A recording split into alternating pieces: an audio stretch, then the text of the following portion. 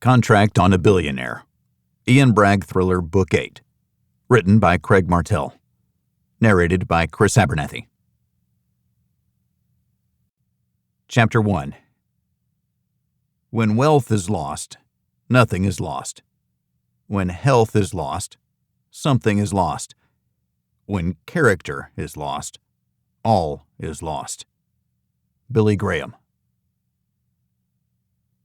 The building came down like it was never meant to stand. The debris cloud billowed out and away, soon to be swept up with a gust of warm air.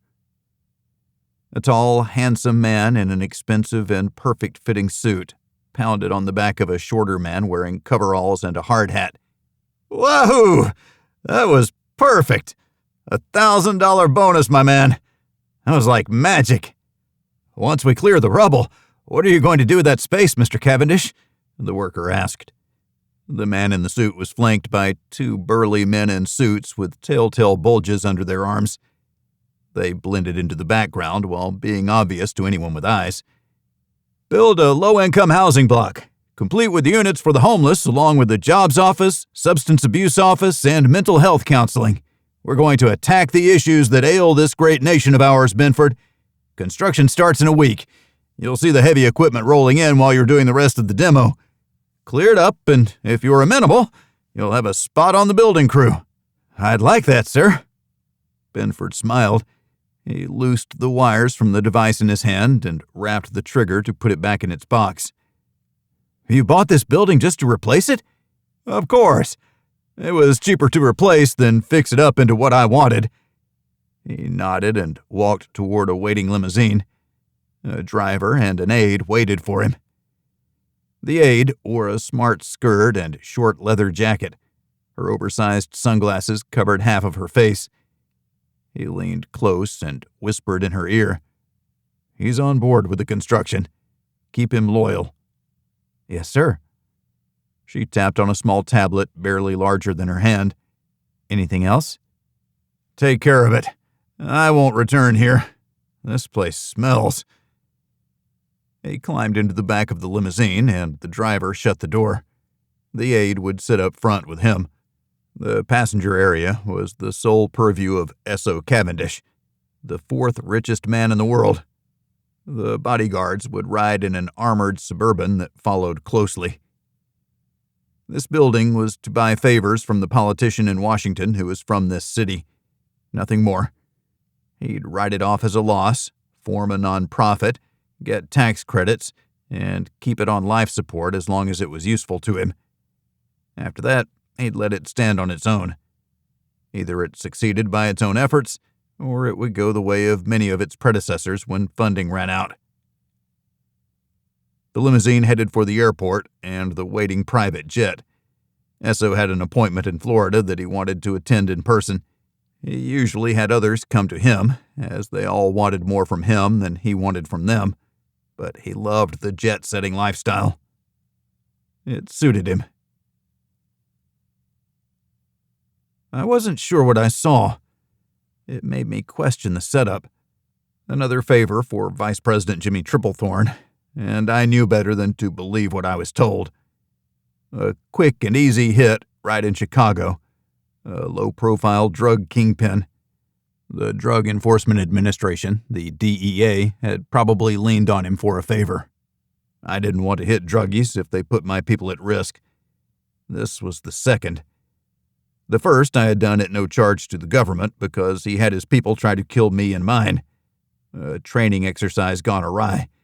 The live fire had been too lively, with far too much firing. In the end, it came down to the one who ordered the hit on us and me. It was obvious who walked away from that one, because I didn't fight fair. Never when I'm fighting for my life. Jenny was around the corner playing backstop in case he ran. It's what good partners did. That was the only outlet from this narrow corridor, but that meant it was my only escape, too. He was supposed to be alone, but he wasn't. I reiterated that I didn't like the setup. Jenny would have notified me if there was anything suspect on the other side. We were in a hospital, but it was a wing being refurbished. There was supposed to be no one here. The workers wouldn't appear for 5 more hours. He had an appointment with someone who had turned, a potential insider from the police. But that information had been planted. He was to come alone, so no one would be able to recognize the officer except him. He'd agreed to it. He employed an army of legal professionals, and he kept his own hands clean, just like the last kingpin I had faced. They did none of their own dirty work. He walked with a child by his side, but not like a man who was on top of the world. He kept his arm wrapped around her, shielding her with his body. No more than 5 feet tall, she barely came to his armpit. Long blonde hair fell down her chest. She couldn't have been more than 100 pounds, if that. When they got close, I could see that she wasn't a tall child, but a young woman who was giggling into the bigger man's side. I was in a room across the hall where I'd pasted a mirror-like film on the narrow vertical window. The kingpin moved her in front of him, playfully, before they entered a room that smelled of fresh paint, with tarps still on the floor to protect the old tile from splatters. No one was inside, because there was no one to meet him. He checked his watch to see that he was early. He strolled around the room aimlessly, anxious and fidgety. I saw him with each pass. The woman started to complain about having a life. She pulled out her phone, and he took it from her. "No phones!" he bellowed. She recoiled. I opened the door while his back was turned. I aimed and fired. The round went through the back of his head and splattered the poor woman with gore, but firing high removed her from the impact zone. She wouldn't be hurt. I was already running. Jenny was in the corridor, holding the door open to the stairway. We went down, past the cameras that we'd already disabled, and into the underground parking area. We ducked our heads and turned our backs on the one camera that was ill-suited for the purpose of covering the huge, semi-dark lot. Hospital security would get nothing usable except the time of the kingpin's demise. We moved into a darkened area of the parking garage, where we exited using a service door that I had already shimmied open and blocked the locking mechanism. It was standard procedure for me and Miss Jenny. The exit was every bit as critical as the hit, and we had planned this one well, despite the short timeline we'd been given. I guaranteed the young woman hadn't seen me. What happened to her after the hit was none of my business. She hadn't screamed. I suspected she would run. Once again, that was her business. Jenny and I moved away from the building. We disappeared into a nearby wood. On the other side, we found our vehicle and drove away using side roads that we knew had no cameras of any sort. "Are you thinking what I'm thinking?" I asked. "It scares me that I have a pretty good idea." "What am I thinking, dearest love?" "White Castle takeout," Jenny replied with certainty. "You know me so well." "And for dessert?" "That's best discussed in the privacy of our bedroom." Jenny changed gears. "How did it go?" "Who is that arm candy?" I thought she was his daughter, but she wasn't. Some girl. Maybe a hooker. Maybe an opportunist. Maybe an underage victim. "I only heard one shot," Jenny said. Suppressed weapons weren't silent. Plus, Jenny's hearing was legendary. "She's fine. She's better off without him. Whatever he did with his posse, they're going to figure out right quick and in a hurry that they need to run for their lives. Their benefactor isn't going to Benny their factor anymore." "Benny their factor? Are you making up words again?" "But you understood what I meant? That's the finest in communicative methodologies, making my point quite nicely without using the staid old English." I stared out the front window as we approached the best in Chicago fast food joints, at least to my humble, unsophisticated palate. It's a gift. I took a drink of my coffee, made perfectly for me by the club's resident bartender and barista, Alexandra Kishnova. I sat at the bar while my wife negotiated with one of our members about a contract for a friend.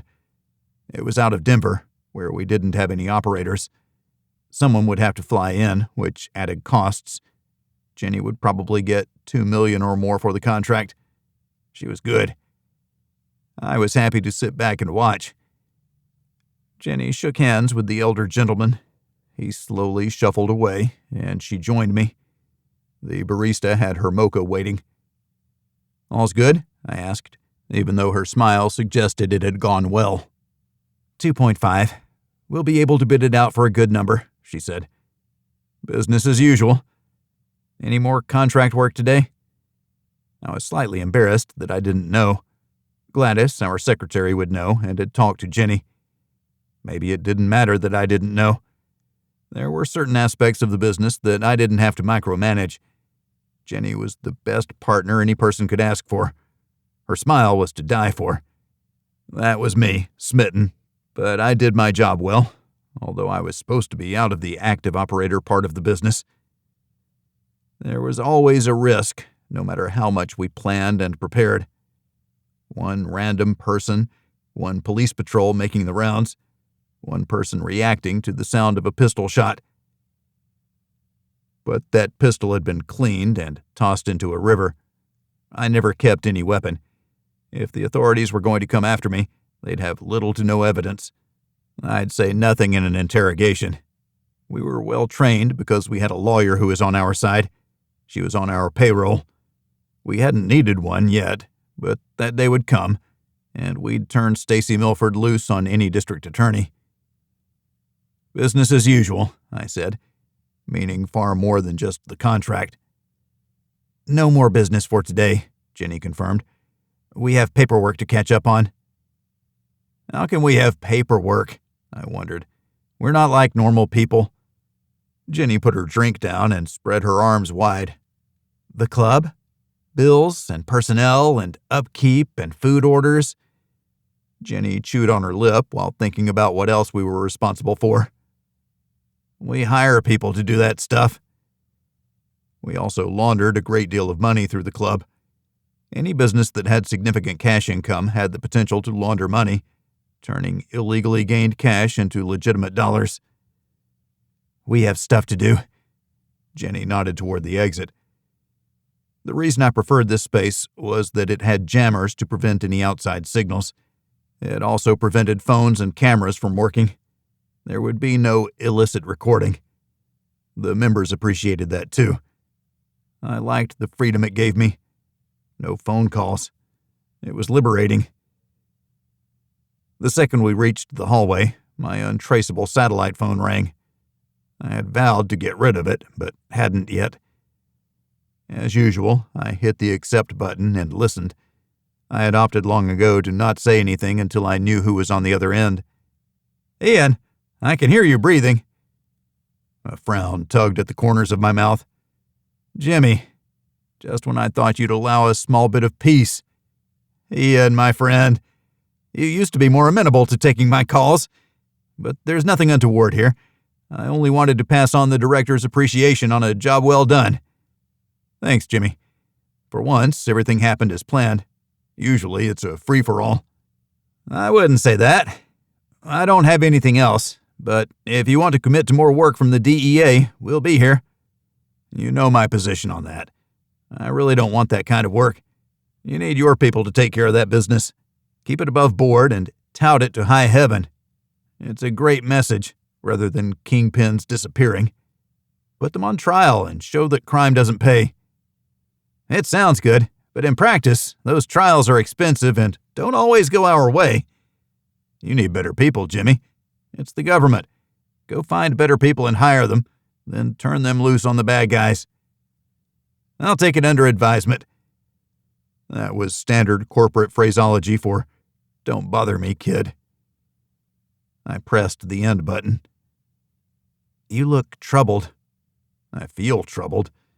I think they're going to keep bugging us as an easy answer to their problems. They've got an army of people to take care of those issues. I shrugged. But they aren't bugging us right now. I guess we better put on our game faces. Otherwise, Gladys will think we're having too much fun. Jenny nudged me. But we are having fun. Chapter 2. Treasure the love you receive above all. It will survive long after your good health has vanished. Augmendino. Essoe Cavindish strolled into the meeting like he owned everyone present. He didn't, but that's how he acted whenever there were negotiations involved. A bodyguard eased through the door behind him and melted into the conference room wall. "Ladies and gentlemen, my apologies for being late. I had to take a call from the President of France. I hope you understand." He helped himself to a glass of sparkling water. "Bosley, if you'd be so kind as to start." Jerome Bosley, Cavendish Industries' chief of staff, handled most of the heavy lifting once Essoe determined the target for a corporate takeover. He sat like a vulture ready to pounce. A pair of old men leaned on the far end of the table, looking disheveled and downtrodden. A middle-aged man in a silk Gucci suit pushed a sheaf of papers toward Bosley. "All changes made as you requested," the lawyer said. Sticky arrows were plastered throughout the document. Bosley immediately dove in, looking at each entry while Cavendish continued to stand. "You couldn't have done that before I got here?" "My apologies, Mr. Cavendish.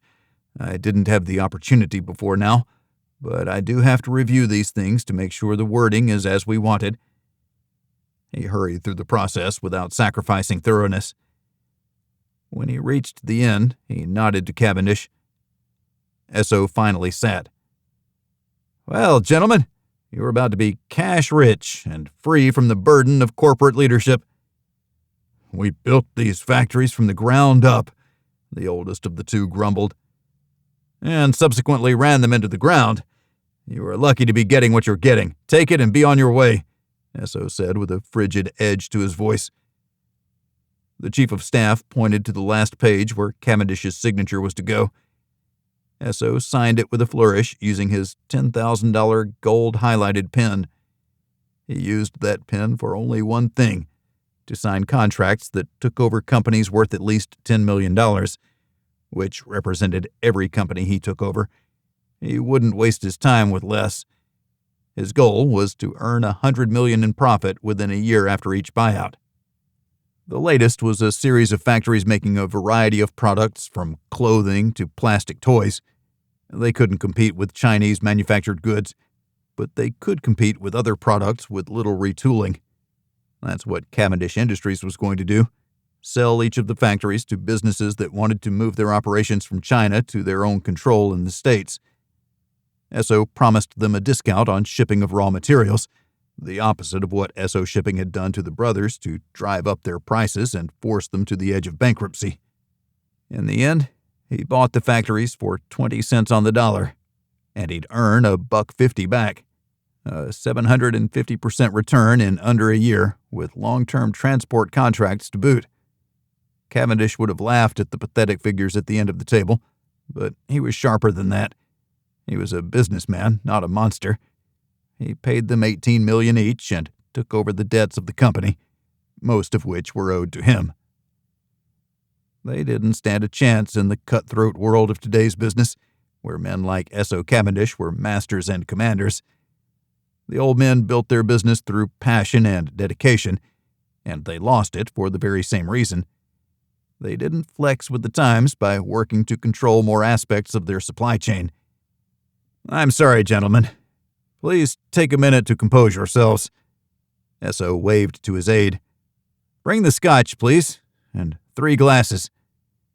She disappeared outside for barely 10 seconds before returning with a special 40-year-old Highland single malt.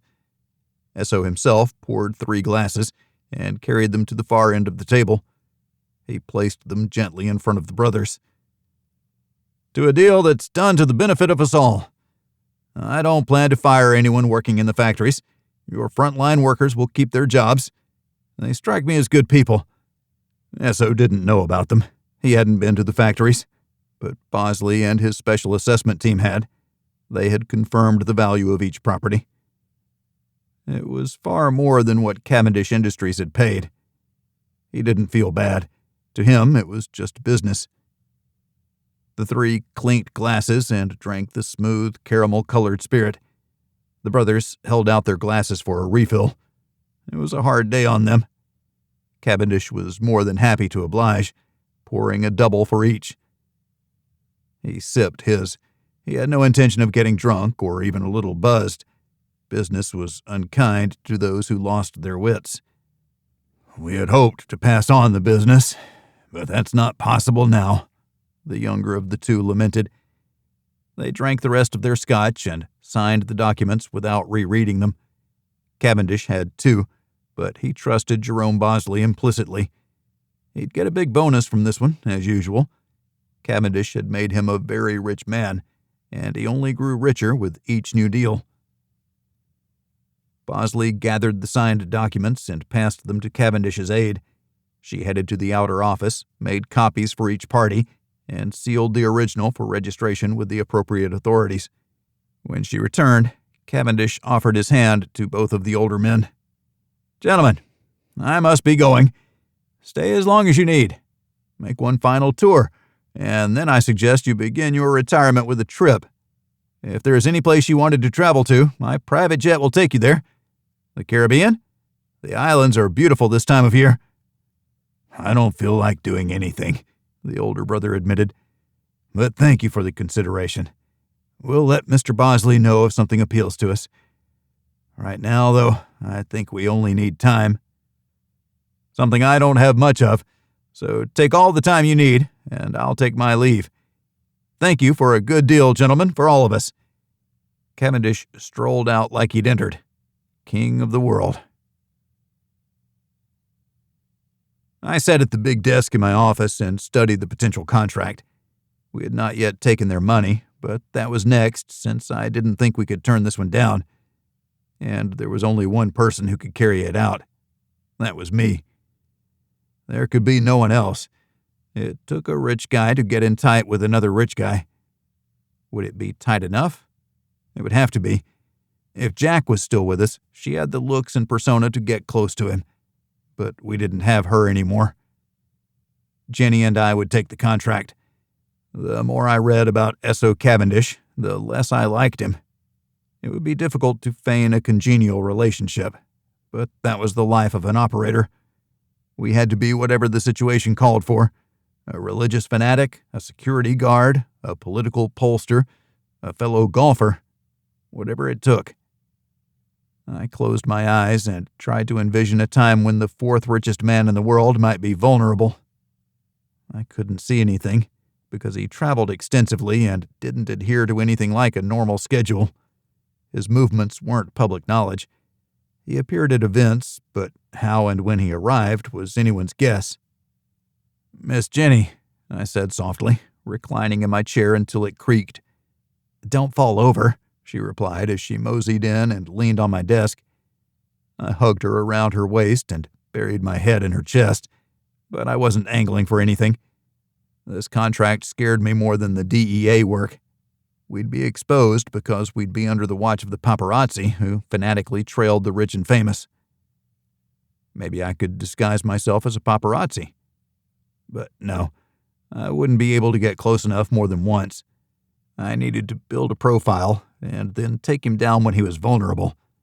Not vulnerable to being killed, but without an army of minions in close proximity to prevent a clean kill and exit without suspicion. "We have to take this one ourselves." I leaned away from Jenny but rested my hands on her hips so I could caress her sides. "I know." As usual, she was 2 steps ahead of me. "Where do we start?" "Get an invite to a public event where rich people go. Maybe a charity event where we can make a show of donating $1 million or so." "That's half the fee on this one. But I understand. We may not make a penny on this contract, but you know this guy is a scumbag of the first order. We could wish evil things befall him, but wishing isn't a plan. Let's take a closer look and see where we can intercept him." I nodded. I didn't feel good about this one. To become an insider of his, we'd have to do shady things or appear to be of his ilk. I didn't know if I wanted to play that game. "I don't want to taint the club with his stink." "Then we'll stay clean. Philanthropy side only, none of his other business dealings. But we need to get inside his private world, the place where he takes the young women." That was the crux of the contract. A billionaire who liked young women, 18 and older, who were susceptible and pliable. He abused one too many, and the families had gotten together and pooled their money to ask for a contract on Essoe Cavindish because they were helpless in a normal court of law against someone with an army of lawyers at his command. $2 million was cheap compared to a court case against a billionaire. And the DEA preferred the cheap and easy way out, too. They found the hitman approach to be more to their liking rather than sticking to the country's legal system. Sometimes it was more important to let the system work, no matter how cumbersome and troublesome it may seem. Due process still applied. It was a challenge, whether dealing with billionaires or drug dealers or even kingpins. We'll take it for everything they offered. $2 million to off the fourth richest man in the world. I have to get out of this business after that. We won't be able to show our faces unless we make it look like an accident. We're the ones who tried to save him in his final moments, but alas, he was too far gone. That's nice in the movies, but how are we supposed to make that happen? Jenny tilted my head back and kissed me. We'll figure it out. Have to get close first. That's how I started as an operator, one who could improvise. I could make the hit with any tool at hand, even make it look like something it wasn't. That's what we'd do. Return to our roots instead of getting caught up in the planning and rigidly executing that plan. This one called for maximum flexibility. Or in my famous last words, I'd make it up as I went, and Jenny would make it work. I didn't know why that was a relief, but it was. I reached around Jenny's waist to grab her backside. Gladys cleared her throat. I wasn't encouraging him, Jenny said quickly. Then why is your blouse unbuttoned? Gladys wondered. I'll be damned. How did that happen? She raised one eyebrow as she looked at me. We'll take the contract, but that means we'll be out of pocket for a while. We don't know how long. It could be months. We'll have lots of downtime between butt snorkeling events, but we may not be able to get online. We can't risk being discovered, so we have to be boring rich people. But snorkeling? Gladys knew what I meant. You know what they say, if you're going to suck, you might as well suck up. I grinned at Gladys. I'll take care of it. I'll invite Freddie Mac up to negotiate new contracts. Not that guy, I whined, although I knew he was fine. He understood the business, and he owed us for not killing him, although I was still unsure whether that had been the right decision. Maybe he was good at backstopping us because he carried that kernel of fear within himself. I didn't like using fear as a leadership tool, but in his case, it was what he best responded to. Make it so, number one, I intoned. You two, why don't you go home and work off some of that sexual energy you seem to have an overabundance of? Keeps us sharp, Gladys, I told her. Jenny was buttoning her blouse. I wondered if she'd seen me unbutton it. The contract, Jenny said. We'll have to work up a profile, but there's almost too much information out there while not being specific enough to be useful. See if you can get us tickets to a charity event he's attending and what the price of admission might be. I hope not more than $1 million donation, but it is what it is. I know, Gladys replied. Give me a few minutes. Why don't you go home? Why are you trying to get rid of us? I gave her my best side eye. She shrugged. I felt like we interrupted her perfectly structured workday and processes. Whenever we showed up, there was a certain amount of chaos that came with us. You're right, as always, Gladys. We'll work from home. We'll be back for dinner. It wasn't a challenge. Home was about 2 minutes away if we drove slowly, and it was much easier to eat here than to stock groceries that would inevitably go bad because we didn't spend enough time at the Chicago house. I liked our home in the Hamptons better. It was right on the water. We had a great view and neighbors we couldn't see. Plus, the Northeast region was growing. The number of contracts offered was almost more than we could manage. The flow of money was spectacular, but we'd gained a number of operators in that region with the acquisition of one of our competitors, which made me question why Jenny and I were once again heading into the breach. We'd earned our retirement from the business end of the weapon. We needed to get ready to go wherever Essoe Cavindish would be. We'd have to make an impression on him. It may not work on the first pass, so we'd have to go to a second event. How many would it take? When my entire plan was to make it up as I went, I held out little hope that it would be a quick job. He wouldn't go down easily. If he had such a private life, then he'd be surrounded by an impenetrable wall that kept prying eyes out and victims in. Chapter 3. Trust is hard to come by. That's why my circle is small and tight. I'm kind of funny about making new friends. Eminem. We always flew first class. That helped to maintain our sanity as well as solidify our position as corporate power players. For this gig, that wasn't enough. We flew on a chartered jet, just us, to a charity event in Nashville, where a limousine awaited our arrival to take us to the hotel to get changed before attending the Frist Art Gallery Gala. Their usual benefactor donations came in around $500,000 that helped the museum with upkeep, but didn't go far for acquisitions. Those came from other sources. But this time, Essoe Cavindish had taken an interest and agreed to attend to raise the profile of the museum and improve its cultural place in the middle of Tennessee. A private jet. I slouched so much that I was almost lying down. Our black tie clothes hung on a hook in a small closet. We had a carry-on bag with workout clothes and casual clothing for our trip home tomorrow. If we were able to snag a follow-on meeting with Cavendish, we'd shop for what we should wear. I didn't expect that. He was a busy man. There wouldn't be any slack in his schedule, and we were nobodies. He wouldn't cancel something for us. We'd get 10 seconds to make an impression. Were we that good? The thought made me chuckle. No way, but give me 15 seconds and we'd change the world. My inner voice was having a field day with this one. As the stress ratcheted higher, my internal humor muscle grew stronger and more adept. It was a defense mechanism that had helped me as well as Marines throughout history through the worst of combat, through the most horrible situations.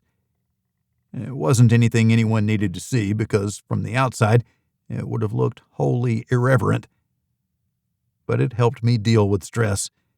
Jenny was more like a normal human being in high-stress situations. She tensed first and then acted. "What?" she asked when she saw me smiling, which made her smile. "I'm thinking of how bad this is going to be.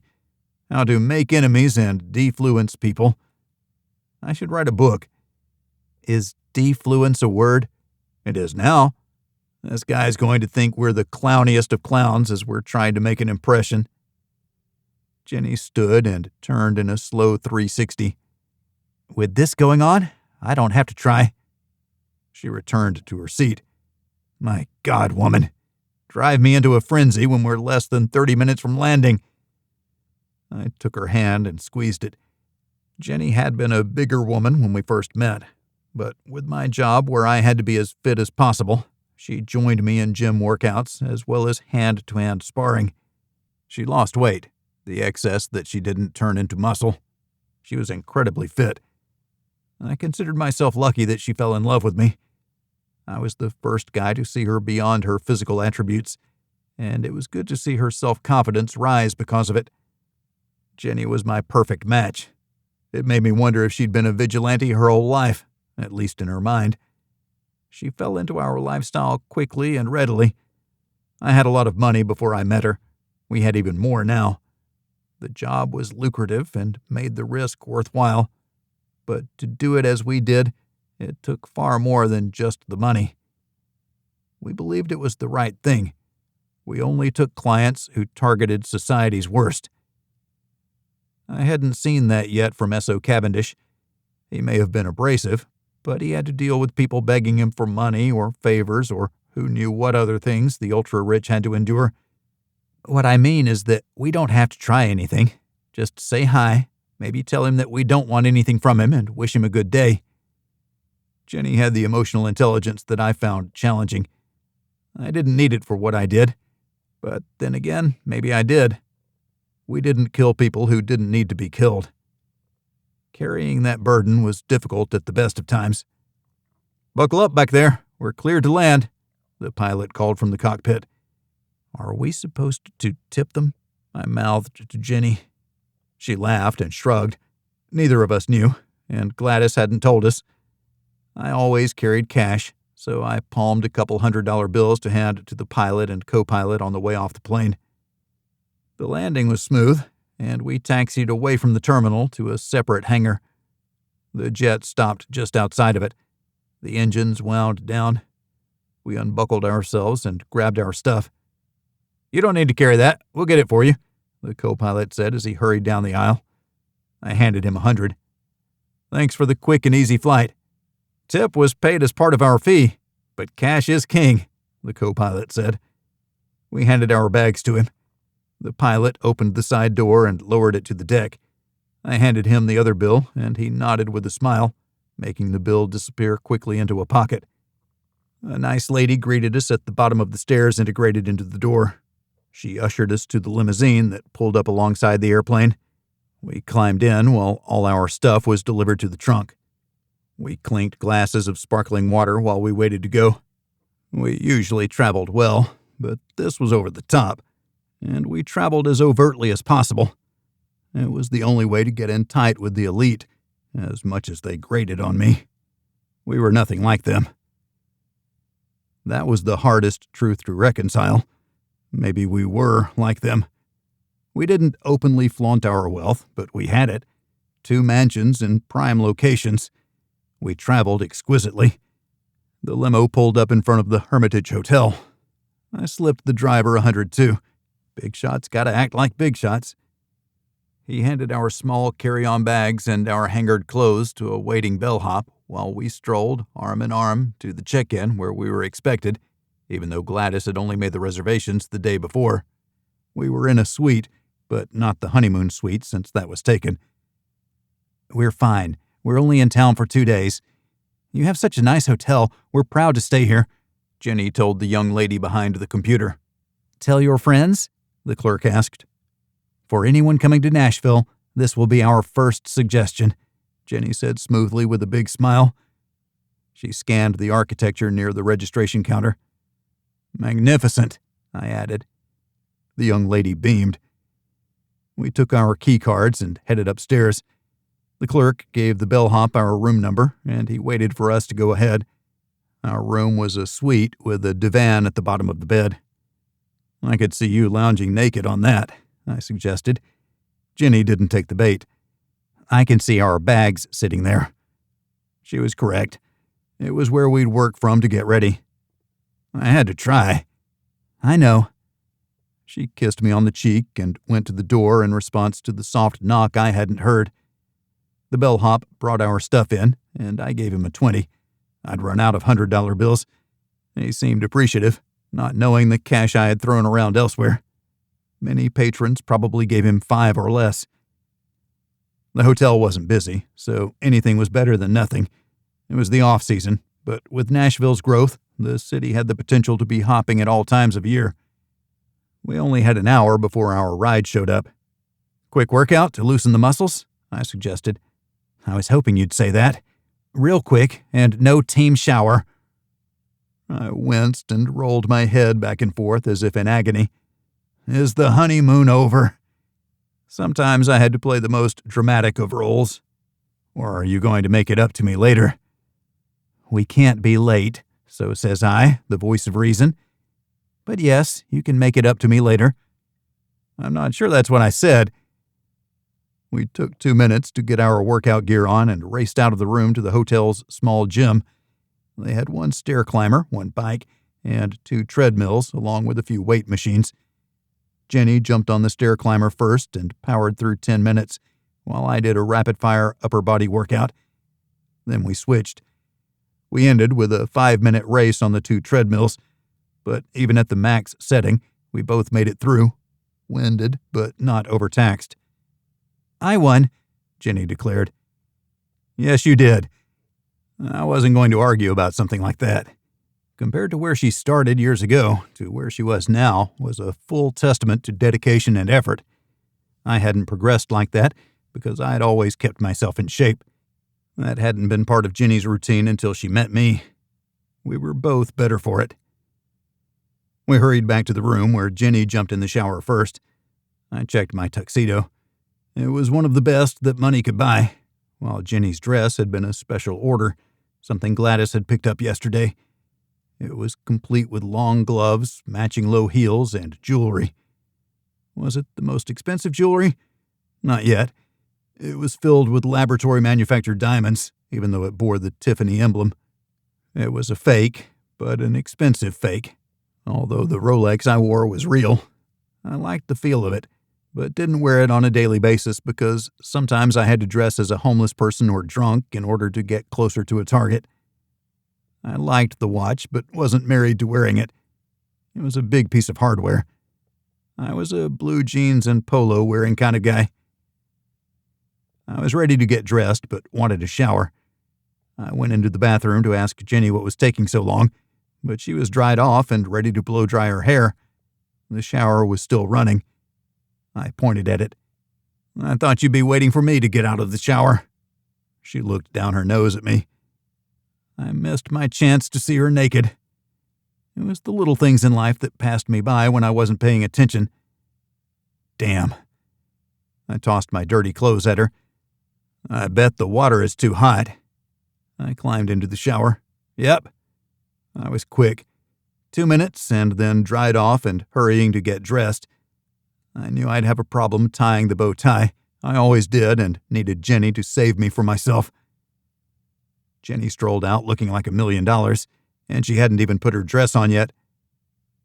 How did I get so lucky? "You gave a girl your phone to put her number in. Players wouldn't do that."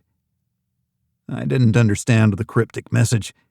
What I heard was that I did something right when it came to the beginning of our courtship. That was a nice thought, but I couldn't dwell on it. The business at hand was racing down the tracks at us like a freight train behind schedule. "This is supposed to be low-key, even though it's black tie," I said. "But there's no way with Cavendish there. They'll pull out all stops to make sure he's appropriately schmoozed." I zipped up the back of Jenny's gown. It was a green that highlighted her eyes. Simple but sleek. She tied my tie. I checked my watch. 2 minutes to limo time. The vehicle was probably already outside waiting. I took a stripped-down wallet. We put our phones and electronics in the room safe. There was no need for Jimmy's eavesdropping to know where we'd gone. The limo was waiting when we arrived downstairs. We took our seats in the back. We didn't have to tell him where we were going. He knew because it had been prearranged. The trip was short, barely 10 minutes, but it earned him $40. I'd forgotten to ask Jenny if she had any big bills on her. Once again, he seemed happy with it. "I'll be waiting here for when you're finished, whenever that'll be. Take your time. I have a movie on my iPad I've been dying to watch." We both laughed. Jenny pulled $100 out of her clutch and handed it to him, which reminded me that I didn't have to think of everything. I didn't have to be the man. She took my arm, and we strolled up the steps and into the museum. Security guards stood at the entrance. We had to show our invitation, which Gladys had printed on cardstock and trimmed to make look more official than what I would have done, which was printed on regular paper at normal size. We walked through a metal detector and into the event, where we soon discovered that we were some of the youngest ones there. Wait staff walked around with flutes of champagne, while others moved deftly with empty trays, so no one held a glass longer than they had to, and weren't enticed to put one on any of the displays. I scanned one half of the hall and Jenny the other. We met in the middle. I shook my head ever so slightly. Jenny mirrored my gesture. Cavendish wasn't there yet. There was a table set up where donations could be made. I carried a check for $100,000. It had been handwritten using calligraphy, and both Jenny and I signed it on behalf of the club. "Happy people of Frist," I said to the two at the table. "Beware Chicagoans bearing gifts." I handed the check to them and introduced us. "We're Ian and Jenny Bragg. We run the club, north side of Chicago, and have taken an interest in Nashville, the art scene, among other things." The couple's faces brightened. You are the first to deliver a gift this evening, and I must say this is wholly unexpected. The usual suspects will come through, but they're locals and we can count on their more than generous patronage." She hurried around the table to give Miss Jenny a hug. She dove in to hug me, too. I held my arms out and didn't hug her back. The man grinned and welcomed his better half back to her seat.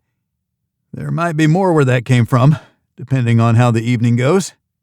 I winked at the couple, and we strolled away. "Easy come, easy go," I whispered to Jenny. "It wasn't easy coming," she replied. "It's not easy going either. Gladys is a genius." "You have that right. What would we do without her?" "Be miserable and unhappy," Jenny ventured.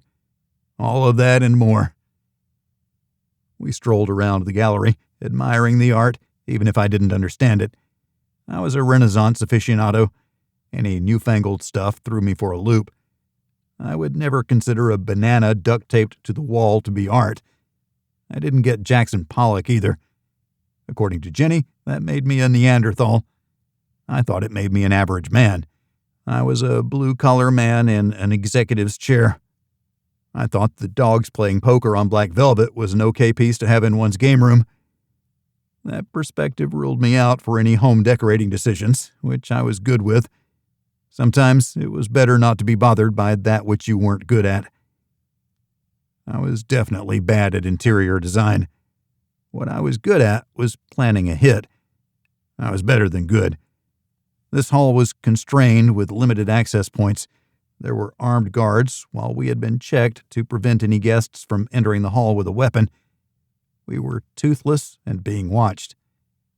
Without more preparation, this location would be a bad place for a hit. So that action was off the table for this evening, unless we were able to get him alone outside, but I didn't know where the outside cameras were. More recon would have been called for to limit risk. A hush came over the crowd, and they turned toward the entrance. A tall, handsome man walked in slowly with a supermodel-type woman on his arm. She radiated beauty as easily as others radiated disdain. She had the gift of aura. Cavendish stopped to shake hands as he walked through the crowd. He'd say a couple words and they'd move on. His date never spoke. An armed bodyguard eased into the space behind him, staying near the door. Getting an armed guard into an event like that was an exception made for someone like the fourth richest man in the world. We maneuvered to get into a place to intercept him. Cavendish was aware of where his date was at all times. She didn't stray more than an arm's length. He'd whisper to her on occasion, and she'd whisper back. We were next and tried to wait patiently. He spoke to the people beside us for longer than the others. When he turned to us and offered his hand, I held out my fist. "Sorry, man. You're shaking all these hands, and the last thing I want is a hand job by proxy from that guy." I nodded vaguely in the direction of a group standing close to each other and talking quietly. He smiled and then laughed. "You see that I don't touch anything with that hand, not until after I've washed it. Essoe Cavindish at your service." He dipped his head slightly at his self-introduction. "I'm Ian Bragg, and this is my wife, Jenny. We run the club in North Chicago. It's the most exclusive place in town." I don't know why I added that last bit. My sleeve caught on my watch, and I straightened my sleeve to cover it up. When I looked up, I found him watching me. "Hey, Submariner?" He pulled his sleeve up to show me his. It was the same color and could have been the twin to mine. I exposed my watch once more. "A brash man with exquisite taste in all things." Cavendish then looked at Miss Jenny. "I'd like to think so," she said smoothly. "We're here to throw a little money at the good people of Frist to help the museum along. I think they could use a refresh with less well-known pieces from Picasso or even Renoir." "That's a big ask," Essoe said. He turned to his date. "What do you think, my dear?" The voice that answered was of a very young woman, probably not even of legal drinking age. "It would be nice to add more art to the world, I think." "Too true," Essoe replied to his date's vague words. "How much did you donate, if it's not too rude to ask?" "Not at all," I nodded to Jenny. 100,000, but that's to prime the pump. We'll help them get to $1 million. He held his hands up and tossed his hair. If I give them $500,000, will you match me? Then we'll be certain they have $1 million on hand so they can grab that Picasso. I might even lend them a few pieces from my collection. That'll leave empty spots on the walls of my home, but that will send my people scurrying to find replacements. As Tish said, the world needs more art. Jenny nodded. We can do that. Another 400, shall we? Jenny motioned toward the donation table. We walked over with Essoe Cavindish and his date, Tish. We're going to donate another 400,000, and Mr. Cavendish will match us. You'll start the evening with a nice number. Can I borrow your phone? Jenny asked the lady behind the table. She pulled an older iPhone out of her purse, unlocked it, brought up the phone screen, and handed it to Jenny. Jenny tapped in Gladys's number. Hi, G. Jenny here. Can you transfer $400K to Frist? We have the opportunity to get a matching donation that will really make a difference. After a nod and mumbled words from the other end, Jenny finished the call. You are lovely, Essoe said when Jenny handed the phone back. And you called me brash, I stated, but I resisted the urge to move between Jenny and him. His date looked none too pleased, but only for a moment. She collected herself and returned to the smiling arm candy that Cavendish had brought her to be. Did he deserve to die? That was the hardest question that we struggled with on every contract. The parents of the young ladies thought so. I needed to bring them in and talk with them personally. We needed a more thorough behind-the-scenes understanding. His was one of the few contracts that we hadn't negotiated. That had been done while we were doing a job for the vice president. I did call you brash. Excuse how forward I was. I meant nothing untoward. You appear to have a relationship that I can only dream about. Jenny swallowed hard and looked sympathetically at Tish. One of the richest men in the world just told her she didn't measure up. Had he given her a chance? We have to work the hall, I said to divert the conversation away from the uncomfortable direction it was headed. Lots of new people to encourage to join the club. I waved, and we were ready to walk away when he stopped me. Send the info to my aide. I could probably be persuaded to join. Do you play golf? I asked. Of course. What executive doesn't? I didn't play until we bought the club, but now I play every chance I get. Turns out we have a very good teaching pro on staff. A club and golf? Count me in. He clapped his hands and smiled, showing his perfect white teeth. Best food this side of... I stopped. It's just the best food. We have a Michelin chef who creates a new menu each day. Who doesn't love a fluid menu from a Michelin chef? Thank you, Ian, Jenny. He nodded. I offered my fist, and we bumped knuckles. We strolled away, down the side of the hall we hadn't toured yet. I wrapped my arm around Jenny's waist. The satin was smooth and cool, her body taut underneath. We won this round, I whispered. Did you really say hand job? I am appalled by your language, Mr. Bragg. I'm appalled by my language, too. The good news is Mr. Cavendish was not appalled. He seemed to sympathize with my position, but everyone wants to show how firm their grip is. I'm sure he can power with the best of them. That's the kind of player he is. I showed him I wasn't out to challenge him. We continued strolling and then stood off to the side, where we received our obligatory champagne. The evening's host called to get everyone's attention. He thanked everyone for coming and gave the usual platitudes to the committee. It all blended into a droning monologue, and my mind quickly drifted away. Essoe was looking around. He saw me and tipped his chin. I made a bored face, and he tapped his nose. When I tuned back in, the host was introducing Cavendish. It's my pleasure and honor to be here. Thanks to Ian and Jenny Bragg and my own Cavendish Foundation, we've raised well over $1 million at the annual Frist Gala to upgrade the museum with new acquisitions, both purchased and borrowed. This is a new day for the museum. Please enjoy yourselves and celebrate because it's called for. He waved to the crowd before delivering the obligatory handshakes and hugs to the committee members and museum curator and anyone else who had anything to do with the evening's gala. He crooked his arm and Tish slipped her hand through to hold on. She walked close to him as they sauntered toward the door. He leaned his head toward her, and they talked. She smiled and brightened at the attention. They reached the door, where the security guard opened it, and a man dressed in driver's finery escorted them out, with Cavendish's bodyguard following. "We need to talk with her alone," Jenny said. "That would be enlightening if she would tell the truth," I agreed. We made our way to the committee and gave our regards. They thanked us profusely.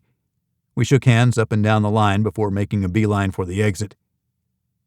"You look really good," I whispered. There was no doubt what I was looking forward to. The stress of the evening evaporated with the last nod from Essoe Cavindish. I had his personal card in my pocket. It also reinforced the wrong lessons. When it came to an operation of this magnitude, winging it was not the best approach. Why had my quip resonated? A man like Essoe Cavindish was all about his dominance, and that went to sexuality too. He was playing against other men in all aspects, business as well as life. I felt sorry for the young woman, but she had helped me find the crack in his armor. The Rolex was a fluke, but although they looked the same, they weren't. His had diamonds around the bezel, while mine did not. His cost 10 times what mine cost, which was already too much. Surprisingly, it had all worked. Sometimes it was better to be lucky than good, but counting on luck was as fruitful as counting on hope. Both made for lousy plans. Still, we were on to the next phase of the operation. Chapter 4. Making money is art, and working is art, and good business is the best art. Andy Warhol. We had no follow-up with Cavendish. I didn't want to fire that arrow too quickly, so we returned to the club. We found Freddie Mac standing in the hallway outside the parlor where we conducted most of our business. He was tapping his phone. "Not selling us out to the feds, are you, Freddie?" I asked in a low voice after making sure no one was about. "Coordinating dinner with my woman," he replied, and showed me the text string on his phone. I didn't look at it. I pushed the phone into his hand. "I'm joking. I don't need to see your phone, Freddie." Jenny looked askance at his word choice. "You know you can eat here, don't you?" I asked. "It's too far away from home. I don't want to make Phil drive all this way." Philippa Louisa San Bernardino had been a figurehead in the Western District for a different hit organization, but she moved to Chicago to be with Freddie. Together, they had tried to kill me and Jenny, and together we led them from that fatal path. Operators of that caliber and management experience were difficult to find and then retain. It was better to bring them both on board than to kill them or watch our backs. They were loyal because they knew the alternative wasn't palatable. Still, there was no way I was going to put them in our guest house, which was attached to the other side of our garage and would mean kicking Stacy, our lawyer, out. I liked having her close by. One never knew when legal issues could pop up. She already fought off an excess tax levy from the city and the state. She had earned her money for the next 2 years, even if she did nothing else for us. "Any contract opportunities?" Jenny asked. "One, but he didn't bite. He wasn't really interested. I think he was testing the waters, and by that I mean he was looking for the lowest price we'd take. $500,000 isn't even in the same state, let alone ballpark." "I agree. Our work is too high risk for such a low figure," Jenny said. Her schoolteacher roots had disappeared in entirety. She didn't think twice about throwing around numbers in the multi-millions of dollars. "How did you guys fare?" he asked. "We did better than expected, which means we could go on the road at any time. We'll need you here, but Jenny can handle the contract negotiations." "What are you going to do?" he asked. "I'm going to play golf. The weather is cooperating for the moment." I winked at Jenny. "Not without me, you aren't." She stared back. "We're playing golf. If anything comes up, Jenny can talk to them at the turn." "Or maybe I can just handle it," Freddie suggested. We offered him a small cut of each contract he negotiated based on the accepted bid price, the number where the operator would do the job. It was easy money with zero risk. He preferred that to playing the hitman executive. 4 of his operatives now worked for us. They were in the system and able to bid on contracts. We currently had 7 active contracts and over 50 operators. Let's go to the office. I think I can find us some more work. Not those guys, Jenny said. We need 10 active contracts at any point in time if we're to keep doing what we're doing, I argued. Where'd you get that number? Jenny asked. You pulled it out of your butt, didn't you? You know me so well. Let's see if we can get a couple more gigs. If we're in the driver's seat, then we make our own luck. Why not take that sweet government money if we can control the flow and risk? You were adamant that we wouldn't do this. Jenny frowned because she wanted it to be true that we could operate without the feds. The more work we did for them, the more top cover we'd have. That was the hope, although bureaucrats would sell us out in a heartbeat to save their own skins. Having lots of cash on hand gave us the ability to survive those minor issues. With millions in the Cayman Islands, every operator had the ability to disappear for long periods, if not forever. We could disappear forever without working another day or without running. We had enough money to our names. But that wasn't us, unfortunately. I wondered when the day would come where we could consciously wrap things up and retire. I figured it would be 2 minutes after Jimmy Triplethorn was voted out of office. I wasn't ready to see that day. He provided some level of comfort, of top cover. In the office, I sat at my desk and stared at my satellite phone. It didn't ring. It didn't beg to be used. You're right. We'll make do with what we have. I couldn't make the call. We couldn't do the work the DEA wanted.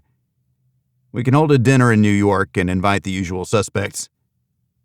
Jenny kissed the top of my head. We're fine. It's not good to have too many contracts. If you want it bad, you get it bad. We can't do that to our people. I refuse to do that to our people. Sorry, I lost my mind for a moment. We only need 50 contracts in a year to get everyone a shot. Right now, we're on track for 78. I don't know what I was worried about. Jenny disappeared into her computer, searching for more information about Essoe Cavindish, looking for a schedule where we could plan a sanction due to a vulnerability, but he guarded his schedule closer than the President of the United States. No one knew where he would be more than a day in advance. Gladys knocked and entered our office. She handed a printed sheet to me and left without making a comment. The sheet was simple. It called for a face-to-face meeting between the parents and Jenny and me. Did we want to go to Pittsburgh? I showed the message to Jenny. Looks like we're going to Pittsburgh. Go Steelers! I'll go to Pittsburgh, but never the Steelers. Seahawks rule. She winked at me. They want to meet tomorrow. We can get there. We've taken their money. We have what they told us, but if we can find out more than what they put in the proposal, we might find a vulnerability. We have to meet with them. Gladys came back into the office and handed us our flight info for the next morning, as well as a note when the club's driver would take us to the airport. A second piece of paper had our hotel reservation, and a final piece had our follow-on flight to New York. Why did we even talk about it? I asked. Because you needed to feel like you came to the decision on your own and embrace it as your own, Gladys deadpanned. We did come to the decision on our own, I argued. You are correct. Good call. All your travel arrangements have been made. Gladys walked out. I remember when I used to be in charge. You are correct, Jenny mimicked. I was under no illusions that I was doing anything other than hanging on for the ride. When we zeroed in on a target was when I had to assert control over as many variables as possible to ensure the desired outcome, a successful hit followed by a successful escape. Looks like we're going to the Berg. How many parents will be there? The contract was contributed to by 6 different sets of parents with daughters who disappeared into Essoe Cavindish's inner circle, Jenny answered. They'll have more insight. After our first interaction with Cavendish, he struck me as an a-hole, probably narcissistic, definitely sexist. And does that mean he needs to die? His date seemed to be a semi-willing accomplice. "Let me stop you right there," Jenny said, emphasizing her statement by holding out her hand with her palm facing me and fingers pointing toward the ceiling. "She's a victim, doing exactly as he directed. She was nothing more than a slave, and I suggest that with a wealthy man like Cavendish, she can't say no to him.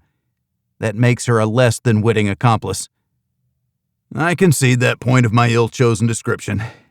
We will proceed under the assumption that she will escape if given the opportunity and guarantee that she will be free of Cavendish. We only need to carve out a few moments of private time with her. Who shall we say we're with?" "FBI?" Jenny ventured. "Let's keep it generic. We're with the feds. But she knows how powerful Cavendish is. How come no women are coming forward?" "Maybe they are, but their stories are getting spiked because Cavendish has that kind of power. Are any getting away? How long does he keep them around, and what happens to them when he's tired of them? No one says a bad word about Essoe Cavindish, not even the companies he's taken over." "That's a bit creepy," I allowed. "But no one says any bad words about me either." I grinned at Miss Jenny. "You don't hang out in the break room." Jenny smirked, watching closely for my reaction. I wouldn't rise to the dig. She had a good point, though. We need to find the break room for Cavendish's employees, and, dare I use the word, harem. I think that's appropriate, although the etymology of the word was based on a safe space for women. This most assuredly is not. "Where are you studying etymology?" Jenny pointed at herself. "Middle grade teacher. I had to know everything that kids reaching puberty would ask. Harem was a big one. Reverse harem was coming into vogue."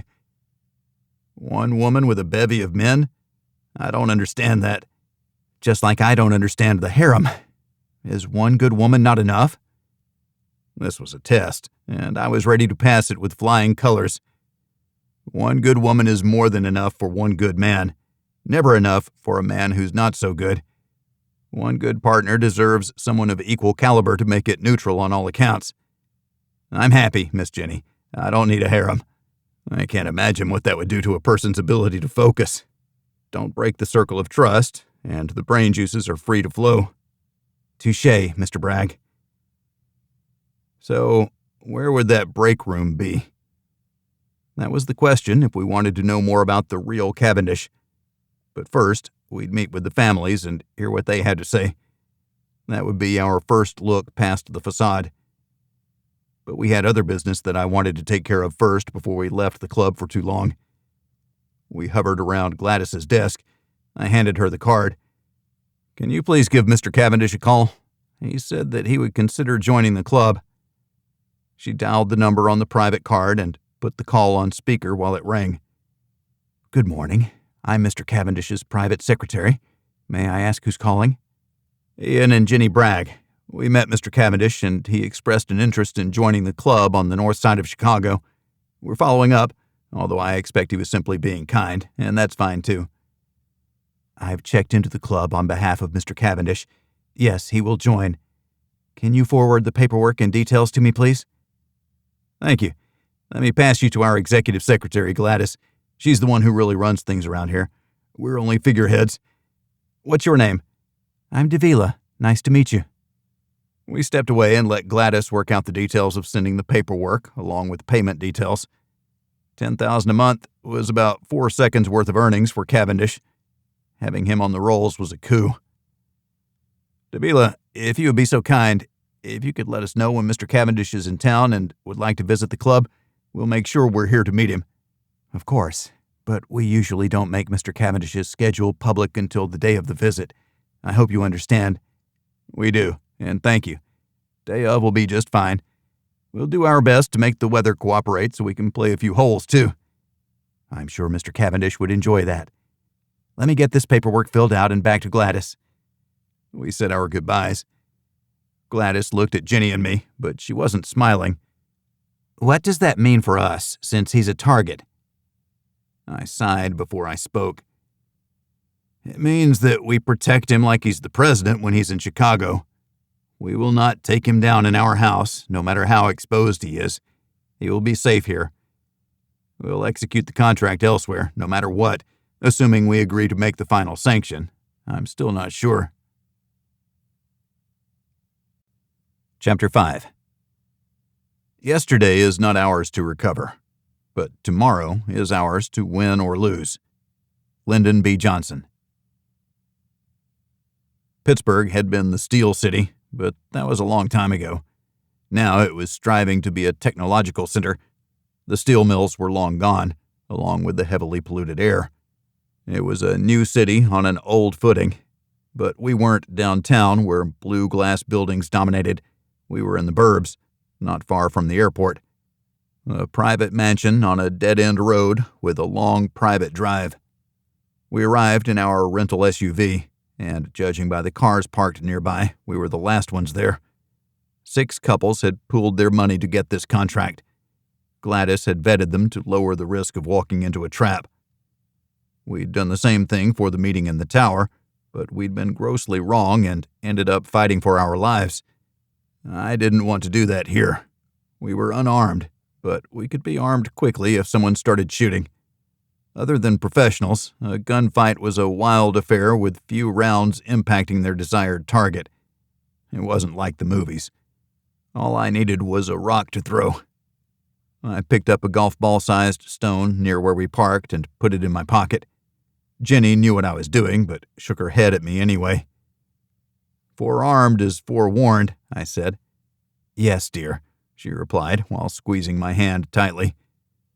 "The good news is that we'll be in New York tonight. I'm looking forward to having a beer down by the water. I left some in the fridge. There's a good Pinot on the counter for you. We can pick up a couple steaks on the way home." I scanned the house while we walked, looking for cameras or anomalies like a rifle barrel or reflection from sunglasses or a scope. There was only the doorbell with an integrated camera like on most homes. A couple stepped out to intercept us. "Ian Bragg?" the man asked. I nodded. "And my better half, Jenny." "We're Tony and Rhonda Littlemeyer. Our daughter has been missing for a year. She was last seen with Cavendish. Let me introduce you to the others." There was no preamble, no grandstanding. These were distraught parents with a missing child. It tugged at my heartstrings. Jenny's lips had tightened into a line. "This is Bruce and Becky Stout, Mike and April Johnson, Mindy Fassbender, and Eric and Jessica Stoll." Each nodded at their introduction. They held pictures of their daughters. We studied them one by one. We couldn't afford to have pictures of the women on our phones. We couldn't afford to have our GPS coordinates known or traced either. We ditched the phone we used to guide us here and buy a new one. I had thought there were 6 families, but only 5 were present. "You're counting because we said 6, Tony said. "The Fernies weren't able to make it back in time, but I can speak on their behalf. They haven't heard from their daughter in 3 months, and the last they heard, she was terrified at what would happen to her, but she didn't elaborate." They all started talking at once. The floodgates had opened. I had to raise my hands for quiet. One by one, they recounted their daughter's joy at receiving Cavendish's attention, followed by horror stories of being relegated to nothing more than slaves. Soon thereafter, they disappeared. Every single one of them. None of them have been heard from? Could it be embarrassment at their failure to figure out what kind of man he was? "No," Mindy replied. "My daughter would have found a way to contact me. What do you think he's doing with the women?" Jenny wasn't going to guess. I didn't want to guess either. "He removed their ability to reach out. I don't know if he's holding them somewhere or has done something worse to them, but we will find out." "You'll kill him, right?" Mindy pressed. "If we don't, you'll get your money back," I replied. It came across as unfeeling, but I wasn't sure it was Cavendish. What if the person making the women disappear was in his inner circle and he was unaware? Who would have to go? We weren't going to kill them all. "We don't want our damn money back. We want justice."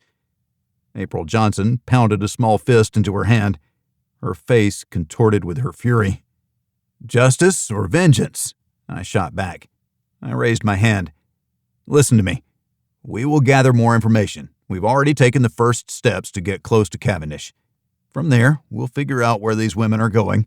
We'll find out if there's any way to find out. And then we'll take the appropriate action. You have my word. Please give us time and space. This isn't going to happen overnight. Give us time to get the answers you seek." They stared at me, unsure of how to parse what I'd said. I wasn't sure we'd get anything else from them. They were distraught. They wanted to scream and vent their frustration. "Do you have any letters or emails from them, especially the later ones right before they disappeared?" I asked. Mindy tapped her phone and handed it to me. Jenny and I read the short message together. "I have little time.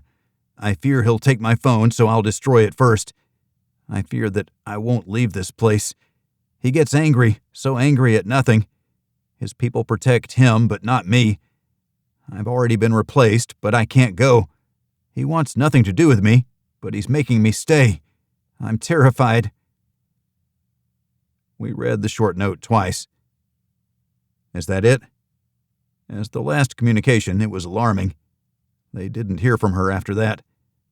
"You didn't get any calls from unknown numbers or emails from unknown accounts?" "I've had my phone turned on to accept all calls, and I scan the junk folder on my email 10 times a day. There's nothing else." Others shared stories of the meteoric rise in love to being the apple of Cavendish's eye, to quickly fall from favor and be crushed under his boot heel as he pursued a new interest. If it was jealousy and embarrassment, the young women would eventually find their way back to their parents, at least one or two of them, anyway. "Once they go offline, you don't hear from them again," I said, not as a question, but mentally working my way through a pile of circumstantial evidence about something more sinister than I imagined.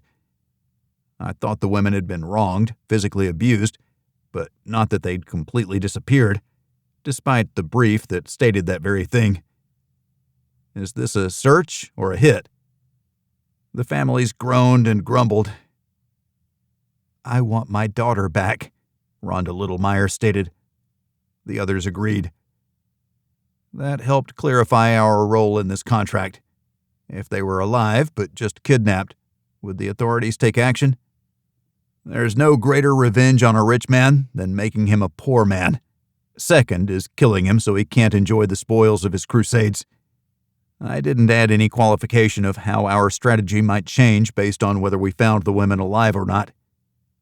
We'd already rescued one man's daughter, a powerful senator who then owed a favor to the sitting president, and that contract had started as a hit, too. A hit and a rescue. I wasn't hopeful that we'd find anything. The fourth richest man in the world had assets at his command that we couldn't even guess. There would be no evidence if he simply killed the women. But there had to be someone around him with a conscience. Didn't there? "You should probably know something else," Mindy Fassbender said. "About my husband." We waited for more, but she started to cry. The Littlemeyers moved in to hold her. She finished and patted Rhonda's arm. "My husband went after Cavendish. He took his pistol and tried to kill him." "We didn't see any of that reported in the news," Jenny said. "It was hushed up because his security guards killed my husband. We never got his body back. Only a note of condolence from an anonymous source." "The authorities allowed that?" I assumed she reported it to the police. She shrugged one shoulder and sobbed anew. "They investigated it and said there was nothing they could do. They've listed him as a missing person. In Pennsylvania, he has to be missing for 7 years before he can be declared dead." 7 years! Bruce Stout, who was a lawyer, added. "I don't know what to say to that." "You tried that first as a group before you discovered us?" I asked. "Yes. He volunteered. He was incensed and said his life wasn't worth living if he lost his daughter." I nodded. It was the best I could do. The Peace Archive wasn't easy to find because we needed our anonymity to exist. Hitmen for hire would draw unwanted eyes. The only way to find out about us was from someone who knew us. It was the millionaire gossip circuit, only for other millionaires' ears. Legal authority wasn't going to hear that information, and if they did, it would be speculation and supposition. We didn't have a website, although we could create one for disinformation purposes, but through a third party with no relation to the club or Jenny and me. I'd add that to my mental to-do list as something we could look into. We had the best webmasters and surfers on the planet on speed dial, They secured our dark web presence, changing encryption often so our operators would revalidate monthly to keep prying eyes away from our business. What are you going to do about it? Rhonda was fired up again. We're going to do our best to find out what happened to your daughters and your husband, and then we'll figure out who is responsible. After that, we'll decide what further action we need to take. If we don't make the hit, it'll be because Cavendish wasn't responsible for their disappearance. There may be an overzealous lieutenant who is making perceived problems go away in a manner that Cavendish didn't intend. And if he did, then we'll deal with him as we do with scumbags every day of the year. The house in the Hamptons was cooler than I liked. We turned up the heat enough to take the edge off. I checked the hot tub, and it was nice and warm. Our pool service was paid automatically to keep the pool and hot tub in good working order. It was the same service that most of our neighbors used. Anything untoward from them, and everyone would know about it. They couldn't risk losing the Hamptons' clientele, and that alone made them trustworthy. Naked hot tub? I suggested. You're incorrigible, Jenny replied. It doesn't make me a bad person. Quite the opposite. I think it makes me a great husband. I love the hot tub, but you love naked hot tub, Jenny replied, dipping her hand into the water and letting a smile creep across her face. I'm so very predictable when it comes to my more lurid thoughts about my wife. Nice word, Jenny replied. But apropos, and yes, hot tub is in order, but only after the house warms up. I activated the digital jamming system we had at the club to foil any systems that might attempt to record our back porch. I checked my phone to find that it showed no signal. What the hell are we going to do about missing young women who wandered into Essoe's sphere? We hadn't talked between Pittsburgh and New York City. Nothing we had to say was for public consumption. I've been wrestling with that ever since we left the family meeting. None of them have been gone for more than a year, so any trail would still be warm. As much as he travels without a public itinerary, the trail could be cold within a week, I muttered. Even naked hot tub couldn't distract me from what seemed to be an insurmountable problem. The soul-rending anguish of the families hovered like a dark cloud over my head and bore down on me. Jenny, too. She looked like today was the worst day of her life. We sat on the couch so I could hug her to me. We didn't have anything to say. We each suffered in our own way. It makes me hate what we do, but it also makes me respect it. We have the capability to do what others cannot when an injustice of this magnitude is perpetrated on good people. We have taken the first steps toward future conversations with Cavendish and maybe those in his circle. We have to be patient, and then we have to be diligent. When the time comes, we have to be clinical in our prosecution of the target. Jenny looked up at me. You haven't given him a nickname to dehumanize him. As long as he carries his real name, you will be at his mercy. You won't be able to look dispassionately at him. Hard to be clinical with a friendly face, Jenny said. She was correct. I deferred to him because of his massive wealth. I don't have anything, but it'll come to me. Dishy one, S-hole, so-so prisoner, Cavendork, Smarm Meister. Jenny smiled, and her green eyes sparkled as they often did, melting my heart each time. You're on a roll. I'll call him Smarmy, but that may change if something better comes along. I can't let him get inside my head with anything other than him being a target. I know you don't envy his lifestyle. His business is buying companies at a discount and parting them out for a profit. Some claim he manipulates those companies into selling through the trucking companies that he controls. There's only speculation on that, Jenny said. There's not a whole lot out there that's anti-Cavendish. That's just weird. You'd think the anti-billionaire crowd would find fault whether there was fault or not. Maybe we can look at videos of him at social events. How many women has he been with? I don't need any more reasons to dislike the man, Jenny said. He made a less than subtle play for me. It made my skin crawl. We are not going to use you to get close to him. Unlike that garbage in Idaho. I know you volunteered, but they tried to torture you. Yes, but you came for me. And no, I do not want to be alone with that man. I shook my head. I wouldn't use Jenny as bait. I'll charm him with my awesomeness and manly pheromones." "What will he do if he sees you as a threat?" Jenny asked. I already refused to shake hands with him. That should have conceded that he pees higher on the fence post than I do. If he sees me as a threat to his manliness, he is grossly mistaken.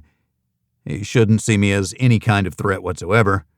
But I think I have to challenge him in some way to keep him interested in a boys' club relationship. I have a hot wife, and he goes through hot women. Maybe he wants to be me. He should, if he wanted any hope of being cool." Jenny snorted. "You are an alien. I can't believe I'm considering naked hot tub." I felt bitter, too. The skies were no longer as dark as they had seemed, despite the deepening of night. Chapter 6. Wealth consists not in having great possessions, but in having few wants. Epictetus. We set up a contracting night with the wealthy of the area to talk about the potential for future work. The venture capitalists wanted to hear about our meeting with Essoe Cavindish. We didn't tell them that he was a target. No one needed to know that, for our safety and theirs. "He likes his young women," I said. They nodded knowingly. My golfing partners. They were all sharks and would take my money, but one contract would pay my golfing debts for years, and they'd dropped more than one on us. Albus, Dave, Federico, and Phil. They were the four musketeers in perpetual competition with each other, but they knew their limitations and left the wet work to the professionals. Mark Gadsden, Long Island shipping magnate, had been our most lucrative source. We did him one favor, and he did us many, and insisted that he still owed us. I was okay with that. We shook hands like old friends and talked of things unimportant in the big scheme of life, but news of the day took time to discuss to no end except for the value of the company. We finally sat in chairs by the pool. "Have you met Cavendish?" "One time when he was looking at expanding his transportation and logistics into sea shipping, he wondered if the Gadsden fleet was for sale. Since we were just off our most profitable year, there was no bid that would convince me to sell. And one thing you learn about Cavendish, he always pays less than a company is worth by driving that business to its knees first." That's what we heard. But what does it look like? Strangles your customer base, reduces your supply lines, underbids your contracts for market share. Pretty soon you're struggling to make ends meet. He swoops in and makes a cash offer that includes picking up your debt. Too many panic and sell. Then he cleans up by restoring the supply lines and contracts. All of a sudden, the company looks like the most profitable it's ever been. Then the bits and pieces go, just like car parts are far more expensive than simply buying a whole new car. It made sense from a ruthless business perspective. Just because it wasn't ethical didn't mean it was illegal. "What do you know about the young women he always has hanging around?" "He likes variety. More but the same, you know what I mean? He has a type. I'm not sure he's ever been seen with the same girl twice." "Does that make him a scumbag or something far worse?" I asked. "I'm sure I don't know what you mean. He likes women. There's nothing wrong with that." "I guess not. Call me old school, but I'm not sure men should change their women like they change their socks. We are blessed with the women who put up with us, my friend. Not everyone is as lucky." It wasn't the explanation I was looking for, but it's what Mark thought. Nothing malicious besides an insatiable desire for female companionship. Cavendish maintained his facade as an impenetrable barrier into his private life. People only saw what they were meant to see. They were only given to believe what he allowed. Control. Was it a strength or weakness? That was yet to be determined. Federico gestured with his head that he wanted to talk with me privately. We moved to the side, away from the others. "I think I have a job for you."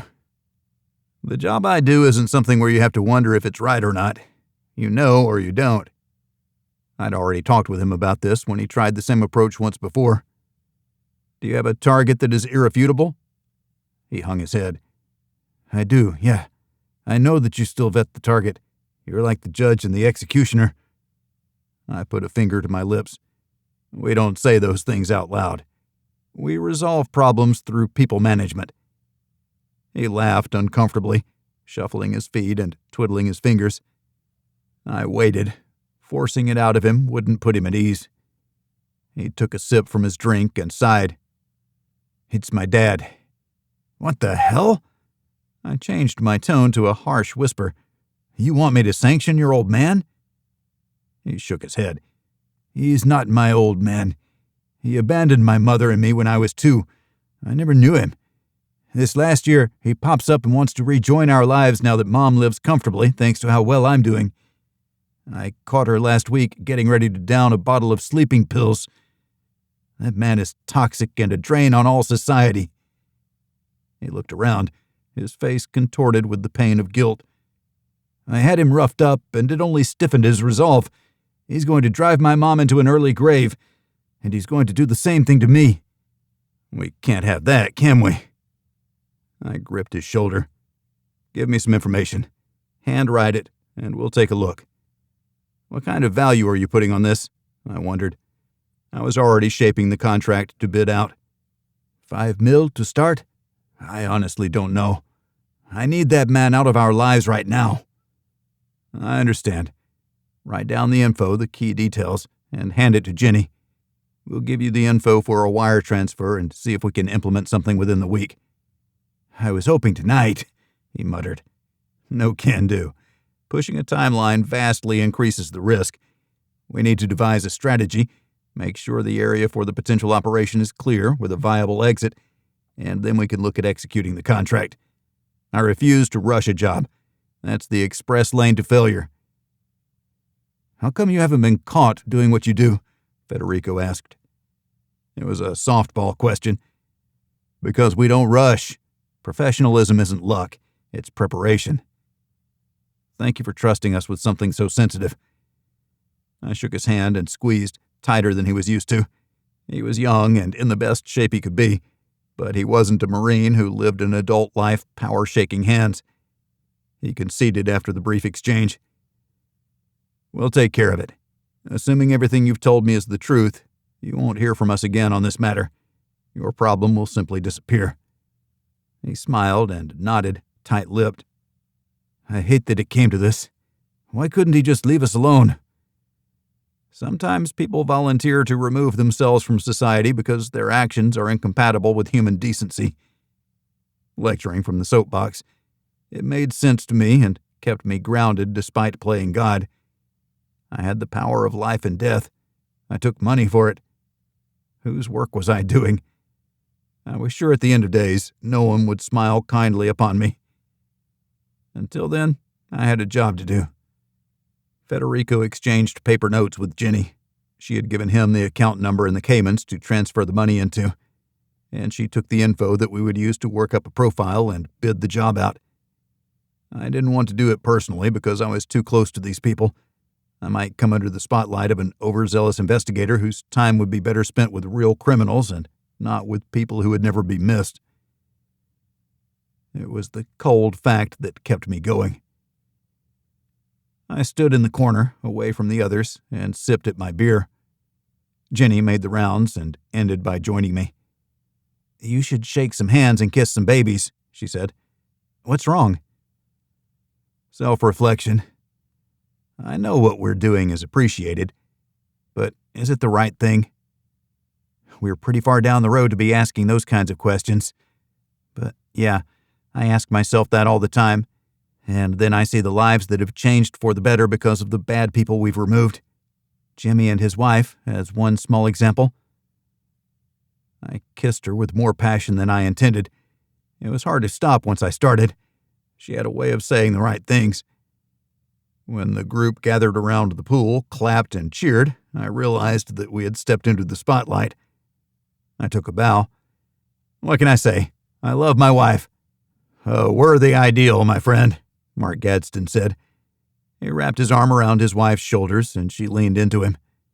There was a lot to be said for working with people in stable relationships. They had fewer distractions. I wondered how smarmy Cavendish managed to pull it off. He had to have someone canvassing the world for girls who reveled in 5 minutes of his attention. It made no sense to me, But that was the social media extremes of the day.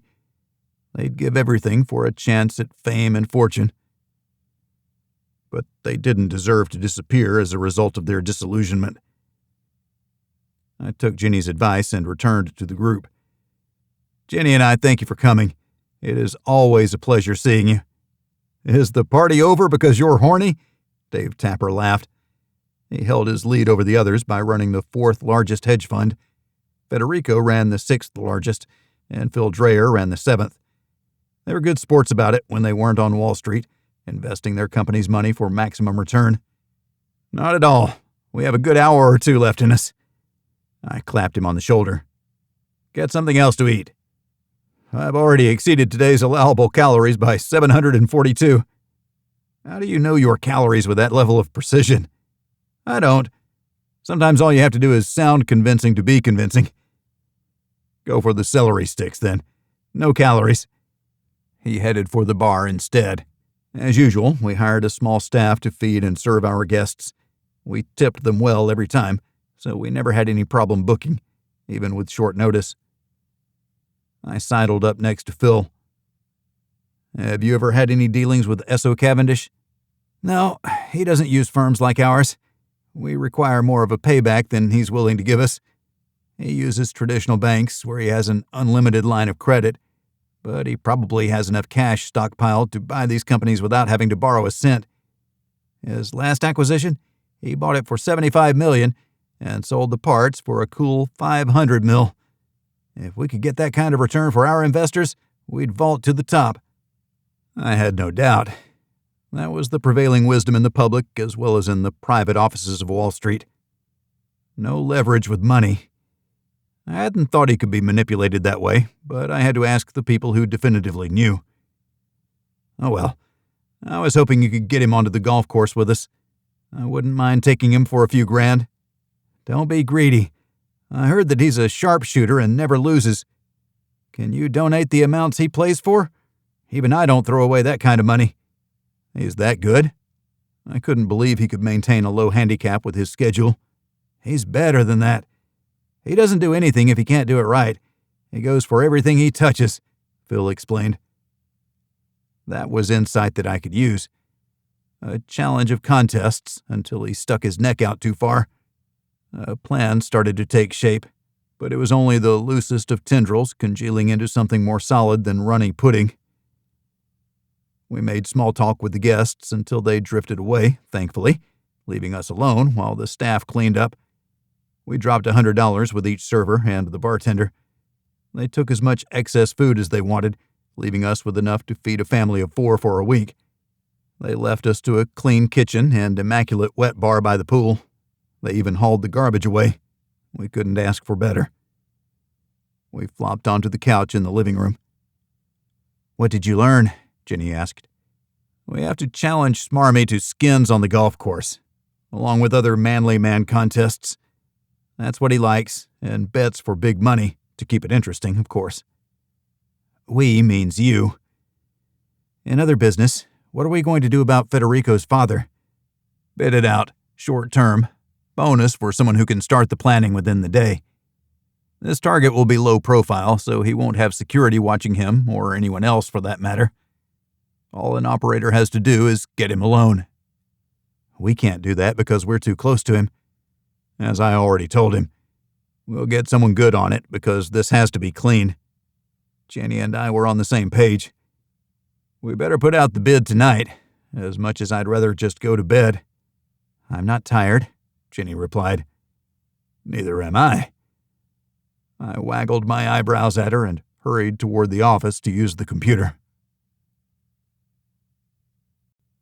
Chapter 7. I shall allow no man to belittle my soul by making me hate him. Booker T. Washington. Billy Spicoli responded to the request for proposals with a bid of an even $1 million. He was a new hire from New York City. He'd worked for the former organization. I didn't know if he was the right pick, but he was first in, and he knew the lay of the land. We awarded him the contract, and that was that. We sent him $500,000 with the second half pending successful completion of the contract. I hoped to hear from him soon. Now, we were free to get back to our own contract. Essoe Cavindish, who I called Mr. Smarmy. I needed to challenge him at a sport where I was better. I wasn't sure there was one of those. I could lift weights, and I could run. I doubted he could beat me at either of those. I could also shoot. A contest of a sharp eye and smooth trigger pull. Would it strike fear into his heart? Could we change him as a man? What would another high-level ally do for us? That thought introduced conflicting emotions. He was supposed to die for what he'd done, what he was doing, and what he would continue to do in the future. If future transgressions were taken from the list of just desserts, did he still need to pay for his past? We need to set up a shooting contest. High-powered and long-range. We'll pick up a couple Barretts, an M250 cal, and a 338 Lapua. Then we'll set up some targets at 1,000 yards, 1,500, 2,000, and 2,500. Jenny mumbled something. I looked up from my computer to find her staring at me. "Were you listening to me?" she asked. I rocked back in my chair. "That's a funny way to start a conversation." I tipped my head sideways like a dog. I thought it made me look more adorable. I wasn't sure Jenny was on board with my antics. "That's got to be a little funny," I tried. She finally smiled. "I said, Gladys told me that Cavendish will be at the club tomorrow mid-morning. He'd appreciate a round of golf with those who are happy to place a bet.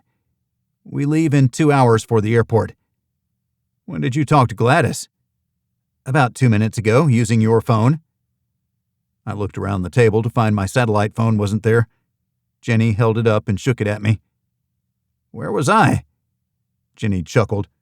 "Right there, muttering about sight picture and sight alignment, range and drop for each round. It was fairly scientific. You should put on your glasses and be the sexy scientist." "Hey, now you sound like me." I wasn't displeased by that. I still found it hard to believe that Jenny had had an entire conversation near me and I hadn't heard anything. In my job, I couldn't focus to the exclusion of life around me. "We better get ready." I glanced toward the kitchen. We have a ton of food in there. "We can be back in 2 days. Most of it will keep. Maybe we can throw half of it in the freezer." Jenny sauntered toward the master bedroom, where the master bath was located. I logged off and powered down my computer. I'd put it in the safe, even though it would take forever for someone to crack it, and then they'd be rewarded with nothing. It automatically scrubbed a browser history that was never maintained. All logins and passwords were memorized, and the whole system was protected by a 30-character password.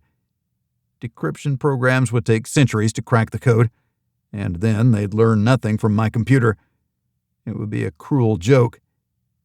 I went to the refrigerator to parse the stuff we'd keep, freeze, and toss. "Why do we have so much vegetarian stuff?" I shouted toward the bedroom. "We don't. They're called vegetables, and they're side dishes," Jenny called back. I heard the shower start, so I rushed through the dishes and set the garbage in the garage before running to the master bath, where our 2-person shower was one of the nicest we'd ever seen. I was loath to miss a chance at the better side of life. It made everything we did worthwhile. We only had to stay true to our ideals. No one was terminated unless society would be better without them. It was a high bar, and we gave ourselves the authority not granted anyone else except dictators and tyrants. It was the constant question that nagged me. What if we got it wrong? Then don't. Make sure we get it right. The jury was still out on Essoe Cavindish, despite the distraught parents and their emotional deluge. They had few facts, but enough demonstration of fear by their daughters that something untoward was happening. How extensive and how horrible. I'd be playing golf with Smarmy tomorrow. We'd see what things he said to others in the men's locker room, where braggarts and wannabes exaggerated their sexual mastery. "Gladys, you are the Mac Daddy of divas," I declared when I strolled through the door. "Where's your better half?" Gladys asked. "She's picking up our coffees downstairs. She'll be up in a minute." Gladys harumphed and went back to work. I strolled over to lean against her desk. Why do you give me a hard time? To keep you honest. When you people think you're on top of the world is when you get yourselves killed. I don't want that for you because then Jenny would be distraught, and I really don't want that. Fair enough. Anything else I should know? Mr. Cavendish's clubs have arrived and been set aside. He had another appointment downtown, but promised to be here at 11 sharp. Do you know if he wants to eat first or play? I think play. His people never said anything about lunch. We'll grab something at the turn. Jenny opened the door and walked in. There she is, the reason you're keeping me on my toes. What did he do now? Jenny asked. Gladys smiled. He's on his toes. No lunch. Golf at a shade past 11. Can you clear the tea times, please? The clubhouse is taking care of that. Honestly, do I have to do everything? I thought for a moment. Have to? No. But since you do anyway, it's easier to ask you to take care of it. You have the entire club at your beck and call. Jenny gave me my coffee. I took a sip and reveled in the chocolatey goodness before handing it back to her. I think that's yours. I ordered 2 of mine so the orders wouldn't get mixed up. I'm having a hard time following that logic, even though it makes sense in a surreal way. Golf, are you playing? Jenny shook her head. You want the men to talk like men, as disgusting as that thought is. She smiled at me. But not you, other men. That's why I married you, because you're not like them. I didn't have an answer to that. I wouldn't devolve into such a conversation with Smarmy, but I'd encourage him to be free to speak. I wondered if he'd bring another conquest with him. That could be Jenny's opportunity to ask questions. I needed her here and not on the course. In case he brings a woman du jour, Jenny added. She had already come to the same conclusion I had. Sandwiches for lunch, or burgers, or brats with sauerkraut. I wonder what he eats. A chicken wrap, Gladys suggested. Baked, not fried. Lots of lettuce and Italian dressing. I frowned. That takes all the fun out of eating. You like those, Jenny nudged me. I took another sip of my mocha. It was sweeter than I liked, but it was good. I could feel my heart accelerating with the mix of sugar and caffeine. 2 of those. Put sweet honey mustard on mine, though, and it's okay if they fry the chicken. How much money are you going to let him take from you? None if I can help it, but if I lose every hole, it'll be $180,000. Jenny didn't even flinch. Worth it if you can get close. Worth every penny. And then we'll see if we can go on a shooting retreat, say Jackson Hole, Wyoming. Let's see if I can school him in something. I drained my mocha and made a face at Jenny. It'll be okay, she said. Her statement had nothing to do with the coffee. I'd be spending the day with a man who could have killed young women in numbers to make a serial killer blush. Or he could have secreted them away somewhere and turned them into slaves.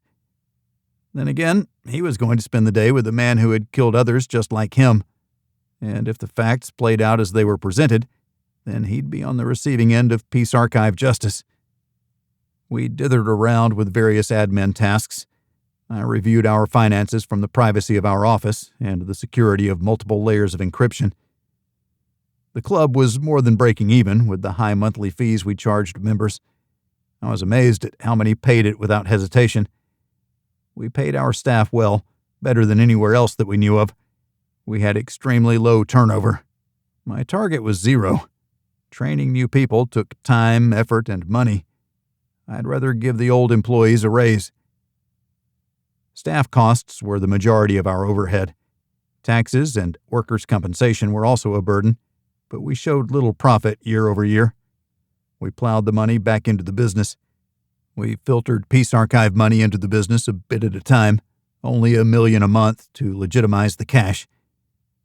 All in all, everything was above board, and the Peace Archive coffers were growing. We'd started with a figure that would keep us in palatial resorts for the rest of our lives, and we grew it from there. We were up to nearly $400 million in our Cayman bank. It was rude how much money the Peace Archive made. "What do you think about giving bonuses based on filled contracts?" I asked Miss Jenny. "Would people then take higher risks to get more contracts during the year? Are we incentivizing the right thing?" "A bonus for any successful contract and a smaller bonus for no contracts?" Jenny nodded. 51 operators, a mil each, and a quarter of a mil for those with no successful contracts on the year, I suggested. I went into our system, which allowed for bulk payments because I had asked our programmers to give me that capability. I broke out those without contracts for the year and pasted them in for a transfer of $250,000 each. I pasted in the rest of the names and added the $1 million figure to each disbursement. The short note simply said, "Thanks for working for us." I hit send. $46 million evaporated from our bank account. Easy come, easy go. "We need loyal employees, ones who will stay silent if they're caught," Jenny said. That was the hard side of the business.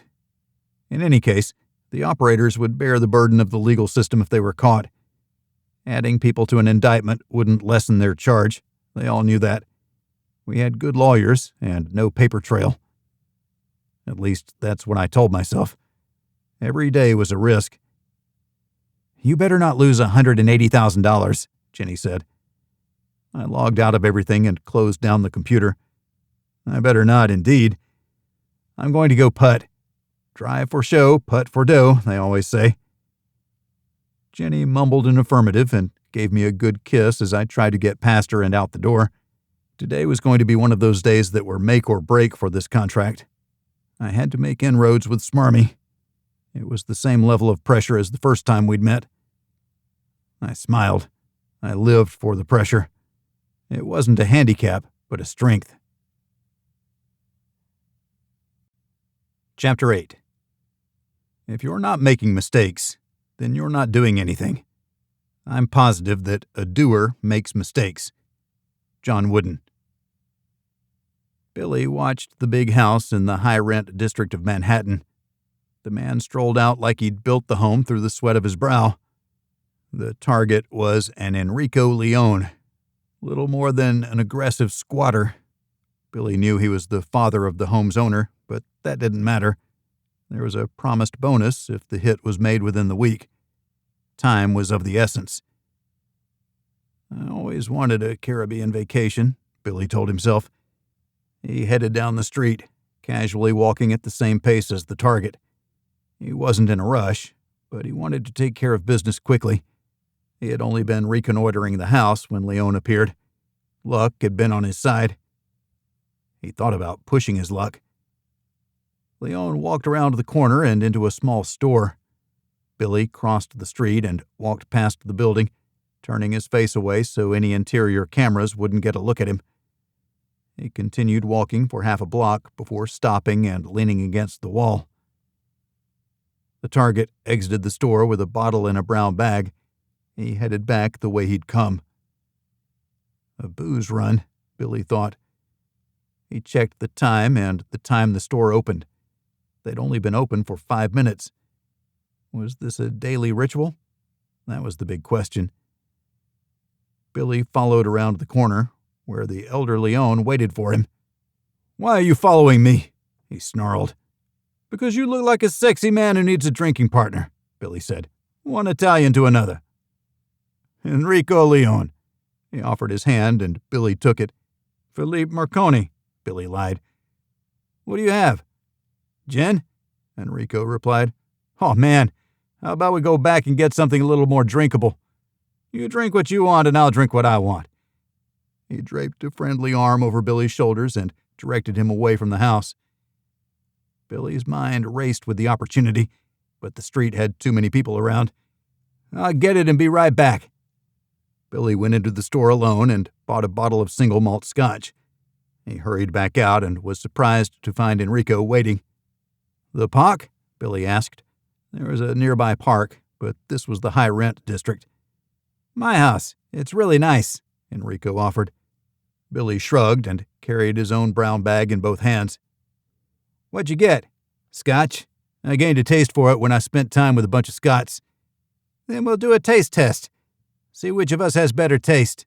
I suspect it's me," he continued slowly.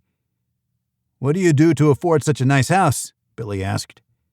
He knew the answer, but was making small talk to break the ice and reel him in close. "My son runs one of the biggest hedge funds in the world," he said proudly. "I taught him everything he knows." "Reap what you sow," the good book says. Billy wasn't religious, but could throw out quotes when he wanted. "Amen, brother." Enrico unlocked the door, and they entered. The home was decorated in the postmodern style. The artwork on the walls and displays on stands screamed of modern wealth. "Enter the parlor." "Get out," he snapped at the woman watching television. She turned it off and walked out the side door. "Oh man, you don't need to be that way. I'm fine in the hallway." She looked nice. "Ex-wife. Our living situation isn't optimal, but I make it work." "It looks like she makes it work by not arguing." "She's a good woman, but doesn't look Italian." "I had a moment of weakness." The elder Leone laughed. He dropped the bag and kicked it to the side. "Jen." Billy took the scotch out of the bag and set it aside. He folded the bag and put it in his pocket. He removed the cork top, put the bottle to his lips, and tipped it back. He let a little of the scotch enter his mouth, but barely enough to swallow. He held the bottle upended for a second to make it look like he was pounding it down. "Oh, that's smooth," Billy said. "Mine's better," Enrico said. "In matters of taste, the customer is always right," Billy quoted. "So you're correct. Do you have any glasses? I feel like we're classier than drinking straight from the bottle at 9 in the morning." "Good call. My son maintains a housekeeper. She can clean up any glasses that are lying around. And anything else. Throw that bag down, she'll get it." "No can do, boss man. My mother would rip the ear right off my head if I did that. She'd find out, too. That woman knows everything. Old Sicilian woman. Born in the old country, but they wanted us to assimilate, so we never learned Italian. It's a shame, but we learned good manners." Billy pointed toward the side door through which the woman had departed. "Do you have a bathroom?" "Yep, that way. There's a mother-in-law suite where I stay." Billy walked through the door and into the first-floor bedroom suite. It was a mess, and the bathroom was worse. 2 weeks' worth of towels were on the floor, the cabinet was half open, and toothpaste stained both the sink and the mirror. A number of prescription medications lined the counter. Billy checked them and then punched the info into his phone. High blood pressure medication, heartbeat stabilizer, plus nitroglycerin. He crushed the nitro pills into a powder and dumped that into a small bag also on the counter that could have been cocaine. Mixed with alcohol for someone with a bad heart, the effects would be deadly. He flushed the toilet, washed his hands, and wiped down everything he'd touched. He smeared the knob on the bathroom door to prevent anyone collecting a good print. He focused on where he'd touched. They started to drink. Billy dumped most of his into a plant vase. He walked around to keep Enrico from settling in. "Why don't you sit?" "I already sit too much in my job. I thought I'd get out today. Is it bothering you?" "I'm sorry, after you've been so kind, good sir. I'll sit. After I pour you a glass of scotch. This is the good stuff." Billy gave him the thumbs up. "Sure." Enrico finished the glass he'd had. Billy finished his glass and almost choked, but fought it back. He wiped it as he filled it, dumping the drug powder in. He swirled the caramel-colored liquid until most of the drug dissolved. He held the glass out, balancing it between a forefinger and thumb on the rim and the base. "To the bottom?" Billy challenged. Enrico poured 2 fingers of gin and handed his glass to Billy. They switched glasses and clinked them. Enrico was a hardcore alcoholic and didn't flinch as he drained the glass. Billy tried, but he didn't like gin, and he wasn't a big drinker. He'd overindulge in a good Chianti every now and then, but not the hard stuff like this. He stopped a third of the way to the bottom and started to cough. "Oh my, gin is not my poison," Billy admitted. He surreptitiously wiped the glass off and put it on the table next to Enrico. He poured the elder Leone another glass of scotch.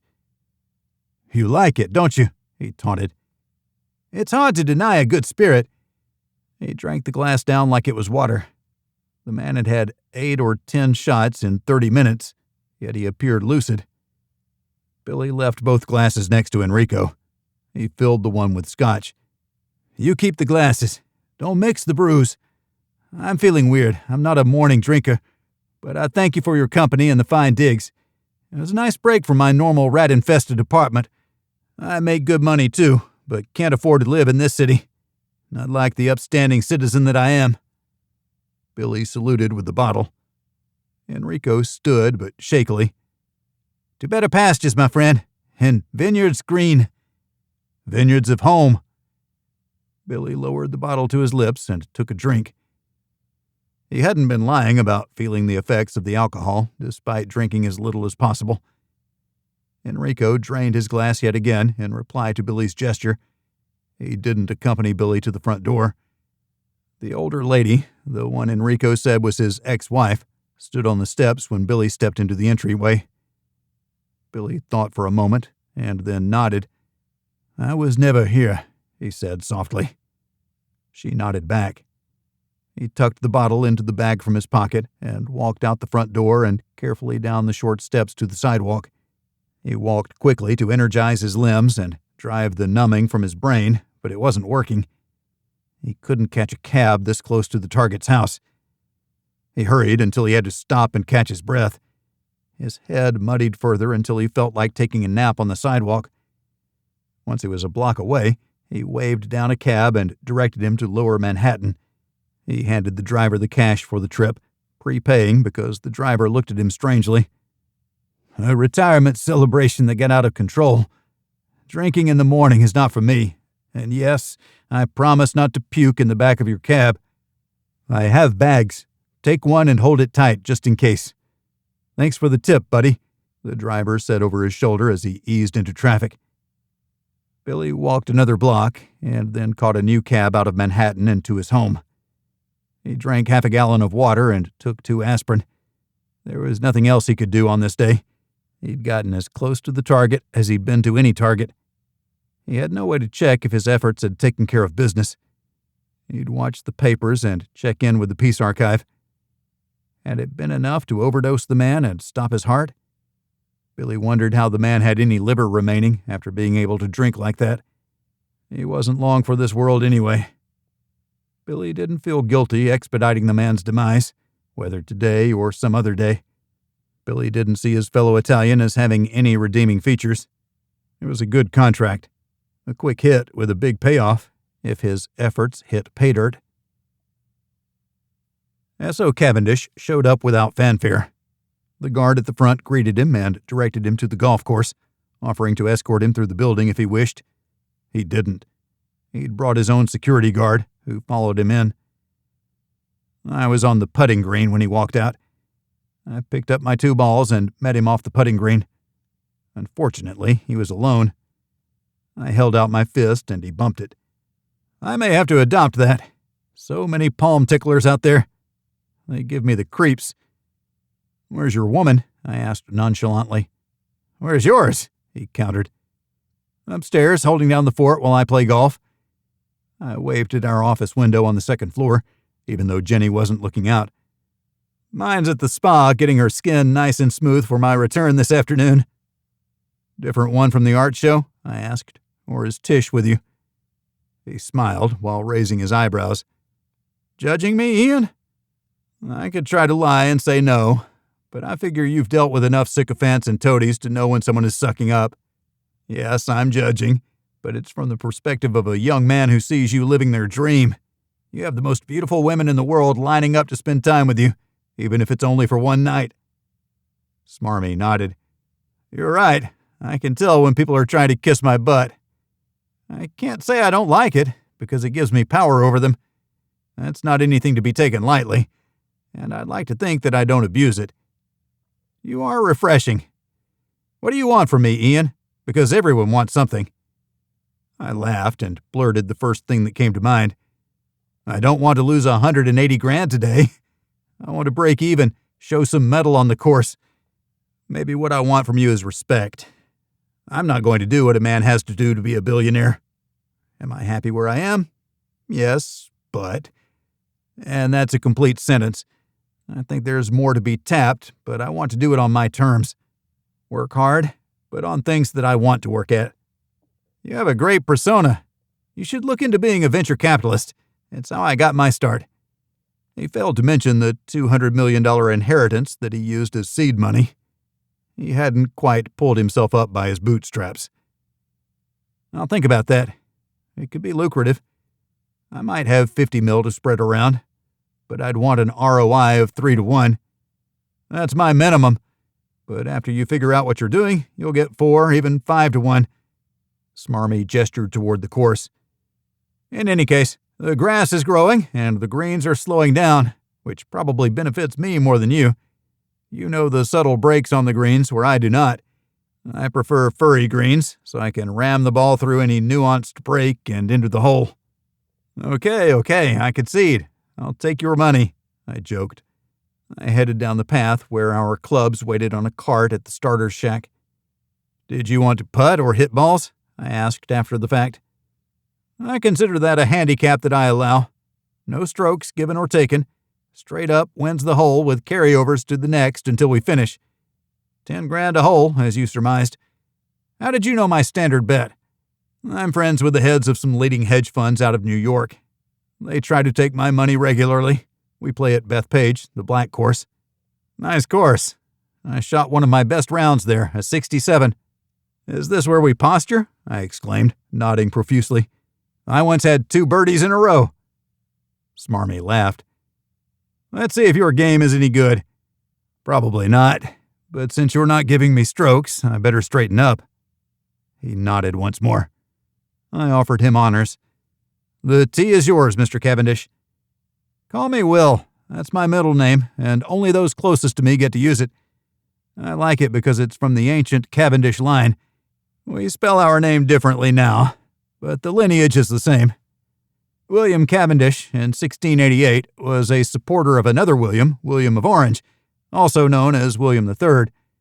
He opposed King James II. It was a mess, but know that the Williams lived on. And also, where there's a will, there's a way. It's how I run my business."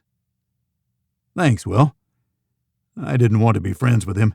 He rubbed me the wrong way, even in his elocution of family history. I changed gears. "This hole is a long par 4. Play the fairway and you'll be rewarded with a good approach to the green." "Can I clear the bunker off the tee?" "I don't know, can you?" The cart has yardages on the integrated information screen. He hadn't been in the cart. He leaned inside and studied the screen. "I better play it safe." His first shot split the fairway down the middle and rolled past the bunker. Had he tried to clear it, he would have gone in. I hit mine down the right side, giving myself a little more room away from the bunker because my sand play was horrible. "Don't fear the sand, Ian. Play for the best miss, not the best possible shot. I learned that one from Tiger Woods. It keeps me in play and competitive." "That was a good miss," I argued. I drove because I knew the course. We went back and forth on shots, but holed out the first with pars. We moved to the second hole, and then the third, matching each hole. I'd make a long putt to save the hole, and then he'd make a long putt. "Are you toying with me?" I asked. "Not as far as you know. I'll crack the whip soon, and you'll never know what hit you." Note to self, don't stand in front of Will when he's hitting, I quipped. We reached the second par 3 of the front 9. It was shortish. I was still hitting second because we hadn't changed honors. Smarmy hit a good shot, leaving himself a 10-foot birdie putt. "I better put this one in the hole then." I hit a solid 7-iron. It hit short of the flagstick and one-hopped into the hole. My first hole-in-one, but since we didn't have at least 3 in our group, it wouldn't get on the wall of fame in the clubhouse. I was speechless. "I think you're toying with me, Ian Bragg," Cavendish declared. "That's 80,000 of my money. Poof, gone." There are 10 holes left. A good miss suggests we break even. I'll let you know that this is the best round of my life. I'm 2 under par after 8. Unprecedented. Crazy, even. "I doubt that, Ian. Yes, you're playing me, and it's delicious. "I shall wipe the back nine with the ragged remains of your carcass," he stated, lifting his nose in the air to look down at me. It was such a natural move that I expected he used it for far more than a simple golf course taunt. "Talking about carcasses, do you want to go shooting in Jackson Hole? I have a modest home there, but have never used their ranges. Why would you recommend a place like Jackson Hole? It's open, where people don't care if you fire the big guns.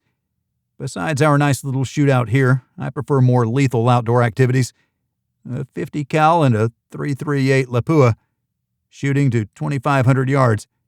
We could shoot for fun, or we could make it interesting." I left it hanging to allow Smarmy to fill in the blanks. We teed off on the next hole, and I bogeyed it. He parred it for an even 36 on the front.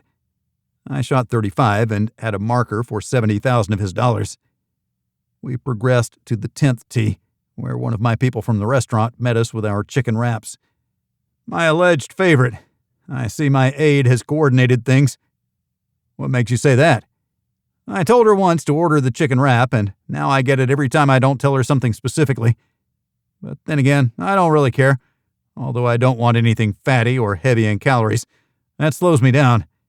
He glanced at the fried chicken in my wrap. "I burn a lot of calories. I work out almost every day." I took a bite. "Jenny and I work out together." "She's quite a woman," Smarmy said. I was instantly on guard. "I'm not hitting on your wife, but she's made me reconsider the thin model types. A woman who's not afraid to eat because it fuels building her muscles and throws the iron around to prove it. Someone who's going to be a little more challenging in the bed wrestling department." I didn't rise to the jibe. "We're happy. Her mind is what drew me in." He gripped my shoulder, squeezing my deltoid. "You keep yourself in far better shape than I could ever manage." He took a bite of his wrap. The course had been cleared on both sides of us, so we weren't in a rush. I wolfed my lunch down. Smarmy snorted. "You served. Army?" "That cuts me deep, Will. Do I look like Army? Or am I hard as woodpecker lips, which indicates I'm a Marine?" He held his hands up. "I surrender. I have a couple defense contracts, but not enough to bother learning anything about the services. I move stuff around. I don't build weapons, where we'd be at the whims of those who profit from war. I don't want to be tainted by that brush." "Me neither, my good man. The tee is yours, after my very brief stay as the first one to hit." "You need me to show you the way, Ian?" Smarmy lined up and hit it hard, sending the ball over 300 yards in the air. It bounced down the fairway. "Got all of that one," I said. "Nice shot." Compliments were a part of the golf game. So was giving putts, but we hadn't done that. We made each other hole out, see the ball all the way to the bottom of the cup. No gimmies. I muscled up and hit it hard, past Smarmy's ball, but mine tailed and ended up in the left rough. "Bad break on a good ball. You can get it up and down." I nodded. It was the back and forth of shallow encouragement. I didn't want to lose money, and I was on the cusp of, at the worst, breaking even. I only had to win one hole out of the final 9. He knew it, too, and had no intention of giving money to an uncultured buffoon like me. The thought of playing not to lose wasn't like me, except when it came to gambling. I didn't care to gamble. I liked things that could be controlled. Cavendish was an exceptional golfer. He was better than me. I would never have made such an ill-advised bet had I been fixated on winning. He won the 10th hole, and we tied the next 5 before he rolled in a birdie. That gave him 7 of the last 7 holes, leaving me up 10 grand with 3 holes to go. I decided it was time to put pressure on. This hole allowed a cut across the corner for a good drive. It fed into my natural draw. Cavendish dropped his right in the middle of the corner, leaving him 200 yards to the hole. I sent a perfect shot over the corner and drew it down the fairway and out of sight. I knew it was going to be good. "I think I've just been homered. Home court advantage." "Touché, Ian. I'd do the same thing to you on my course." He hit it short of the green, and it bounced toward the fringe, but ended up in the sand trap. I only had 100 yards to the hole. It was 3/4 of a sand wedge, a shot I practiced often. Focus on the mechanics and not the result. With a smooth swing, everything else would take care of itself. The ball sailed high into the air and dropped right on the stick. We couldn't see where it ended up on the raised green above us. Smarmy pursed his lips. He was in the bunker, under the hole. "I still have a shot. Don't count me out." I hadn't been smiling or showing anything other than a straight face. He was terminally in competition mode and suspected what I was thinking. When I crested the hill with my putter, I found my ball less than a foot from the hole. Cavendish cleared the trap, but the ball settled on the fringe. He took a stab at a putt, but didn't make it. A bogey for him, and I had a sure birdie. "I concede. The hole is yours, Ian. Well done." I didn't feel like crowing about it. Cavendish was a much better golfer. I'd gotten lucky and had taken advantage of my familiarity with the course. He hadn't asked for help. I figured that out about him. Don't give him information that he didn't ask for. I picked up my ball rather than put it in. He had conceded. I didn't need to rub it in. As it turned out, he bogeyed the last 2 holes, and I parred both. I walked away with $40,000 of Smarmy's money. He wasn't going to take that lying down, although he was a perfect gentleman on the surface. He bowed and then wrote out a check. "Can I interest you in dinner?" I asked, but I suspected he wouldn't stay. "Did you miss the part earlier where I said she was waiting for me at the hotel?" He leered for only a moment. He recovered quickly. "I thank you for the fine round of golf and excellent challenge. I thought my game was on, but yours was simply better. I figured you would crumble on the back nine as you were playing over your head. I could tell that you had a great day, better than you've ever played before. That suggests you're a prime-time player. You're a gamer. I could use people like you in my organization. If you want to do special work, I bet I have something that you would excel at." "That isn't something you casually throw out there and walk away from. You have to know I'm not keen on working for someone else, probably not even shareholders. I might need a job or two where the other party wouldn't walk away, if you get my drift." "Me, a hitman? You have to be kidding," I feigned. Was it that easy to see where I best fit in today's society? "I'm not. But don't tell anyone I'm on the lookout for an individual who's able to risk extracurricular activities on my behalf. I have enough work for a long, long while, and it would pay well. I might have heard of some people. I can put you in touch with them, hypothetically, of course.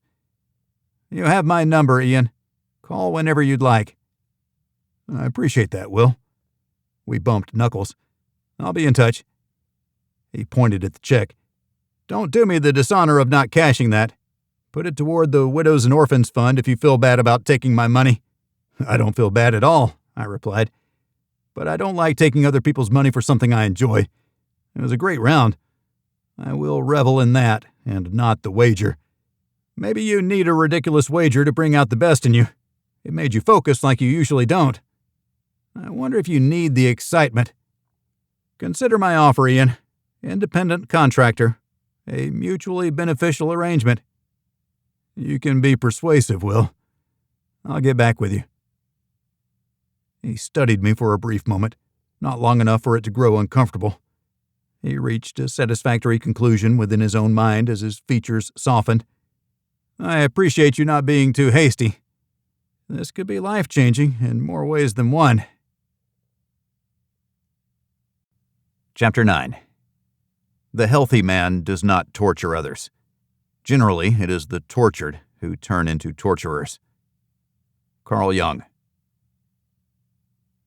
Essoe Cavindish walked into his suite at the Grand Marlin Hotel, the pinnacle of luxury, and a hotel where he was part owner as part of his investment portfolio. He didn't like Chicago enough to buy a residential property in or near the city. He made people come to him outside the state. Although he preferred the warmer South because he loved to play golf, he would have skied if he spent any time in the snowy North. It wasn't to be. He was too busy for all the sports and focused on those that he could enjoy while conducting business. 3 hours well spent with Ian Bragg. Cavendish crossed his arms and leaned against the doorway until the young woman on the couch noticed his return. "Essoe, you're back!" She danced across the floor and jumped into his arms. He hugged the lithe figure tightly. "Would you like to accompany me to the gym? Ian outdrove me more often than I liked today, and I think it's because he spends time in the gym building his physical strength." She leaned back. "I thought we'd order room service." She batted her eyes. Cavendish was about to descend to his usual, have his way, and kick her out, but he didn't. "You look good, but think about sculpting yourself into a living Aphrodite." "I'm good being me," she replied. "Room service?" "Get your stuff and get out," Cavendish told her. "Right now," he bellowed. "When I get back, you better be gone." "What'd I do, honey?" she pleaded. But he was already gone, while his security guard remained inside. He gestured for her to pack up. Jenny insisted on a full debrief. I, of course, started with the series of shots I played to match him through 7 holes. Jenny rolled her eyes while wrapping her hands around her own throat and sticking her tongue out. "It was my best round ever," I exclaimed, but I knew she didn't care about the golf. I put the check on the desk. "I beat him." "How did he take it?" "Better than I thought, although I saw the initial fury in his eyes. And then he asked me if I would work for him as a subcontractor, taking out people who are causing him problems." Jenny's jaw dropped. "He did what?" I was shocked too, but I think I hit it well. Essoe Cavindish wants to hire us to do his wet work. I told him I'd have to think on it, but even if I wouldn't, I might know some people. "We can't take work from a target." I shook my head. How in the hell did he tag me as someone who would consider being a hitman? "He's the 4th richest man in the world. He knows other rich people. We've done a lot of work for rich people. He might know more about us than we thought, like the real story." "We won't come clean to him. I'll never admit to running the Peace Archive or working as a hitman. We tell all our clients that we'll see what we can do, and then we take their money, and all of a sudden the problem goes away." Jenny crossed her arms and assumed a defensive pose. Were we exposed where we didn't want to be, was what her body language told me. "It was inevitable," I said. "How so?" "Our clients are all rich people. Well, and the government, but that's a fluke. Of course they would share that information to buy them influence higher up the capitalist hierarchy. He knows what I do. We can draw no other conclusion. The harder question is, what do we do about it?" "It pains me to think we'd take a contract from that man." "Me too, because then it might give him leverage over us. A wrong word in the right ear could bring attention we don't want. But if he already knows, then he holds that unspoken threat over our heads, whether we agree or not. I think we have to take at least one, but done at arm's distance. We admit to nothing, give him no evidence, and make a few nickels for one of our people. If we give the operator 100% of the take, then we stay clean, in a relative sense." Jenny chewed on the inside of her lip and stared out the window. "What are you thinking for dinner?" "No idea. Chef's choice," I suggested. Gladys knocked and entered. "Good to see you two with your clothes on," she said by way of greeting. I threw up my hands and smiled. "We have a healthy relationship." "Mr. Cavendish requests you call him. He seemed put out that I wouldn't transfer his call." "Next thing you know, he'll try to hire you away from me." "You have nothing to worry about. I'm not going anywhere. Who would give you your daily comeuppance if I wasn't here?" "I can't imagine, Moneypenny." I chuckled at my own joke. She looked down her nose at me, handed me a sticky note with a number on it, and softly closed the door behind her. I dialed the number that Smarmy had given her. He answered on the first ring. "Hello." "You asked for me to call you?" I said without introducing myself first, checking to see if he knew who it was. "Ian." That answered my question. "I want Gladys to work for me. Damn. How do you say no to one of the richest men in the world, and with such cold efficiency that I found myself apologizing? I need people like that, and I see why you're so successful. But that's not why I called you. I'd like to see you tonight. I understand that I have very few people I'm willing to trust. You're one of those, Ian, because either you're very good at playing the game or you're genuine. Since I'm here alone, I could use an ear or two. What happened to the clean-faced woman? I asked. I kicked her out the second I got back. You made me realize what I don't want, and damn you to hell for that. Meet me in the lobby of the Grand Marlin, if you can, soon as you can, because I'm bored, and I tend to do stupid things when I'm bored. I looked for Jenny's approval. She nodded. Go work out for 45 minutes. We can be there in an hour, I replied. See you soon. He ended the call. What do you think he wants? Jenny asked.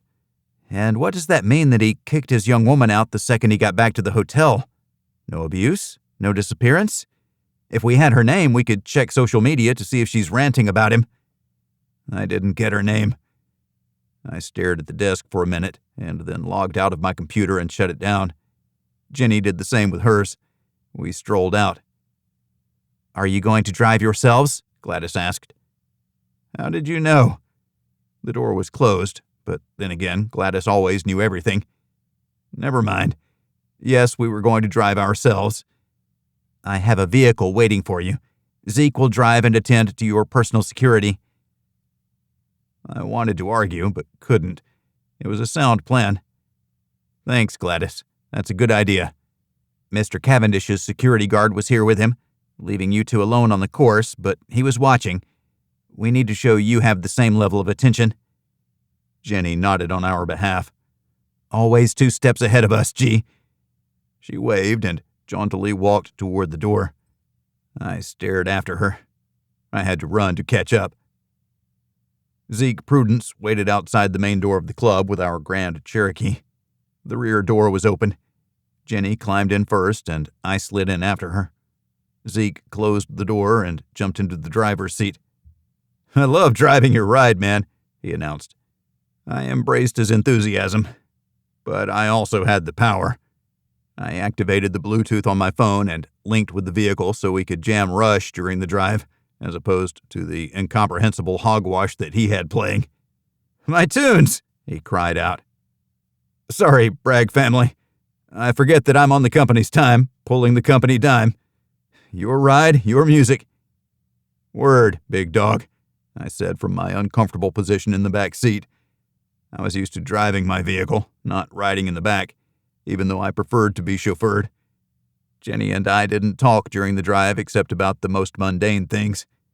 Gladys had already changed our flight back to New York from late this afternoon to first thing tomorrow morning. She was far too efficient. The entry to the Grand Marlin trumpeted grandiose luxury. Guests were ushered through the opulence to a registration desk with seats and refreshments already within reach. The lobby looked like the parlor one would find in an English mansion, with bookshelves lining the walls. Waitstaff hovered to bring drinks and snacks to the approved guests enjoying the ambiance. Cavendish huddled in a corner, talking quietly with an individual wearing a name tag, the general manager of the facility. When Smarmy saw us, he disengaged with the man and strolled toward us. Shall we? He gestured toward a hallway. I've procured a small boardroom and am having meals delivered there for us. I noticed Smarmy's bodyguard hovering at the edge of my vision. I made eye contact with him to let him know that I had seen him. I moved to the other side, so I wasn't blocking his view of his boss. I'm still full from my gut bomb between nines, I replied. He laughed. You are not. You haven't worked off the calories yet, that's all. But you will, I believe. I didn't get anything heavy in case you had other dinner plans. He offered his hand, a calculated gesture since he didn't like palm ticklers, as he had said. He thought I preferred fist bumps, but that was only with him. I shook his hand and gripped it tightly, but his was quick. He wasn't playing the power game here. Was he being vulnerable? I didn't want to think that. How had we become confidants? Didn't he have an army of followers to draw from? I was confused. "How do I find a woman like you?" he asked Jenny. She responded instantly. "Stop looking in places where you won't find a woman like me." He stopped walking and leaned away from us. "That's the best insight I've heard in a long, long time. Where do women like you congregate?" Jenny shook her head. "That's why you won't find what you're looking for. The word congregate suggests they are standing idly by, expecting a man like you to rescue them from their mundane lives." We entered the small boardroom and sat. "Tell me more," he pressed. I was lost. I thought he had some kind of emergency, and we were going to do the delicate dance of whether we ran a hitman organization or not. I had no input on this. I was soft and overweight.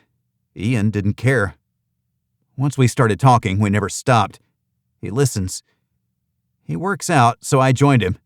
I lost a lot of weight and turned what weight I had into muscle. He's never said anything about the way I was or the way I am now. That's the woman you're looking for. A connection at a different level. How many women would you trust with your business?" He shook his head. "None. But to be fair, I don't trust any men with my business either. I have a senior aide who is a hard lady, and a man, a lawyer, as my chief of staff. Between the two of them, they do the heavy lifting for Cavendish Industries, but I designate the targets, and I direct the lead-up and follow-through. I think that's what you do, too, for your business beyond the club." Jenny looked at me. We'd tried to prepare ourselves for this. The talk of the right woman was to disarm us. It didn't. I smiled. "I'm sure I don't know what you're talking about, and definitely wouldn't even speculate in a place not of my choosing. I know what you do, and understand the need for secrecy. I'll stop by the club early tomorrow, say 7, before my plane leaves for L.A. "You have a private jet," I replied. He nodded. "You caught me. We can leave whenever I say we leave, and they'll move the jet to an airport convenient to North Chicago. What do you say?" "More than happy to. We have an exceptional breakfast menu. Light, of course. Don't want a full-on English breakfast to fill you up. As it turns out, we'll need to leave right after that for our flight to New York. We're returning because we have leftovers in the fridge that'll pollute our house if we don't address them within the next couple days." "The Hamptons, you said?" "I prefer Martha's Vineyard, where I have a place on the water. It's far more than I need, and I have to admit that I don't spend more than a couple weeks a year there." The posturing had come to a finish.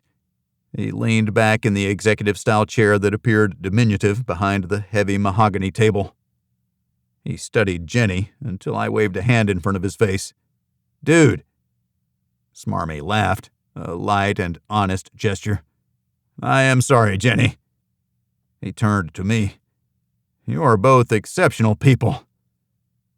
Like you asked me earlier, what do you want from us? We'll talk about that tomorrow on your home turf, but also, I need people close to me who I can trust, who aren't blinded by dollar signs. You have no designs on my money, fame, or lifestyle. You are already comfortable with your lives. That is refreshing. For the first time in a long time, I'll be sleeping alone tonight. I have you to thank for that." He tipped his head at me. "I'm not sure how to take that." "In a good way, Ian. Weird, but good. How can someone make me rethink my private life over a single round of golf? It makes me angry, but envious. I'm usually very good at seeing things in this world. It's given me a competitive advantage in all that I do. But I lost on the course today, which is extremely rare. In golf, like poker, you play the man, not the game." I nodded. There was a soft knock at the door, and it opened. The staff brought in 3 meals, complete with the best porcelain dishes and silver utensils. We were treated to the finest luxuries, even with room service. I expected meals in the restaurant were even more exceptional. Steaks, baked sweet potatoes, and broccoli. A simple but elegant meal. "This is your idea of light?" I wondered. "I called Gladys to confirm that you had not yet eaten and had no plans for dinner." "That's what I would have done, had I been in your shoes. One call to learn everything you need to know because Gladys knows everything. So I surmised. The steaks were Wagyu A5, which tended to be the tenderest that money could buy. They cook these on a cast-iron grill to save the juice as it drips off, which reduces the grease fire and scorching of the exterior, Smarmy explained. Jenny ate her meal, which was comparable in size to mine. That mesmerized Cavendish. He ate his, but left half his sweet potato. We cleaned our plates like our blue-collar upbringing suggested we should. The portions weren't out of control, and we were full, but not over-full. We burn a lot of calories, I said as he looked at our empty plates.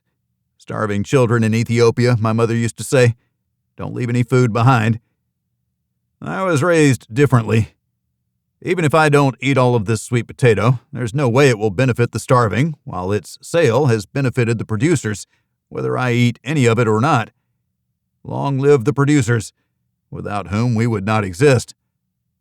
I raised my glass of sparkling water. Here's to the farmers and the transportation assets that bring their product to market.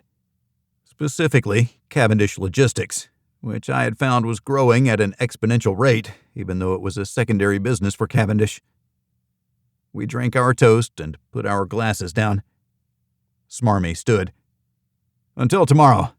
This was an evening well spent, and I thank you for joining me, and I thank you for the insight. I'm going to have to contemplate how to proceed, but I have time. Well, outside of a call with Asia at midnight, that is. That is the problem with running a business that touches most time zones. We're just here in Chicago, and a little private dabbling in New York. Of course, he replied, knowing full well that we had operators across the whole of the United States. Until tomorrow. Chapter 10. Life is really simple, but we insist on making it complicated. Confucius. Jenny was about ready to burst. We relieved Zeke at the club, where he hopped in his car and drove away. We drove ourselves home, 2 minutes away. Jenny unleashed. What the hell was that all about? She ranted. Is he trying to be our friend by showing what an upstanding guy he is? I don't trust a word that comes out of his mouth. Jenny stormed back and forth in the kitchen. Does he know there's a contract on him? That's a good question. We have to presume that he's under constant threat. He was in the room alone with us, but his bodyguard was right outside. He has armed support 24/7, no doubt. We still could have hit him, but we wouldn't have gotten out alive, Jenny said. He knows that we live to fight another day. For professional operators, egress is as important as the hit. I leaned on our kitchen counter. The kitchen was where all our best conversations took place. I opened the cupboard to find a bag of Dove's chocolates. I took one and offered one to Jenny. She deftly removed the foil and stuffed it into her mouth. What are we going to tell him tomorrow? Jenny asked. We'll ask him again what he wants, and then we'll tell him what we can provide, but we'll do it in our nook, where no one is recording anything. What I really want to know is if he knows there is a contract on him with us. He is playing offense to keep himself from playing defense. Keep your friends close and your enemies closer, they say. He's brought us within arm's reach. We can't do anything from there. We can contract it out and give ourselves an alibi. We have good people working for us. We do, I agreed. Would they be able to get close enough? There's no prep time. No one knows where he'll be more than a day in advance. He's constantly on the move, and we well know that it's much harder to hit a moving target. We were at the club early and waited outside with our coffees. Our small bags were packed, little more than briefcases, since we didn't need any overnight things for New York.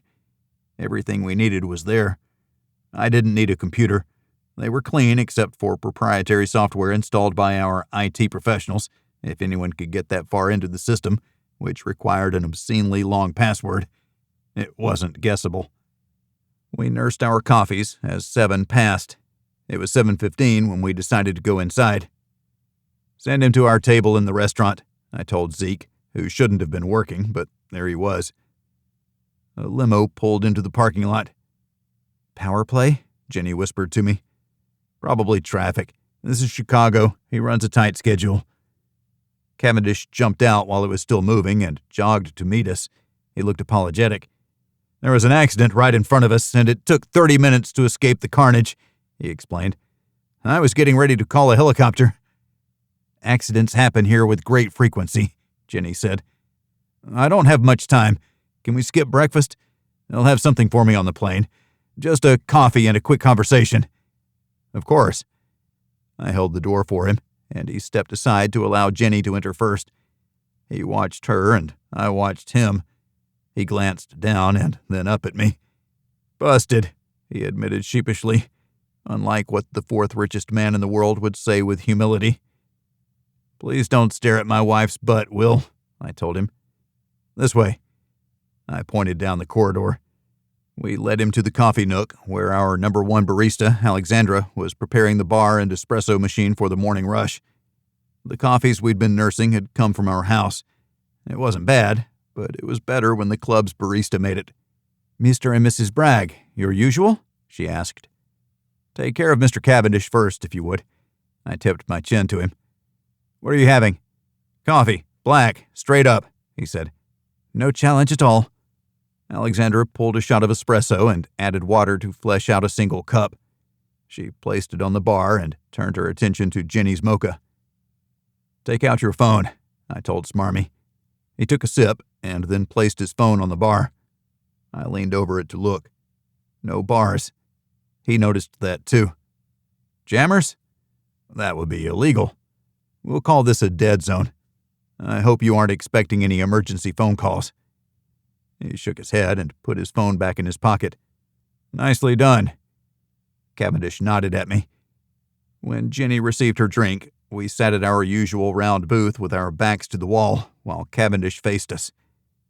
"What do you need us for, Will?" He was in a time crunch, and I was tired of waiting. "I know that you run a group that kills people for money. I've heard what prices you put on contracts. I've also heard that you only kill bad people. I have too many of those in my life and would be happy to remove them, one by one." Jenny smiled. Alexandra dropped off my drink and returned behind the bar. "Like I said before, we admit to nothing. We'll say that we know people. Tell us the details of what you want done." I held his gaze. He didn't blink, but neither did I. He finally looked down. "It's refreshing dealing with professionals. My former assistant chief of staff has been embezzling money from me. He is currently on an island that I own, managing that property and its staff. It keeps him away from the bulk of my wealth, but he's already done more damage to me than I like. I have a team working their way into his offshore accounts to claw back as much money as possible. Putting him in charge of the island was a demotion of sorts. He's on the defensive, which makes it harder, but he still needs to go." "Does he leave the island?" Jenny asked. "Not at present. You can make it look like an accident?" His voice rose with the question. "Hypothetically, those would be the best engagements, I guess, because without the suspicion of foul play, no one would be looking for the hypothetical killer. Hypothetically, of course. Who else is on the island, and what jurisdiction is it in?" "There's a bunch of my girls on the island. It's not a bad booby prize to losing out on a long-term relationship with me." He smiled broadly, a practiced gesture and not a reflection of his happiness. "No one has won that prize, though, so they are all second place. Do they commiserate while hanging out on the beach and drinking Mai Tais?" "They keep themselves busy, but it's not about that. I'd like you to go to the island and take care of business. I'm prepared to pay $1 million to have this parasite removed from my life." "We don't even start talking at $1 million, Jenny replied.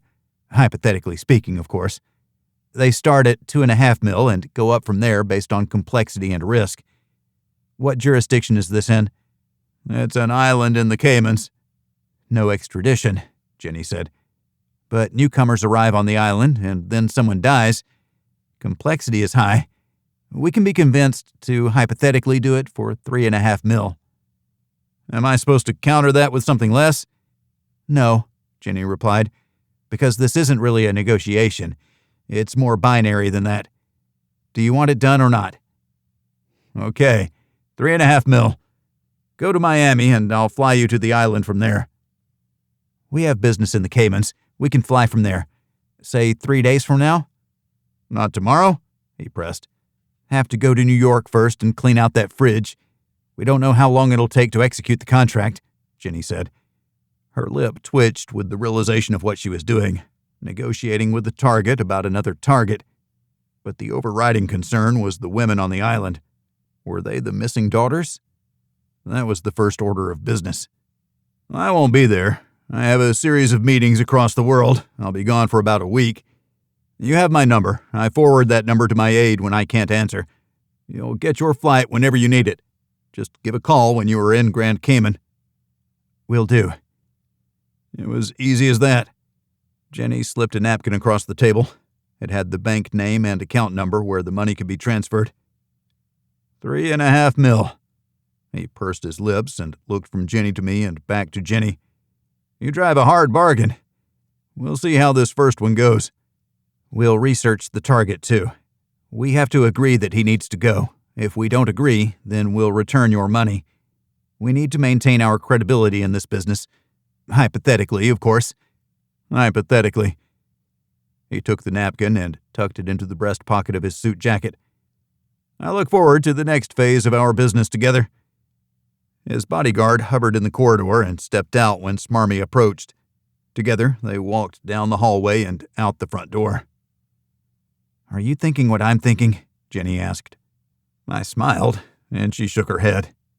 "I think we have a place to look for young ladies. Make sure we have a list of their names, but so we can memorize them. We cannot have that list anywhere it could see the light of day." "I'll take care of it." "What about the target?"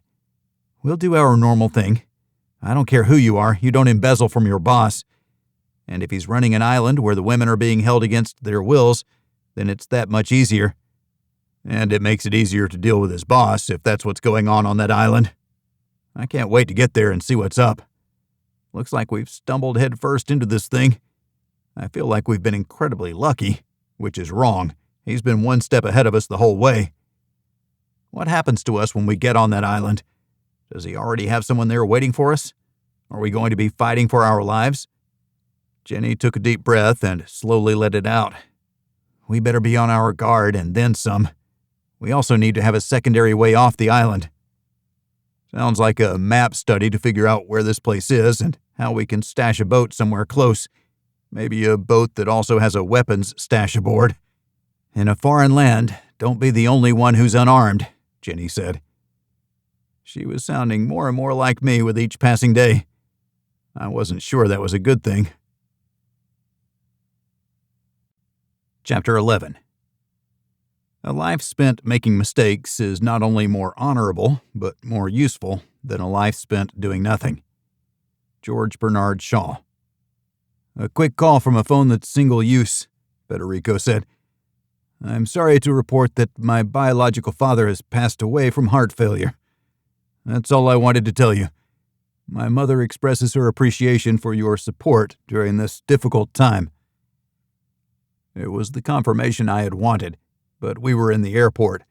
I didn't want to have a full conversation about it. "My condolences on your loss. I hope that you're able to find peace with it all. We're in the middle of boarding an airplane. We'll talk later, if that's okay." "No need, Ian. Thank you for everything you do." Federico ended the call. Jenny had heard. The corners of her mouth ticked upward. The contract had been successfully fulfilled in less than 3 days. It could have been a record, and, as promised, earned a $500,000 bonus. We'd send the money when we were in a secure location, and we'd ask Gladys to send flowers to Federico's home, but bright and cheery flowers to celebrate the reclamation of their lives. I didn't know how Billy Spicoli had done it, but he had, and with the report of heart failure, no one would be looking for a killer. It was the best outcome we could get, and well worth his $500,000 bonus. It was apropos since he hadn't filled a contract for us this year, so had only received a $250,000 retainer-level bonus. "I'm quite pleased with how things are working out," I posited. Jenny hugged me from the side. "Me too. Everything except our upcoming trip. Live for today while we plan for tomorrow. Let's not ruin today because of what happened yesterday or what could happen tomorrow. We're going home to greeby leftovers." "Greeby leftovers. Sounds so appetizing," Jenny muttered. but we can eat them near the ocean with a glass of a stellar red." I couldn't agree more. I needed time to think about all that was going on. Just when we were getting control over our business, Essoe Cavindish entered our lives and immediately demanded all of our attention. If it wasn't Vice President Jimmy Triplethorne, then it was a senior member of the Billionaires Club. We needed to clone ourselves. But with Mac able to step in, the demands on our time for the more normal rigors of running the largest organization for targeted assassinations weren't debilitating. We could deal with the highest level clients, while the rest, also rich and demanding, would get the attention they deserved. Just not from us. We'd give them some loving when we had time, like the New York crowd that attended our get-togethers. Much business was discussed around the pool or the grill or in the kitchen. Our private business was conducted in the covered area between the house and the pool. No one needed to hear or transmit or record that which they weren't privileged to know, like my conversation with Federico and subsequent contract. That was no one's business but ours. It was the same for anyone who hired the Peace Archive. Complete discretion, although someone had told Cavendish about us, but with sufficient gray areas that he was only mostly sure what we did, and not 100%. We needed that gray area to keep us off the legal skyline. New York was blessedly uneventful. We did nothing for 2 days besides eat what we had on hand and throw the rest away. We put the garbage out for the service to take care of. We wouldn't return to a house filled with the smell of rotting food. We used the ride service to get to the airport on our way to Georgetown on Grand Cayman. The hotels were nice, and life was good there. We intended to visit Vince Trinelli, the co-founder of the Peace Archive. If it hadn't been for Vinny and Chaz, we wouldn't be where we were. They transferred the business and a great deal of wealth to us so that we would carry on as they had. Too bad Chaz had been killed, but I avenged his death. Those who had killed him paid the ultimate price. Jenny and I stopped by the bank and checked our balance, even though we could have done that online. But we visited with the head of the bank to make sure they knew who we were. Anonymity was our friend, but this was Grand Cayman. They wouldn't respond to any subpoenas or other requests from law enforcement. They'd be even more diligent in protecting our privacy if we were likable. Thanks to Miss Jenny, we were eminently well received. 2 hours of their time to cement our solid relationship. Then we were off to see Vinny and Maggie, as he introduced her, or Viv, as she introduced herself. "Damn, Vinny, you look 10 years younger. Retired life suits you." He was lean and well-tanned. He wore a swimsuit and a Hawaiian shirt, unbuttoned, looking very much the tourist. Viv wore a sundress and was also well-tanned. "I highly recommend it, Ian. You two look good, almost as if you're not running a company the size of the Peace Archive.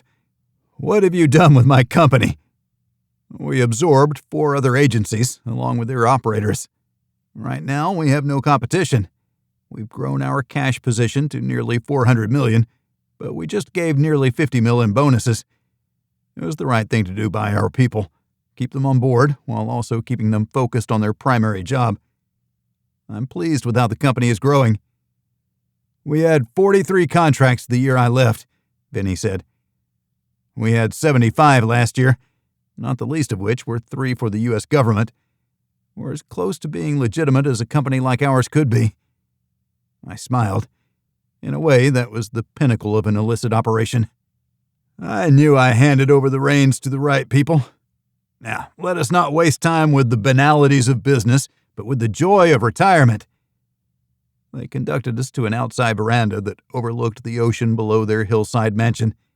It was hard not to be envious, no matter the properties we had in the States that would be handed over to our replacements, whoever they would be.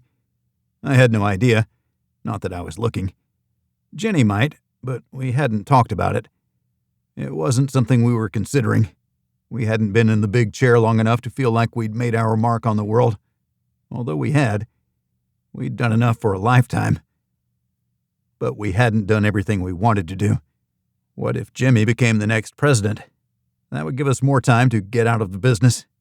If he lost the next election, we'd implement our exit strategy, Although we hadn't developed it, I needed to put that on our to-do list, succession and exit, because it wasn't asking too much to be pampered. Benny and Viv both went inside to get lemonade for us, along with a tray of fruit slices. I suspected theirs was a partnership like Jenny and I had. Neither was a servant of the other. "What do you do with your days? Jenny and I can't seem to sit still." I took a sip of my lemonade. It had much more in it than lemons. Jenny paused the glass halfway to her lips. "I see you expected lemonade in your lemonade, but Cayman Islands lemonade is made from peach schnapps, vodka, triple sec, cranberry juice, and soda water poured over ice." Jenny took a sip and smiled. I looked at my watch. It showed 12:15. It was no longer morning, not that it made much difference. I took another sip and put the drink down. I waited for Vinny to answer my original question.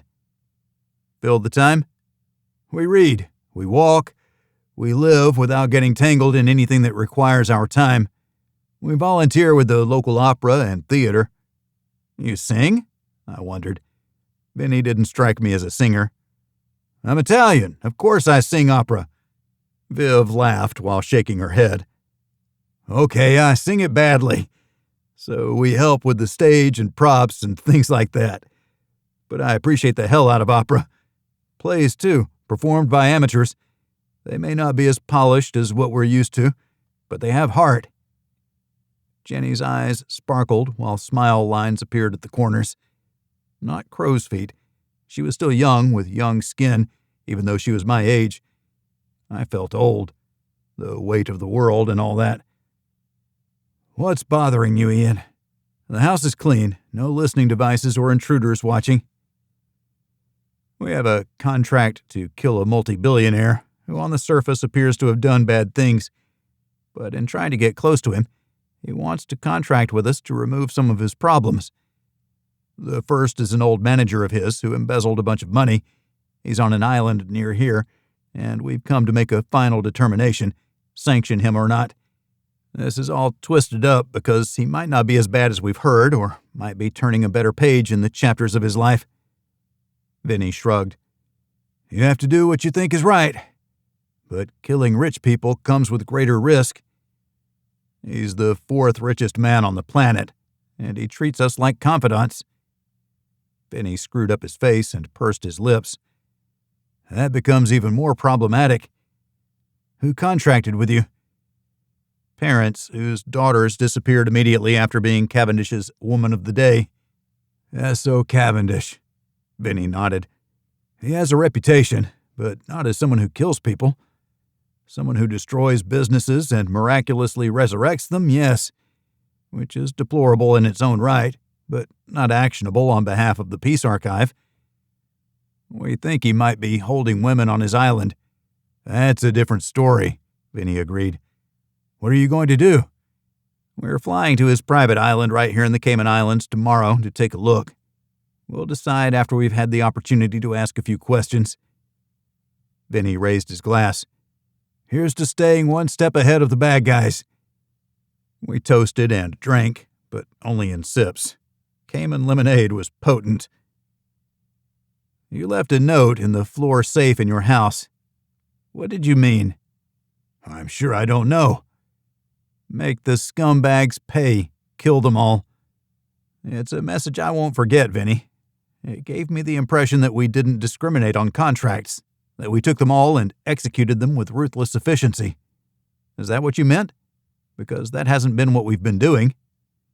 "It was in regards to Chaz's killer and those like him. I wrote the note before you sanctioned the target. You were ruthlessly efficient, and that has served you well." "It wasn't what I wanted to hear.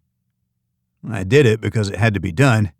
Such an affront could not be without consequences. There was no fanfare. He was eliminated as simply as possible. I will concede that he was a scumbag, but there was also no collateral damage. Nobody was killed but him, although there were a couple who had their bells rung and their weapons seized." Vinny stared toward the ocean. The lapping of the waves reached us. It was calming. mesmerizing. It was a job well done, like all your jobs, Ian. I almost took another sip of the so-called lemonade, but caught myself. I put the glass down. Are you up for a round of golf, Vinny? The four of us can play and catch dinner someplace nice afterward. Vinny shook his head. I don't play anymore. That was something I did at the club, and Maggie never played. I laughed because I found humor in all the wrong places. Why does he call you Maggie? He loves Rod Stewart and heard that song when he drove out to meet me the first time. I've always been his Maggie May, but only to him. Everyone else on the planet knows me as Viv, short for Vivian, my real name. Jenny and I held hands and looked at each other. I didn't have a pet name for her like that. It made Vinny seem that much more real and much less like an operator extraordinaire. At least we can take you to dinner, on the company's dime, of course. I guess that's what paying it forward looks like. I'm okay with you spending my money on me. He chuckled lightly, while Viv made it known that she didn't agree with his claims. We'd be delighted to join you at the Silken Stud, the finest steakhouse on the island. Vinny can get a reservation when he wants. Despite his pedestrian claims, his name carries weight in Georgetown. Vinny, you old dog. Leave the business behind and enjoy your retirement. We'll be with you when the time is right. We have a few things to do first. Like this contract. Sometimes retirement chooses you. Be ready to pull the plug rather than stay one contract too long like Chaz did. Traveling alone and parking in a remote area. We're better than that. Don't take a risk that you can't manage. I nodded my agreement with Vinny's wisdom. Dinner. Make the reservation, if we may impose, and we'll return at the appointed hour in our metal chariot to whisk you to the trough. Jenny stood so she could look down on me. She then collected the drinks on a tray and headed for the kitchen. You don't have to do that, Viv called after her, and then followed her into the house. Despite the challenge of this contract, how are things really going, Ian? Very well. We've expanded to over 50 operators, and we've put the competition out of business because they tried to kill us, so we killed them first. Otherwise, double the number of contracts year over year. And one other thing, the DEA wants us to do their dirty work for them by taking out dealers and kingpins. I've held them at arm's length. Vinny leaned toward me. Why not? Sounds like honest work. It would expose the whole organization. Nah, be a good businessman. Start a shell company and then a new arm of the archive underneath the shell, organized right here in Grand Cayman. Populate it with former dealers and those who used to be in the business. Pay them well, but share no information with them. Never let them see who's in charge. All you need is a recruiter who can speak the language. Spanish, I guessed. He chuckled. That and inner city, too. You'll need both. Think about it. But you'll need to be 2 degrees separated from them. Take the DEA's money. Charge them a fortune and don't spend all of it.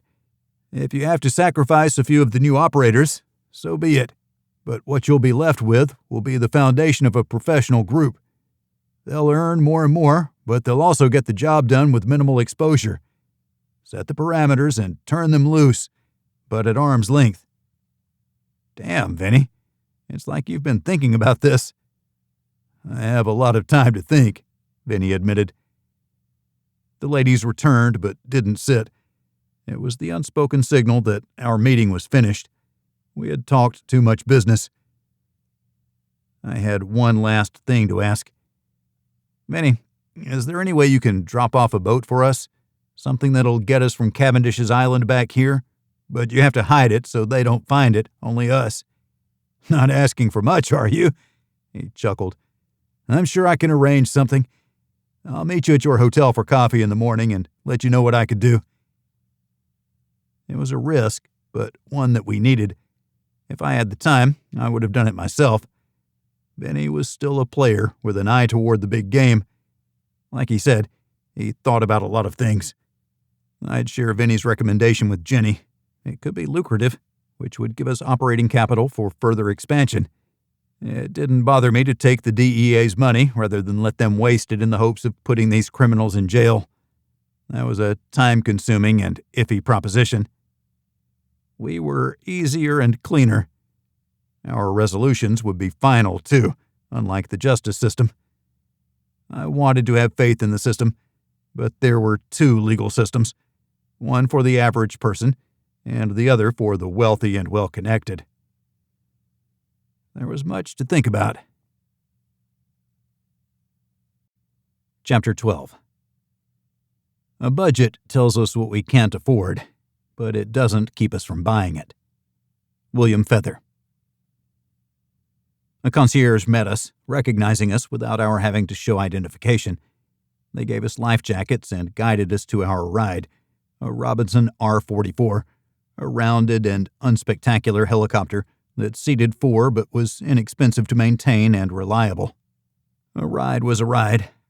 The Caribbean was a bright aqua close to the shore, and as the depth changed, the color turned blue of an intensity that seemed unreal. Jenny and I hadn't had such a view. In our around-the-world cruise, we had seen plenty of ocean, but it wasn't the pristine view we had from 200 feet up. The flight was short, barely 15 minutes before we slowed and descended to a helicopter pad near a long pier next to a small inlet. We were met by a courteous staff member, a young woman who was all smiles. She took our luggage and put it on a golf cart. We were traveling light, as we usually did. This time, we brought swimsuits because we expected there would be time in the water. The faint drone of a generator marred the otherwise perfect tropical island. "Mr. and Mrs. Bragg, would you rather walk or ride?" "Walk," Jenny and I said together. She waved another young lady to her. "Take this to the house, please," she directed the second young lady, who was also all smiles. She hopped into the cart and rolled away. "Call us Ian and Jenny, please. What's your name?" "Yulia," she said. I didn't hear an accent, so I made it easy on myself.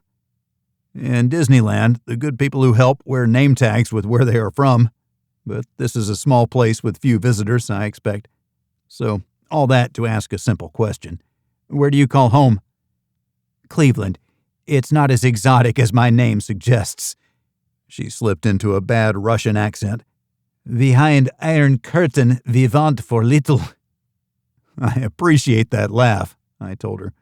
"We're here for no reason whatsoever except that Mr. Cavendish invited us to visit." "No need to be modest. It's just us girls. Your agenda is in your room. You'll meet with the staff to discuss process improvements to our operations. Mr. Cavendish was impressed by the operation of the club. He wants to replicate some of your approach here, although this isn't a commercial establishment. It is purely for the entertainment of his guests." "Mini golf," I blurted. "We need one of those in Chicago." Her face fell. "I'm sorry, but we do not have mini golf here. I can recommend to Mr. Nelson that we install one, if that's what you determine." "It was a joke, Yulia," Jenny intervened. "My husband's sense of humor is something you have to ease into. I feel like I've spent a lifetime acquainting myself with it. It will be funny later, at least that's what he'll promise." "I'm outnumbered and I have no hope of recovery." I gestured toward the tropical flora lining the path we walked. "Paradise is enough entertainment. There's an allure to the notion that people like us cannot get enough of. We split our time between Chicago and New York City. I don't enjoy crowds or traffic, but our business demands we work in areas with a greater population density. It's nice to get away to a place like this. Thank you for walking with us." "Of course. It's my job." "I hope you are well paid, because this looks like torture." "There he goes again," Jenny said. She let go of my hand to walk close to Yulia. "Where'd you go to college?" "1 year at Dartmouth, but it wasn't for me. I met Mr. Cavendish, and all of a sudden I have a job working as a host on a Caribbean island. I've been here for a year," she explained. "Did all the staff get here in that way? A chance meeting with Essoe?" "Something like that." She turned away to look into the distance. Maintaining a facade was difficult. It made me wonder what their pain points were, but I didn't want to press it. We had 2 significant missions on one trip, and at best they were parallel, but most likely our interests were competing. "Will we get to meet Mr. Nelson?" I asked. "That's where we're going.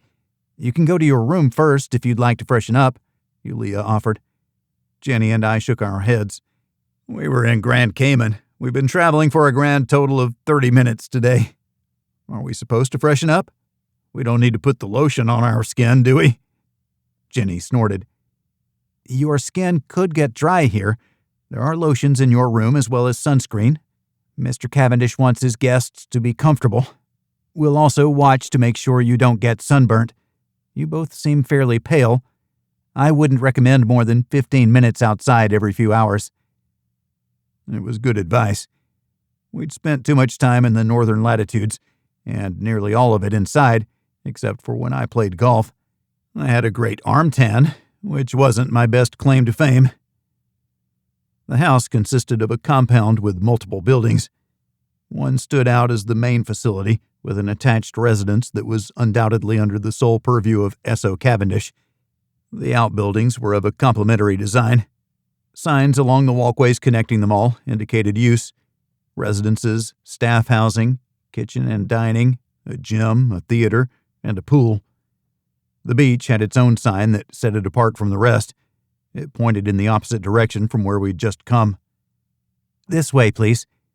Yulia took us through the central garden within the semicircle of buildings to the largest building, which the sign suggested was administration.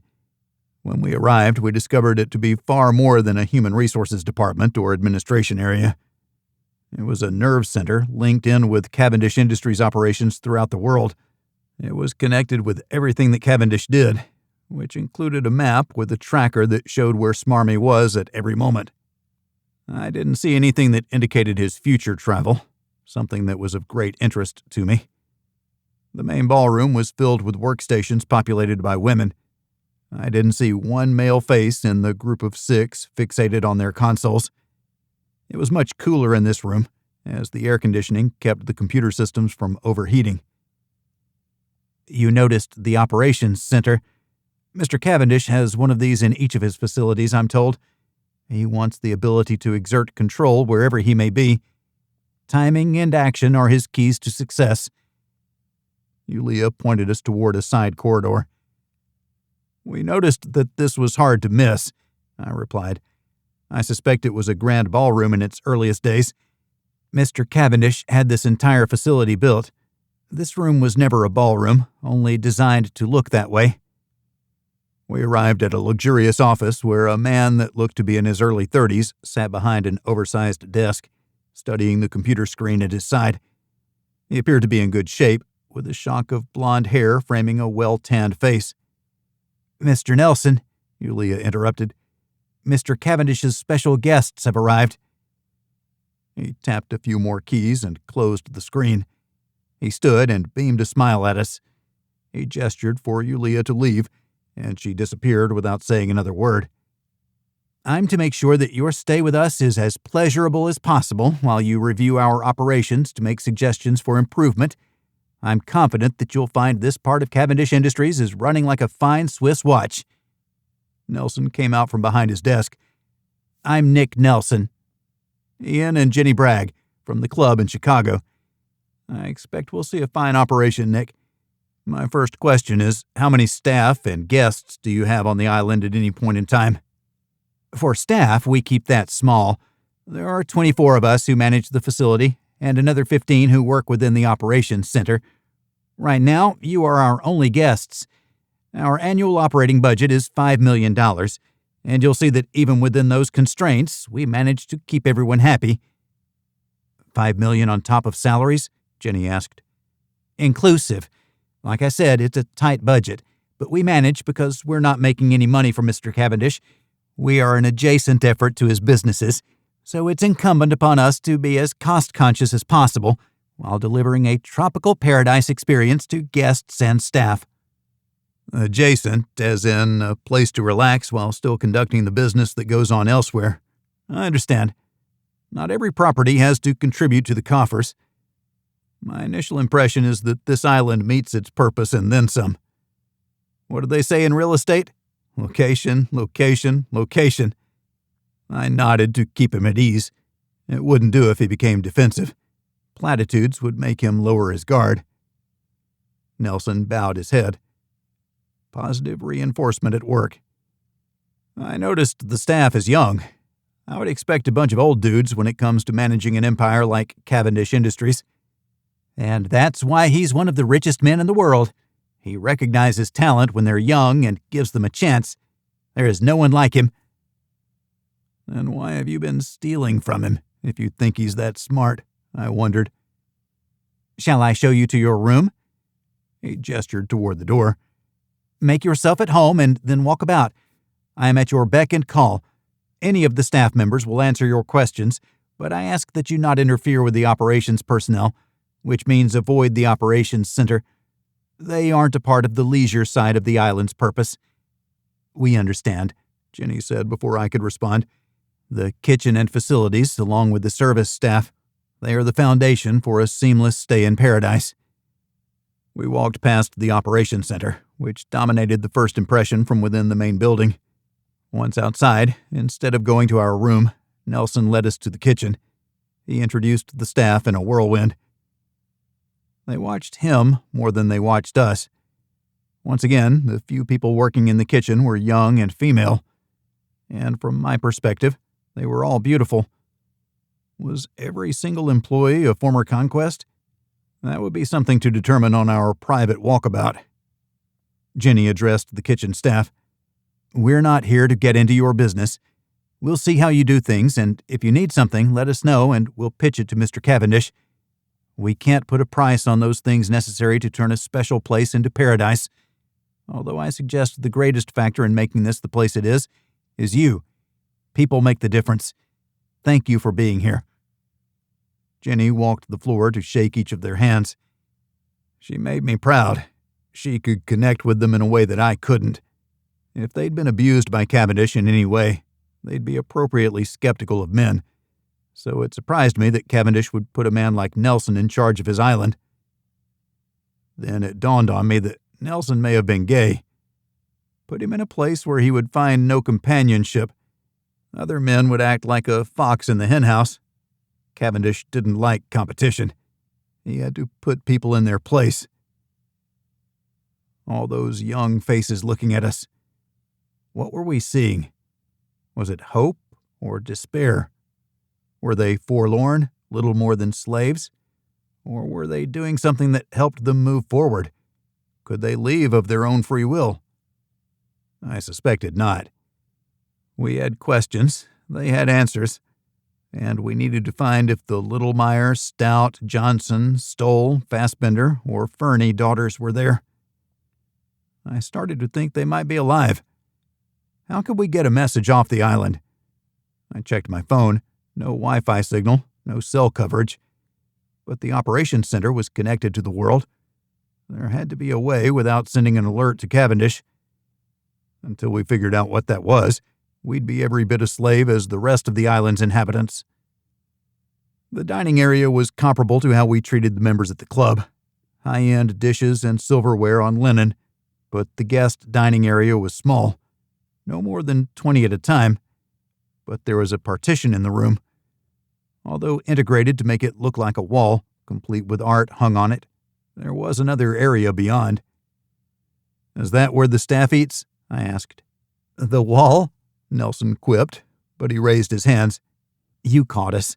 We can expand in case of bigger events on the island. Yes, that's where the staff eats. He pointed toward the door to the outside. I pointed the other way. We want to go in there. Why? Jenny cocked her head slightly. Staff are the most important aspect of concierge service. If they don't make the guests feel comfortable and special, then you've lost the ambiance you're trying to create. That level of staff engagement can't be bought. It has to be earned because their leadership motivates them. He stiffened. I assure you they are paid well and are properly motivated. They wouldn't be here if they couldn't measure up. Plus, the island's guests don't come just for the food. I didn't press him on that answer. I drew an unsavory conclusion from his claim. We needed to talk to the staff by themselves, sooner rather than later. And we needed to further evaluate this guy. If I may ask, what are you getting paid to do this job? You're managing a $5 million budget with an operational staff of 24 with 15 additional people you support. That is no small feat. You're to be complimented. Thank you. This way to the staff dining area. He led us through a side door back into the kitchen. We waved at the staff once more as we navigated between the prep tables and storage racks. An unobtrusive side door opened into a semi-darkened area where 3 staff slouched in chairs with their feet on the table. When they saw who entered, they threw their feet off the table and stood. They looked like little kids caught taking cookies. Jenny strolled toward them, blocking their view of Nelson and me. I'm Jenny Bragg. We're here to learn how you make this island work. Their faces fell. Jenny wasn't sure what she'd said wrong. The food and facilities are second to none. They nodded, tight-lipped. One of them mumbled, We better get back to work. They avoided looking at Nick Nelson as they nearly ran from the staff dining room. He looked uncomfortable with the exchange. I told you that you didn't want to come in here. Access to everything is what we were told. What we just saw was far more compelling than anything on the official tour. We're going to find out what the problem is, so maybe you can just tell us now. I wanted to press him to make it look official. He had to trust our cover. It's okay. We can make a recommendation without specifying the problem. He hummed and whistled while delaying his explanation. We waited. He was on the hot seat. Do you know how this island works? He asked. I looked at Jenny before staring at him. That's what we're here for. Generally, men come here for the entertainment, and secondary is the food and the beach. Entertainment? It dawned on me what he meant. I closed my eyes. It wouldn't be the first time such a thing happened, nor the last. Were any of the women underaged, or were any there against their will? If we could answer either of those questions with a yes, then no matter how nice Smarmy was to us, we'd finish him, and happily so. You don't need to explain further. We should have guessed, but we don't live in that kind of world. For someone of our standing in the community, we shouldn't have been so naive. Jenny watched Nelson closely, sizing him up like a prized turkey ready to be thrown into the oven. I also am part of the entertainment, as the only one of my orientation, shall we say. What's that entail? Are there cameras in the rooms, and then you blackmail them in? I'm not happy to hear any of this. I'm a more straightforward kind of person. Maybe that's why we're not billionaires. I'm not aware of any cameras. Nelson held his hands up as if preparing to fend off an attack. Just the opportunity and the leverage it gives him. Mr. Cavendish signs a lot of contracts right here with men who are freshly pleased and pliable. Then why are we here? Jenny asked. Nothing needs to change for Cavendish to get what he wants from his visitors. He doesn't need different tablecloths or silverware or menu. None of that matters to his visitors. You think that maybe it should if he was reaching out to different customers, clients, or even buyout targets? What if he makes everyone come with their spouse or partner? That would change the dynamic. I still didn't like it. The sooner we could talk to the women, the better we'd be. And then we needed to evaluate making the hit on Nick Nelson. Maybe he knew too many of Smarmy's secrets, and that's why he had to go. Not that he embezzled anything. We were playing checkers while Cavendish was playing chess. One didn't become fourth richest in the world through playing catch-up. He had to stay in front of everyone and everything. That included us. It made me wonder how much of our interactions had been staged as part of his master plan. If we sanctioned Nelson, would he have it on camera and use that as leverage against us? The Cayman Islands didn't have an extradition treaty with the U.S., so what if he had video of us? Then again, he could smear us and destroy our business, which would impact everyone who worked for us. People like Gladys would be out on the street. Thank you for being straightforward with us. I'm shaping our recommendation in my mind about how to turn this into a world-class resort without the fringe benefits of a compliant staff. Can we go to our room? I'd like to change and hit the pool to wash some of this stench off of me. I wasn't going to sugarcoat the revelations and how I felt about them. Jenny concurred. We'd talk while in the water, where no one else could hear. We had been so naive.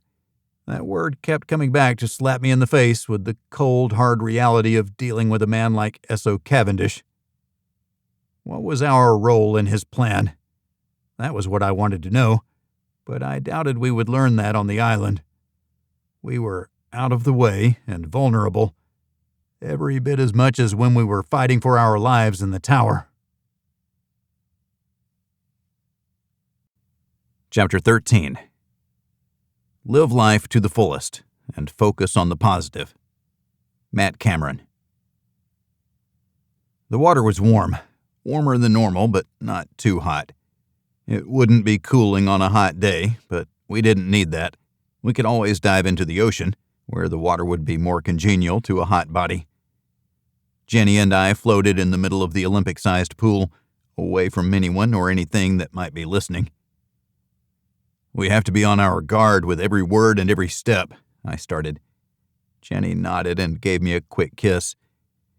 This place gives me the creeps.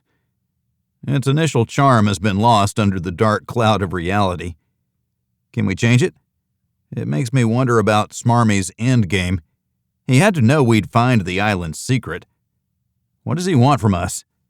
How did he think he could leverage us once we learned the big secret? There's nothing weird at all about an island filled with beautiful young women and a gay manager and no one else. Nothing weird at all about that and how many men succumb to the temptations, Jenny whispered close to my ear. I expected Cavendish had the ultimate in surveillance technology installed, whether Nelson knew about it or not. All of them, I said. This place is the ultimate in letting your guard down from the second you arrive until you leave. Every whim is catered to, I replied. Jenny's question was rhetorical. She had known the answer. Cavendish wouldn't invite someone to the island who couldn't be swayed. It went back to the mystery of why he'd invited us. He had to know that we weren't going to fall for any honeypot temptation. Who watches the watcher? I asked. Jenny scanned the area to find two bikini-clad beauties carrying towels and walking toward the pool. Meaning, who watches those who are watching us to make sure no one is disloyal? Loyalty through fear. I hadn't seen that as part of Cavendish's shtick, but then again, until now, we've only seen what he allowed us to see. The young women tossed their towels onto chairs beside the pool and jumped in. I see confirmation that they couldn't hear what we're saying coming this way, Jenny said with a smile. I swam in a small circle so they'd approach from my front. Jenny and I waved to the newcomers. They slid through the water as if born of the sea. They stopped, stood, and smiled broadly. I'm Jenny. This is Ian. Jenny took the lead in talking with the women. It allowed me to show a level of disinterest and an opportunity for Jenny to build rapport. I couldn't see them confiding in a man and wouldn't attempt such an effort. I didn't want to be in a position where I was alone with one of the women. No compromise possible in a place where compromise was the name of the game, whether real or implied. And that went to our supposed mission to sanction Nick Nelson. He had plenty of issues, but I was beginning to think he was nothing more than a pawn to be sacrificed to win the greater game. I'm Doris, and this is Muffy. Nice to meet you. Jenny waved again. Touching the skin of mostly naked people wasn't in the cards for today or ever. The names weren't ones we were looking for. The 6 daughters' first names were Bella, Karsta, Deanie, Allie, Fresca, and Nellie. These 2 looked similar to the pictures we'd been shown, but not exactly the same. People could change, but it was more the fact that Essoe Cavindish had a type. He brought them here because they looked similar. They started because of him. They ended because of his business. To appeal to a broader variety of men, there could have been some diversity in backgrounds, but there wasn't because it started with appealing to Cavendish. What do you guys do here on the island? Jenny asked. I'm housekeeping. I know what you're thinking. What's a college-educated member of Mensa doing cleaning rooms? That wasn't what I was thinking, but Muffy dropped her bona fides in front of us for a reason. It's because of the excitement and variety Essoe provides for us here. There are no guests besides you two, that is, which means I have nothing in my day except to explore intellectual pursuits. There's a great library in the main building. A physical library? I blurted. Her nod confirmed my earlier suspicion that outside contact wasn't possible. The internet didn't exist. Mensa is impressive. What do you mean by variety? You may think it gets boring with just the staff here, but we get enough visitors to keep us entertained.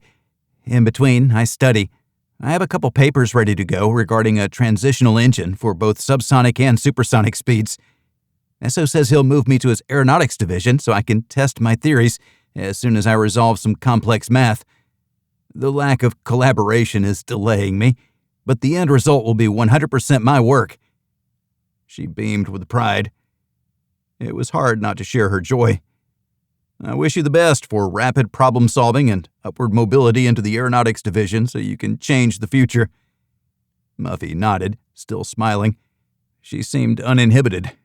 Not everyone on the island had to fake being happy.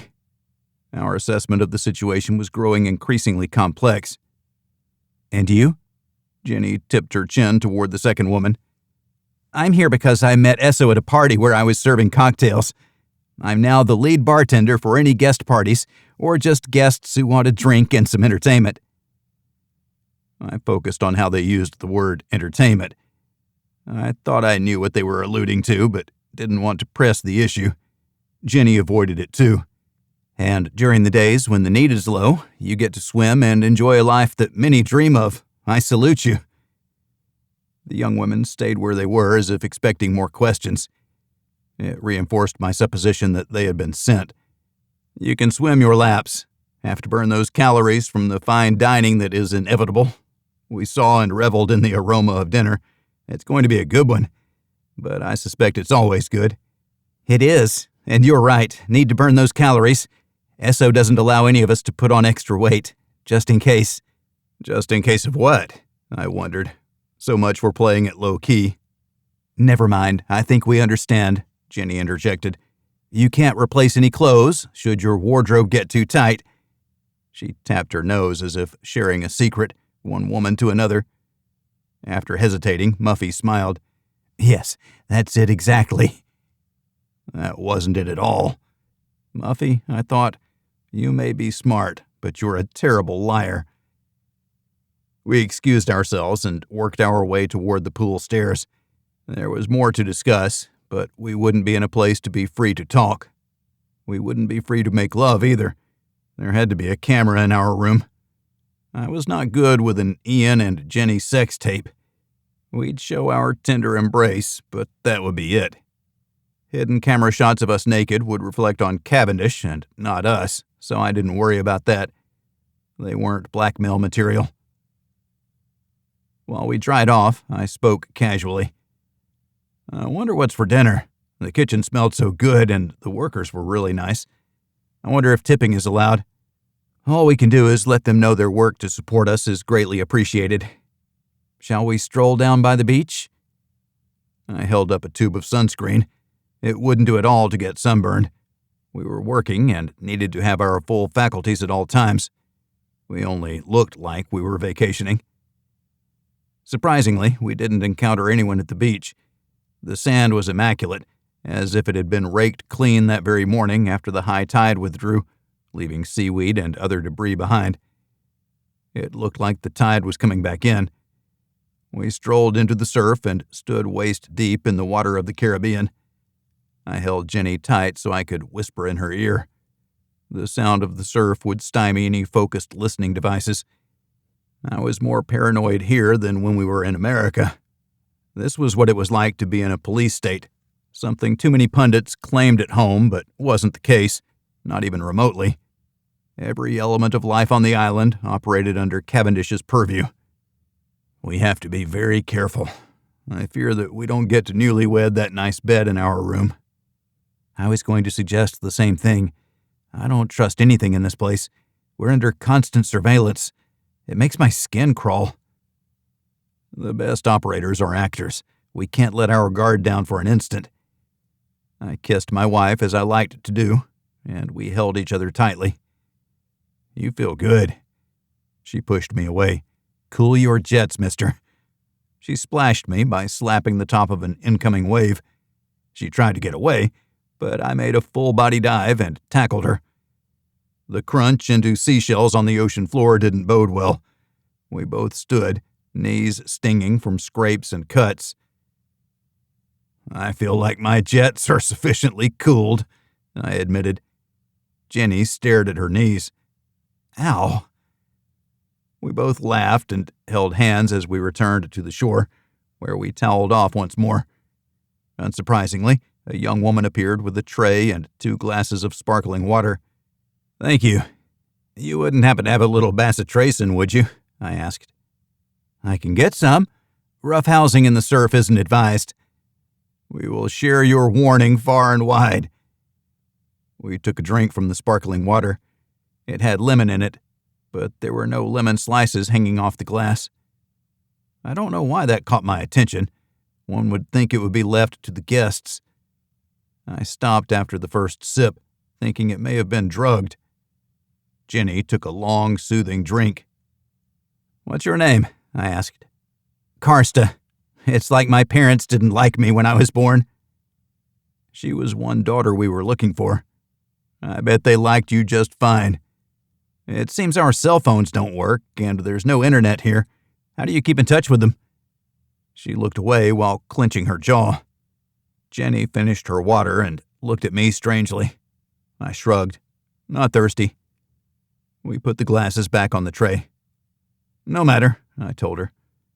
Jenny touched her shoulder. "Thank you for taking care of us. We're going to return to our room.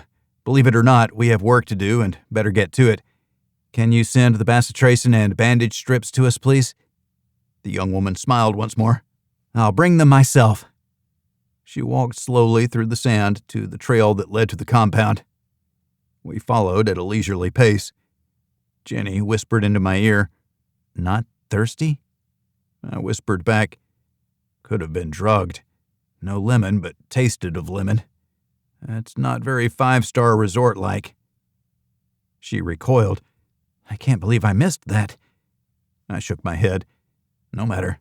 Like you said, we have work to do. Need to stroll around and make assessments. What about traffic flow and engagement? Where does this entertainment take place? I saw a burn pit on the beach. Do festivities start there, or is that one of many places based on what the visitors find appealing?" The foliage gleamed under the midday sun. The blue sky looked even bluer against the greens of the tropicscape. The word entertainment was ambiguous, the kind that we had to use if making recommendations for an improved experience in what should have already been considered paradise. Chapter 14. In life, as in chess, forethought wins. Charles Buxton. By the time Karsta arrived at our room, my brain had gotten foggy. I ran in place as well as did push-ups to stave off the worst of it. Jenny was out cold on the couch. The fire of my anger helped me push through the small amount of the drug that I ingested. I had no idea what it was, but it was powerful. Karsta seemed surprised when I answered the door, face flushed from the adrenaline surge. "That wasn't very neighborly," I said. She recovered quickly from her initial surprise. "I don't know what you mean." "Who prepared those drinks for us? Was it you?"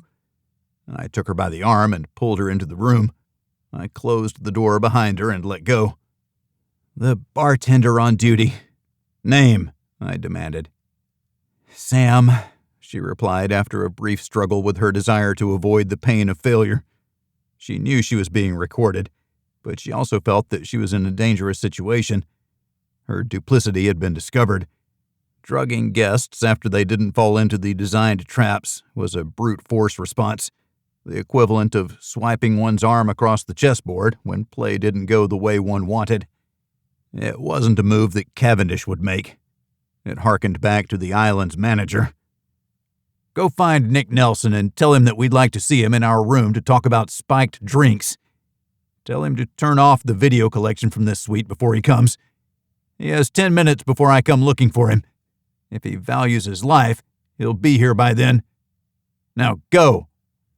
She was one we were looking for, but I felt like I had to treat her no differently. I wasn't as outraged as I expected. I was more in tune with brute force actions than I was with Smarmy's executive-level efforts to keep us in check. I refused to sit down while I waited. There were enough drugs in my system to dull my edge if I let myself succumb. I repeatedly checked on Jenny. Her breathing was slow and shallow. I figured she'd wake up with a massive headache. She'd need water, aspirin, and extra oxygen. I wondered if they had a medical clinic on the island. That would be another demand that I'd make from Nick Nelson. I remembered the ointment and bandage strips, which gave me something to do.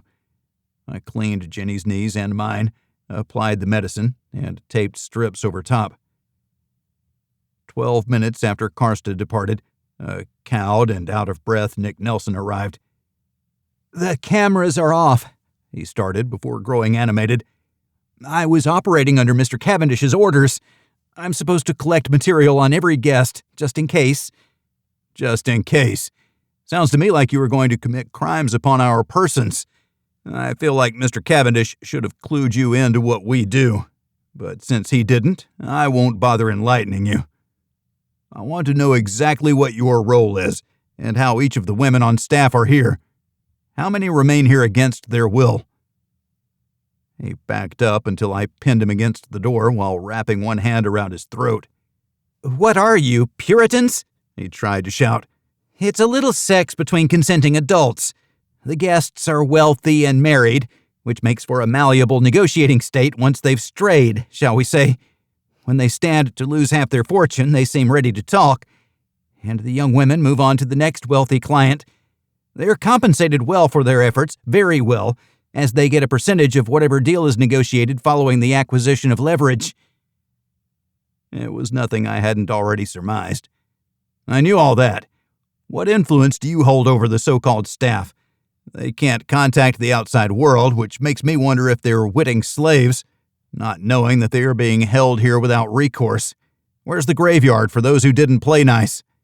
"What?" He squirmed. His claim to fame was that he looked good, but he wasn't good. He may have been fit, but he wasn't a fighter. In the world of self-defense, he was weak. I took advantage of that by preventing him from gaining leverage. "There's no graveyard. If they don't want to play with the guests, they get sent to the kitchen where guests won't see them. Once a member of our staff is seen, she becomes an opportunity. All our guests know that." "I'm a guest, and I didn't know that," I replied calmly. He batted at the arm that held him. "Stop trying to fight. You'll get yourself hurt. Do I look like I'm going to let you injure me?" He shook his head almost imperceptibly. I didn't allow him much room to make such gestures. I pressed on his carotid until he grew faint. "Night, night," I whispered into his face. His head drooped and his muscles relaxed. I helped him to the floor. He'd be awake again as soon as the blood started flowing.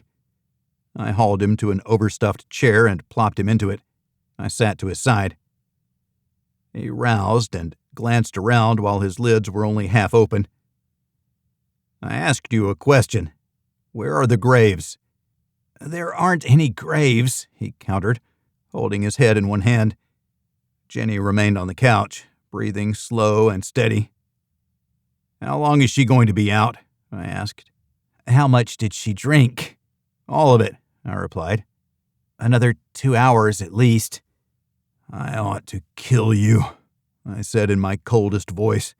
"I don't like people trying to take advantage of me, but I utterly despise anyone who hurts my wife.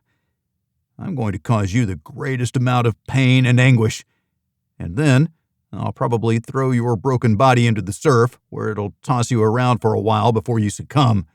Is that what you expected would happen with your day when you woke up this morning?" His eyes grew wide as he started to believe the peril within which he'd placed himself. He attempted to bolt from the chair, but he was too slow. I caught him with one arm and slammed him back into it. It was overstuffed. There was more pillow fight than slamming involved, but he was completely in my control. "I'll tell you everything," he shouted. That's when I was sure the cameras were off. Where are the cameras located and the recording device? They're all in the vents. Get one of them. If you try to run, I'll tackle you and beat you senseless. He got up, slid a chair under a wall vent, and climbed up.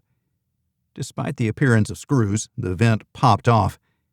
Inside was a small device attached to a fan that pushed or pulled air, whatever the HVAC system required of the moment. He handed the device to me. I shoved it into the wet pocket of my swimsuit without looking at it.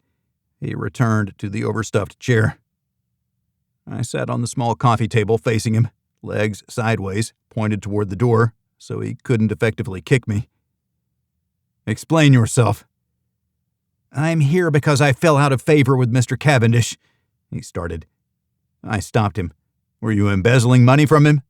Not much, and I am paying it back, but I made a couple bad bets. Being offline has helped me regain some of my dignity. I'm paying it back through working here for free. How did you know? I shrugged. I know nothing. I simply asked. I know that you used to be higher in the organization, so I guessed that there was more to it than a simple falling out.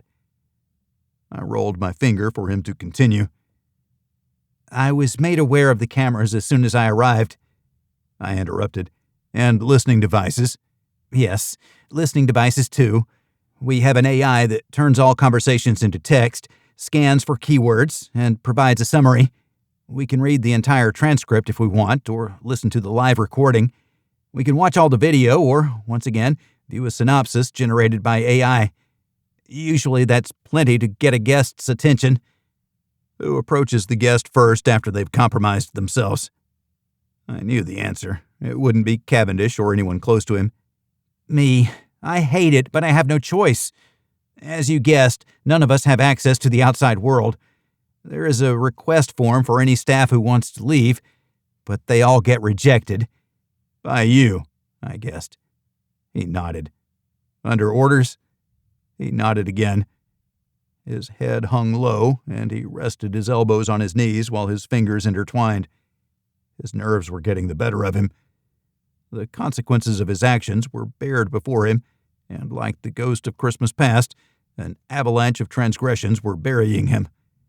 The stink of his sweat permeated the air. He started panting until he hyperventilated. I watched with interest while he started to turn blue. He looked to me for help. I grunted since I didn't want to. If he would die of natural causes, that would fulfill our contract with Cavendish while also learning what we needed from the man. I went to the closet and pulled out the laundry bag that was for our use to get our clothes cleaned while on the island. I shoved it in front of his face so he could breathe into it. His breathing slowed until he removed the bag of his own accord. You seem to be a little weak for the role you've been thrust into. Driving this cattle train is breaking you. It takes a real jerk to revel in this position, don't you think? I'm a nice guy, he managed to say. A single drop of sweat ran off his forehead and down the side of his face. He didn't bother wiping it away. There would be more. I doubted he was a nice guy, but he wasn't the evil crime lord that I was used to dealing with, where it was easy to deliver a proper sanction. This guy was pathetic. But then again, he had drugged Jenny and me. I didn't want to know what he had intended to do with us to gain compromising images. Maybe it wasn't so hard to hate him. You're not a nice guy. If you were, you would throw yourself on the rocks and die in the sea rather than perpetuate what goes on in this place. I unclenched my fists. Here's what you're going to do. Give me a complete list of who's here, including those staffing the operations center, along with profiles on each of them. Then you're going to call a meeting and reiterate to the staff that they don't have to sell themselves as part of the deal to live here. If they want to, that's their choice, but they are no longer obligated. And you'll tell them that this is your decision because it's the right thing to do. You'll apologize profusely. And tonight, we'll have a luau, party, or whatever you call big events on this island. You, Jenny, and I will staff the bar, assuming she returns to consciousness by then. We'll serve the island's residents to show them that you're serious. I'd have to ask Mr. Cavendish before I did anything like that. He shook his head emphatically. You will not ask for anyone's permission. You'll do it for 2 reasons. You know it's the right thing to do, and you're a nice guy. Nice guys sacrifice for those who can't protect themselves. I still can't do it. I'm under strict orders. The song of a tropical bird sounded outside the window. Its joy was incongruent with the tension in our room, but I paused to listen anyway. My head was clouded with fury. Then throw yourself on the rocks or I'll throw you. In either case, you won't live to see the sunset, which I hear is beautiful. His eyes shot wide again, and he returned to panting. He shoved the bag on his face, but only for a moment. He pushed it at me and bolted for the door. Nelson didn't even make it one step. I kicked his back foot behind the other, and he went face first into the cool tile. I was on him in an instant, twisting his arm up behind his back. I wouldn't be able to leave him out of my sight if I wanted to be sure he'd comply. If he called Cavendish, it would be over. Balance in all things. Would Nelson die today, or would he live to see tomorrow? I was 50-50 on the premise. He showed little backbone in general, and none at all to someone who was physically superior. He was a bully who had met someone standing up to him. Being on an island full of young women had made him overconfident. No one had challenged him. The time of his dominance had come to an end. I wanted to be a cold, hard professional and just do my job. But on this one, I served many masters, not the least of which was my own conscience. Jenny was unconscious on the couch, drugged, and I was growing angrier by the minute. It was affecting my judgment. We're going to stroll back to your office, and you're going to hand me the keys to this castle. After that, I'll decide what to do with you. If anything happens to Miss Jenny while we're out, I won't just kill you. I will torture you for as long as I'm able to tolerate your screams. I yanked Nelson to his feet and slammed him face first into the back of the door. He whimpered from the pain.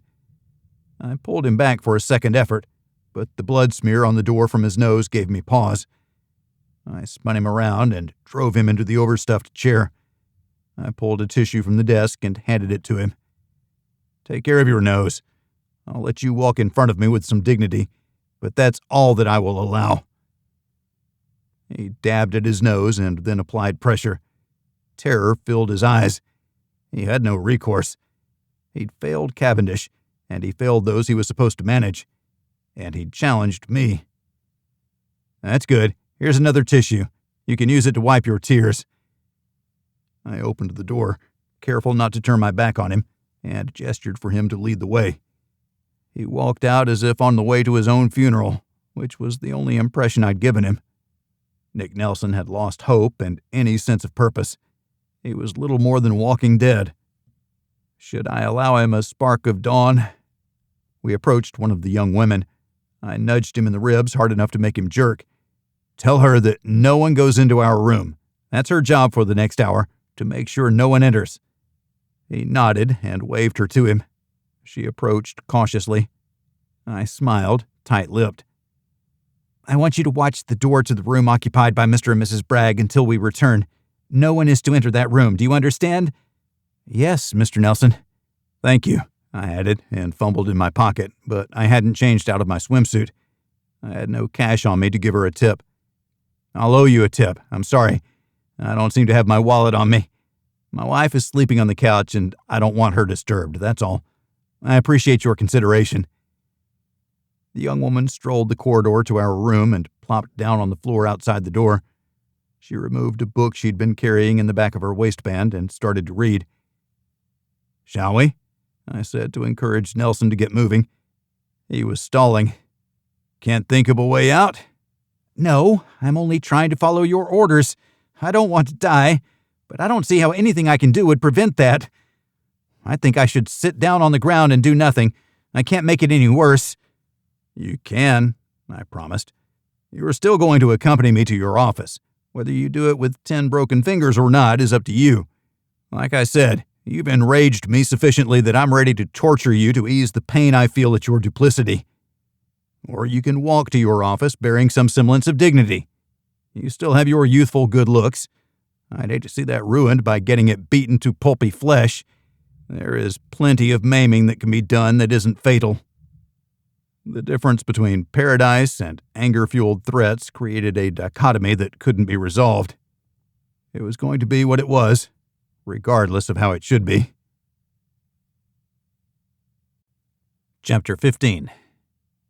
A wise man can learn more from a foolish question than a fool can learn from a wise answer. Bruce Lee. We made it to his office despite an inordinate amount of blubbering that I attributed to his impression of impending consequences coming home after a lifetime of bad decisions. "Names," I demanded. He brought up his computer system and accessed a spreadsheet listing everyone on the island. "Print it." "We don't print anything here. It's wasteful." His excuse fell flat since a printer sat near his desk and showed that it was on. I came around the desk and was reaching for his throat when the printer hummed to life and jettisoned a single sheet with printing on both sides. He leaned back and held his hands up. "You're meaner than I ever was." He tried to glare at me, but that also fell flat. "You're right about that, but I'm not a bully who preys on the weak." "I'm weak. You said so yourself," he claimed with a glimmer of hope. "And sometimes the weak have to be weeded out of society to keep us strong." My counter crushed his hopes.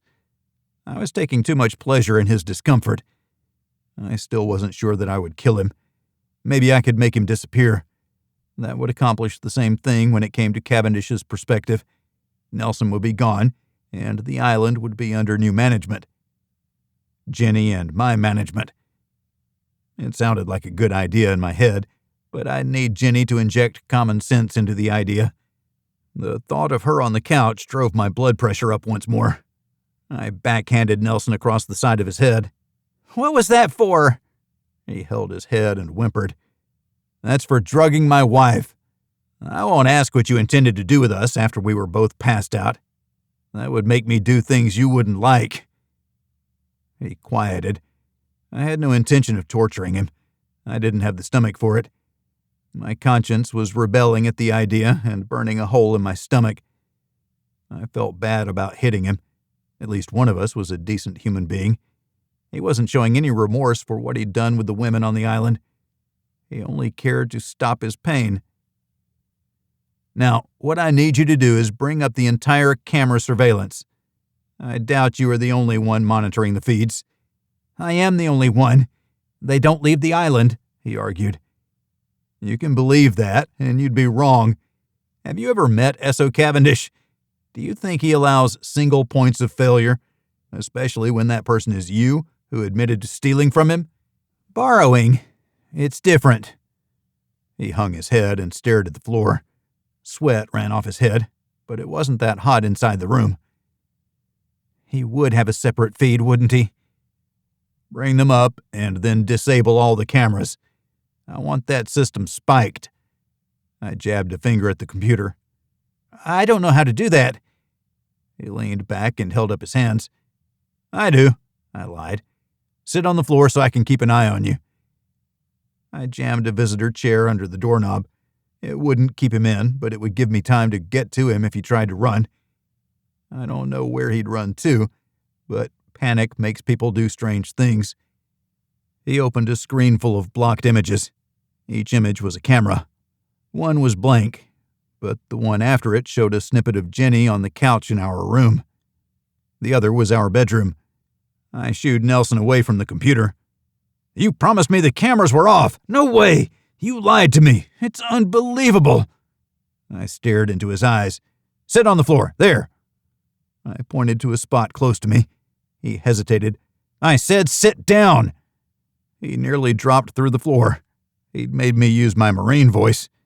I didn't pull it out very often, but when I did, it was because I needed an immediate response to my order. I looked around the screen for a settings feature. It was hidden behind an innocuous icon in the lower left-hand corner. When that came up, it showed the feed going to 3 locations, not the 2 that I figured. I accessed the other 2, but they were IP addresses that meant nothing to me. I stared at them to memorize the numbers, and then deleted them. I was confident that Cavendish could reestablish the feed, so I powered down each camera one at a time until every screen was blank. There were at least 100 cameras showing almost every point on the island, both private and public. After powering them down, I went into the computer's main system where the software to run the cameras was located. I deleted it. They'd have to remotely access the server and then restore the software before they could reactivate them. In the meantime, I intended to physically disconnect the server through which the videos operated. That's done. Now there's one more step. I gestured for Nelson to stand. I backed up so he didn't make me beat his face in. Show me where the server for the island's computers is located. It also runs the operations center, he countered. You mess with his empire, and he'll napalm the island and kill everyone on it. How does he have access to napalm and a delivery vehicle? He doesn't have contracts with the military-industrial complex. You know what I mean, Nelson snapped. I did understand, and found it easy to believe that Cavendish would do something extreme to remove a number of pain points at one time. The island was out of sight and out of mind. No one cared if people never returned from the island, because there were no official links documenting who came or who went.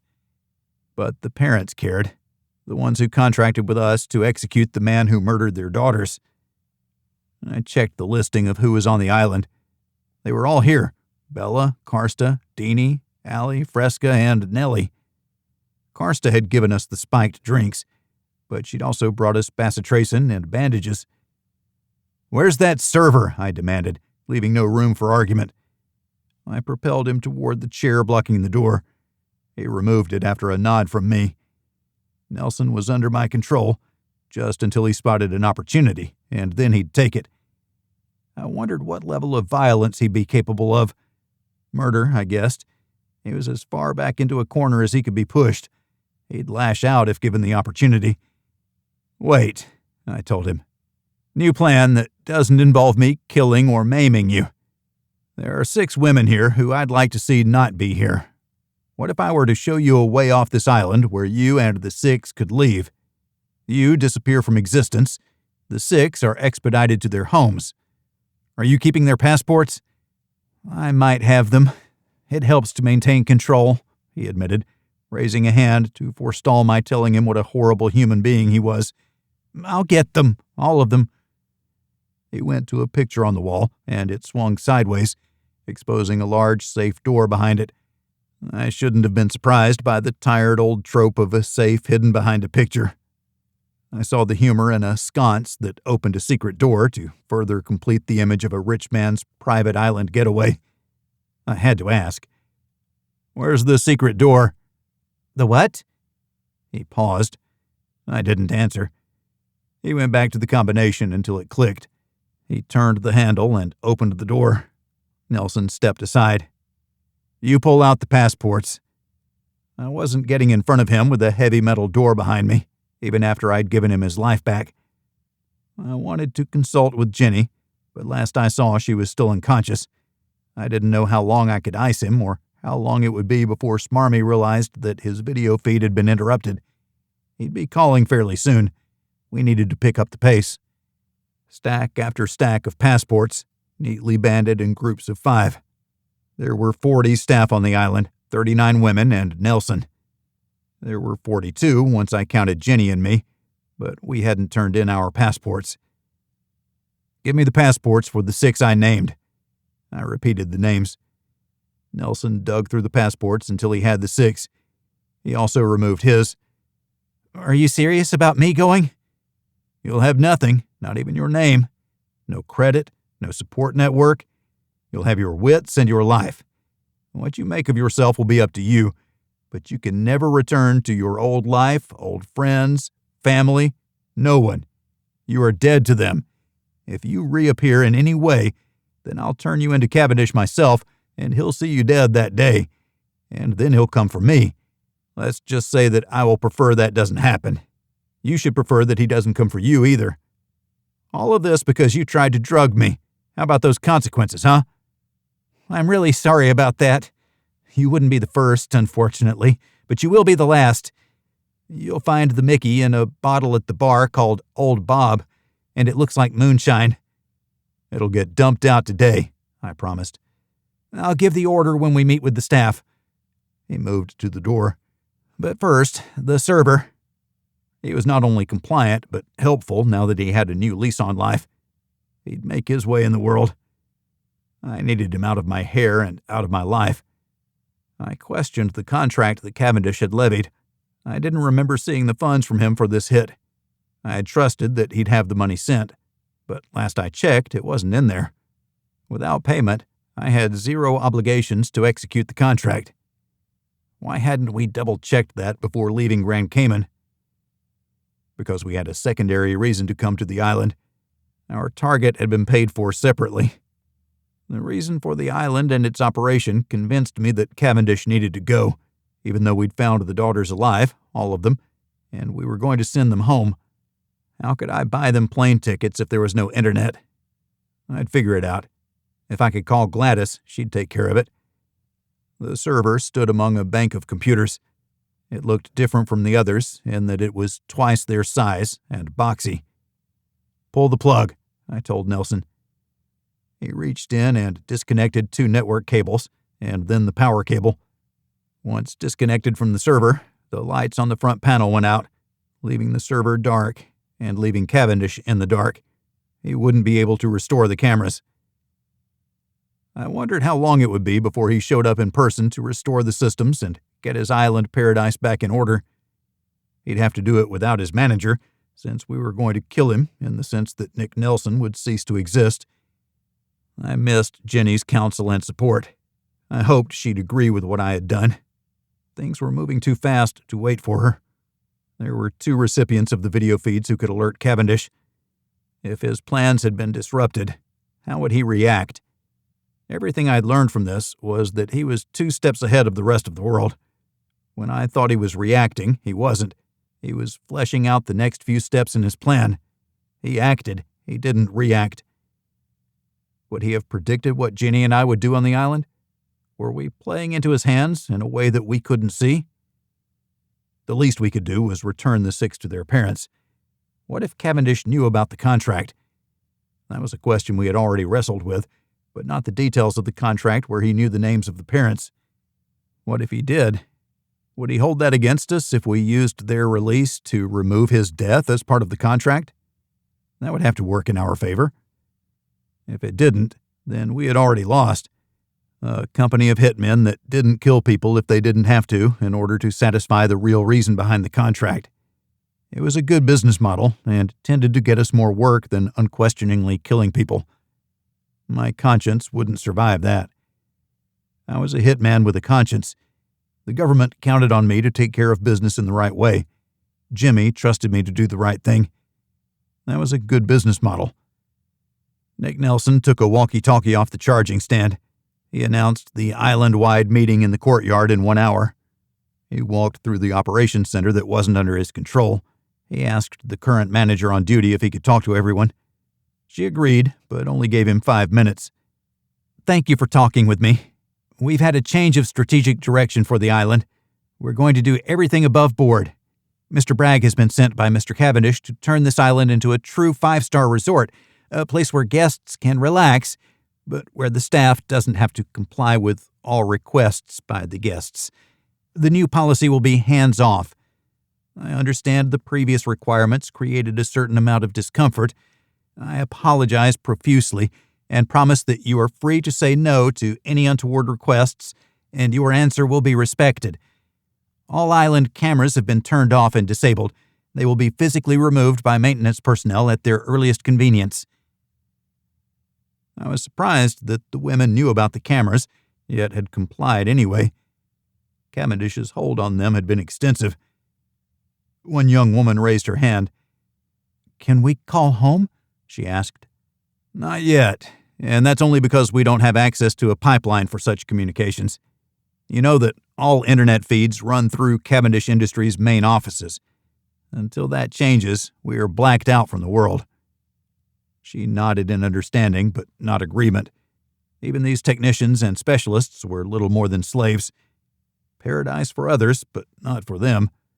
A golden cage was still a cage. We will do what we can to establish a communication link with Grand Cayman, where you can call without worrying about someone listening or tracing your call. My satellite phone worked on the island, but I had kept it hidden from prying eyes. I needed to return to the room. Thank you for stepping forward with us toward a better time on the island. It won't erase any bad memories, but it will make the time ahead something that you won't dread. What if we liked the attention? Another woman asked. The others looked sideways at her, judging.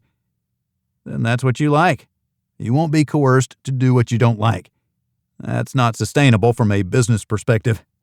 Happy employees who can realize higher levels of self-determination will take any company to the top of the market. Companies are all about the people.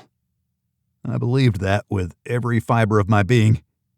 The Peace Archive would be nothing without the more than 50 operators who handled our contracts.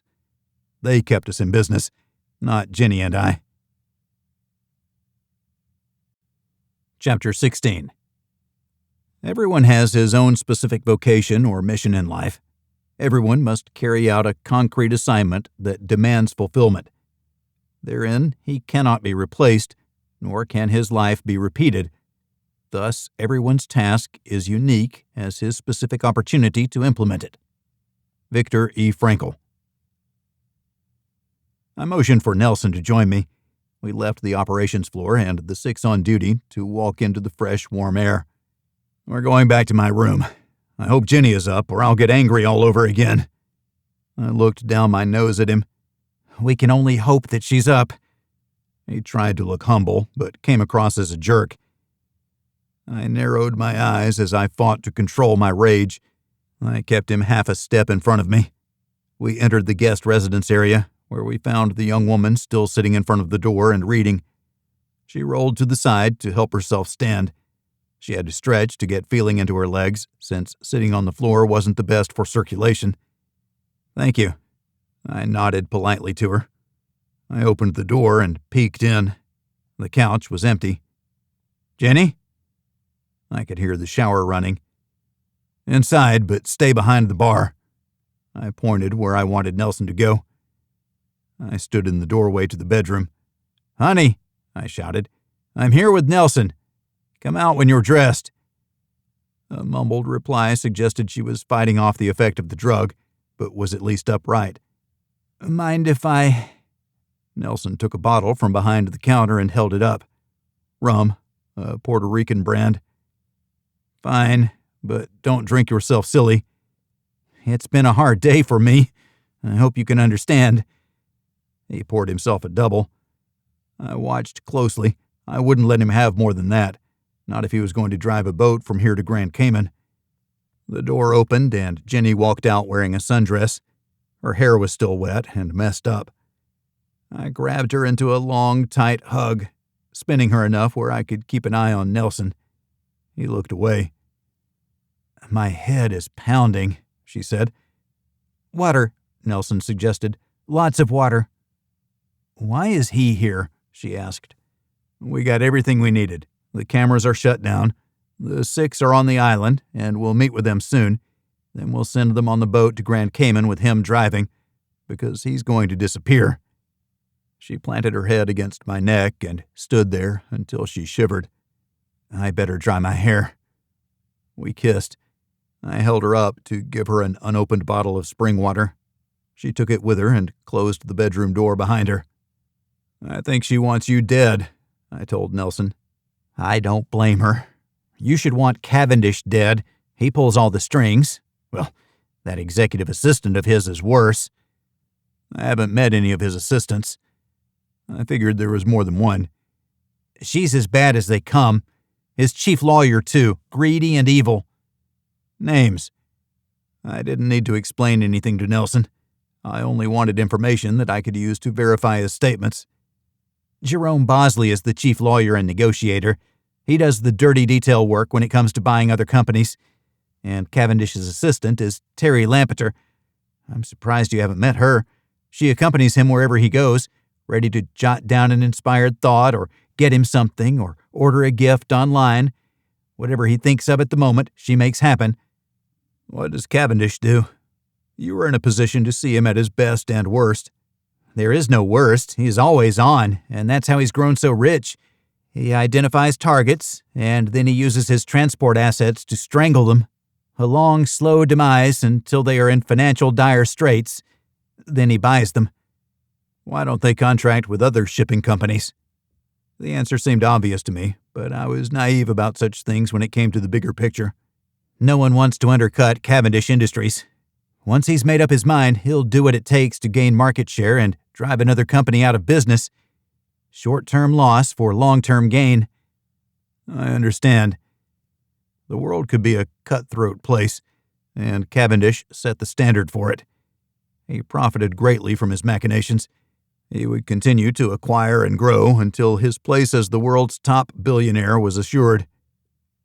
The world didn't need more billionaires competing, but that was my personal perspective.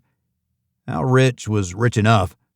It wasn't for others to tell anyone else they have enough money, but then again, it wasn't for those with money to tear apart the fabric of society on a whim just because they could. The island was a prime example of what happened when someone had enough money that they thought themselves untouchable under the laws of humankind. Jenny returned, looking fresher. She took a second bottle of water and chugged it. "What did you give me?" she demanded. "We're going to destroy it all. We'll stop by the main bar on our way through the courtyard. There are 2 bottles. The main bar has one. The tiki bar near the beach has the second," Nelson explained, leaning back to stay out of Jenny's reach. I was pleased by his fear. He should have been afraid. But I had cut a deal, and he needed his faculties if he were going to take the daughters off the island. "How do we know he's telling the truth?" Jenny asked. "Because I'll torture him to death if he's lying," I replied matter-of-factly. Jenny sized him up as if preparing to fight him. There were no more bottles of water on the counter, but there was one in the refrigerator. "Water." I stabbed a finger at the small refrigerator under the counter. Nelson pulled it out with 2 fingers and handed it over. Jenny snatched it out of his hand and rolled the cool bottle across her forehead. "Time to go, Nelson." I locked eyes with him until he drained his glass and put it near the sink. He headed for the door. Jenny and I followed him out. I held her close to me, my protective instincts running in high gear after I failed her earlier. She remained at less than full speed. It would take a while to shake off the drug's effects. True to his word, Nelson went directly to the main bar and pulled out the bottle of Old Bob.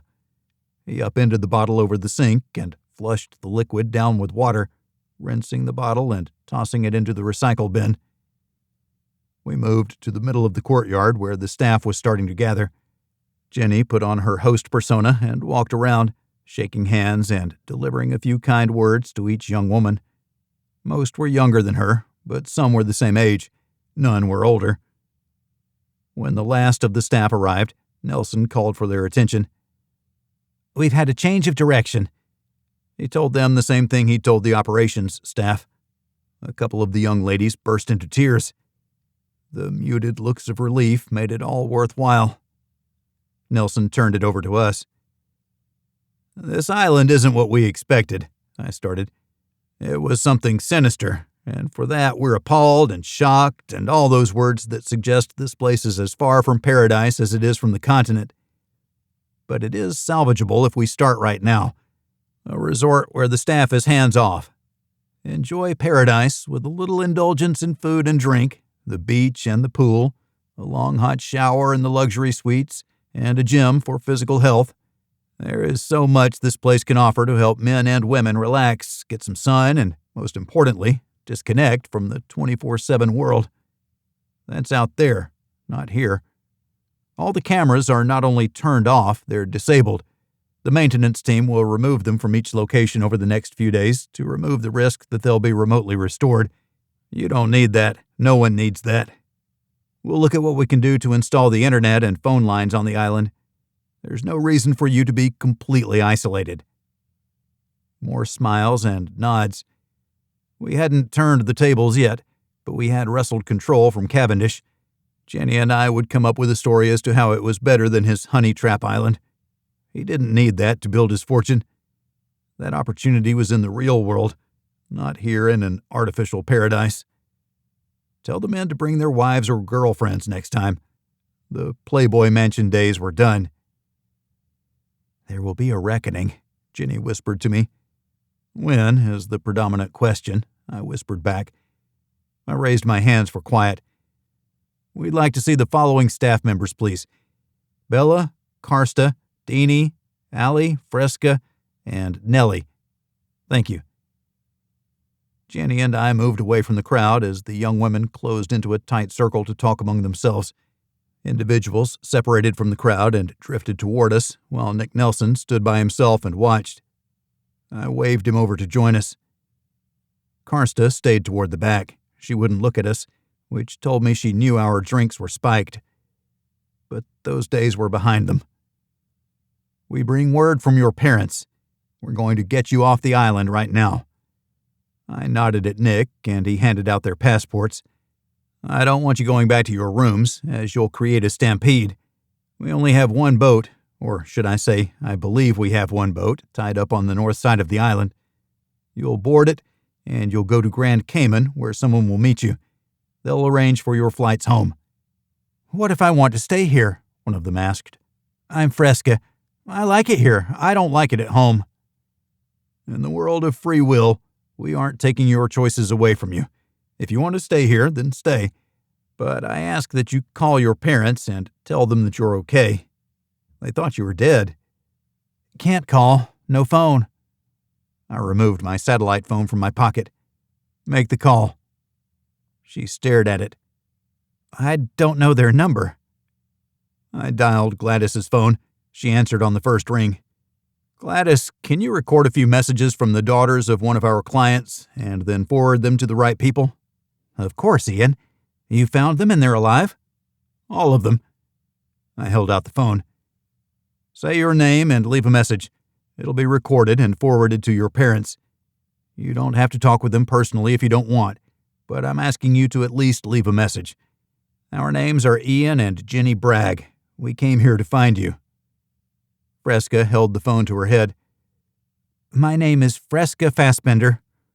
Hi, Mommy. I'm living in the Caribbean where it's really nice. The Braggs said you've been looking for me. I'm here, but working on me. I'm safe and well taken care of. I don't want you to worry, but when I'm ready, I'll come home. Until then, know that I'm okay." She handed the phone back to me and slowly drifted away to join the other group. "Anyone else want to leave a message? You can always call them from Grand Cayman." They all wanted to say something. One by one, they left messages on Gladys's phone. She'd separate out the messages and forward them to our clients. Once they finished, I took the phone back. "You got all that, Gladys?" "I do. I'll take care of it. When will you be back?" "There's the rub. We have no idea, but this thing is a long way away from coming to a head. We'll let you know as soon as we know. In the interim, look at getting these ladies tickets from Georgetown to Pittsburgh. All but Fresca. She's staying." I ended the call and tucked the phone away. "Nick, find that boat and get out of here. I'm sorry you have to die, but that's just the way it is. My contacts will take care of you when you reach Grand Cayman." "What do you mean?" Bella asked. "I mean what I said. Now get out of here before Cavendish catches on to what we're doing. Please hurry." Jenny shooed them away, smiling but insistent. They followed a little-used trail into the undergrowth. I expected that a boat able to navigate the ocean currents would easily hold 6 passengers. If it didn't, they'd be back, and I'd find myself driving the boat on 2 trips. As it was, I needed Vinny to bring the boat back, or we'd be stranded. "Bad plan," I told Jenny. "Work with the women, and I'll drive the boat so I can bring it back here." Jenny nodded, and I bolted after the group that had disappeared into the woods. I caught up with them quickly. "I'm driving the boat because we'll need it for round 2. We reached the rocky north shore, where there wasn't anywhere to secure a boat.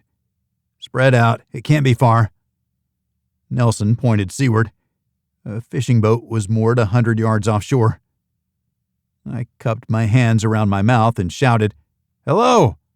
"I think that's our ride," Nelson said. Chapter 17. Life isn't about finding yourself. Life is about creating yourself. George Bernard Shaw.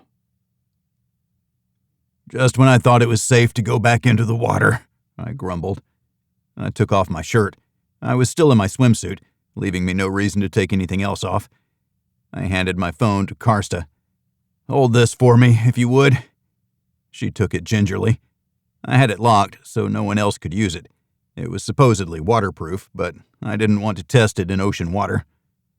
I kept my shoes on, go-fasters, tennis shoes, running shoes, whatever the name of the day was for my sneakers. They'd be ruined after their dip in the ocean, but I didn't want to get speared by a sea urchin. I picked my way carefully across the rocks until the water was deep enough to swim. I eased into it, and then swam with smooth strokes to the boat. I climbed onto the swimmer's deck and entered the boat. The keys were in it, along with a GPS that showed the way to Georgetown.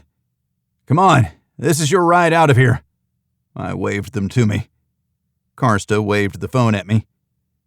"Keep it as dry as you can," I called. They slipped into the water and swam toward me. Karsta swam with one hand in the air. She fell behind the others. Nelson swam with reckless abandon, splashing wildly as he fought to be first to the boat. The others gave him a wide berth. I was on my guard when he reached the swim-up and climbed aboard. He pulled himself aboard and looked back before stepping toward me. I didn't give him a chance for duplicity. I punched him in the face with only half the rage I'd felt since he drugged Jenny. I didn't hit him hard enough to kill him, but it was sufficient for my purpose: incapacitate him until the others came aboard. I caught him as he fell and dumped him unceremoniously on the deck. I kept my foot on him until the others arrived. One by one, they climbed aboard. Karsta was last. I took my phone from her and helped her aboard. Deanie and Allie had Nelson's arms. "What did you think you were doing?" I asked, his still groggy face. "I wanted to help the others aboard," he mumbled. "I don't think so. You saw a chance and took it, but you're as subtle as a brick wall. How many times do I have to remind you that you're weak? Sit there until we get to Georgetown. Then I'll figure out what to do with you." I looked at the young ladies. "Anyone know how to drive a boat?" Bella raised her hand. "Take us where the GPS leads." She nodded tightly and stood behind the wheel, where she quickly familiarized herself with the controls. She started the engines, activated the anchor retrieval, and then motored slowly away from the island. I stayed near Nelson. He was back to watching wide-eyed at everything around him, his movements jerky. Maybe he needed to die. I didn't know why I was waffling on something that should have been an easy decision, but in this business there were no takebacks. Once he was dead, it couldn't be undone. He tried pulling away from the two holding him. I punched him in the side of the head, hard enough to stun him. "Pick up the pace," I told Bella. She rammed the throttles all the way forward, and I nearly toppled out the back. It reminded me that I should be careful what I ask for because I might get it. I watched over her shoulder until the GPS showed we were halfway between the private island and Grand Cayman. I picked him up and rolled him over the rail. He tumbled out the back without a life preserver, far out of sight of land and half unconscious. I didn't give him good chances, but he had a chance. I had given him a chance at living. If he did as he was supposed to, if he was rescued or made it to land, then he would have to disappear to hide from me and Cavendish. Probably all the ladies on the island, too. 4 of them looked at me while Bella focused on driving the boat.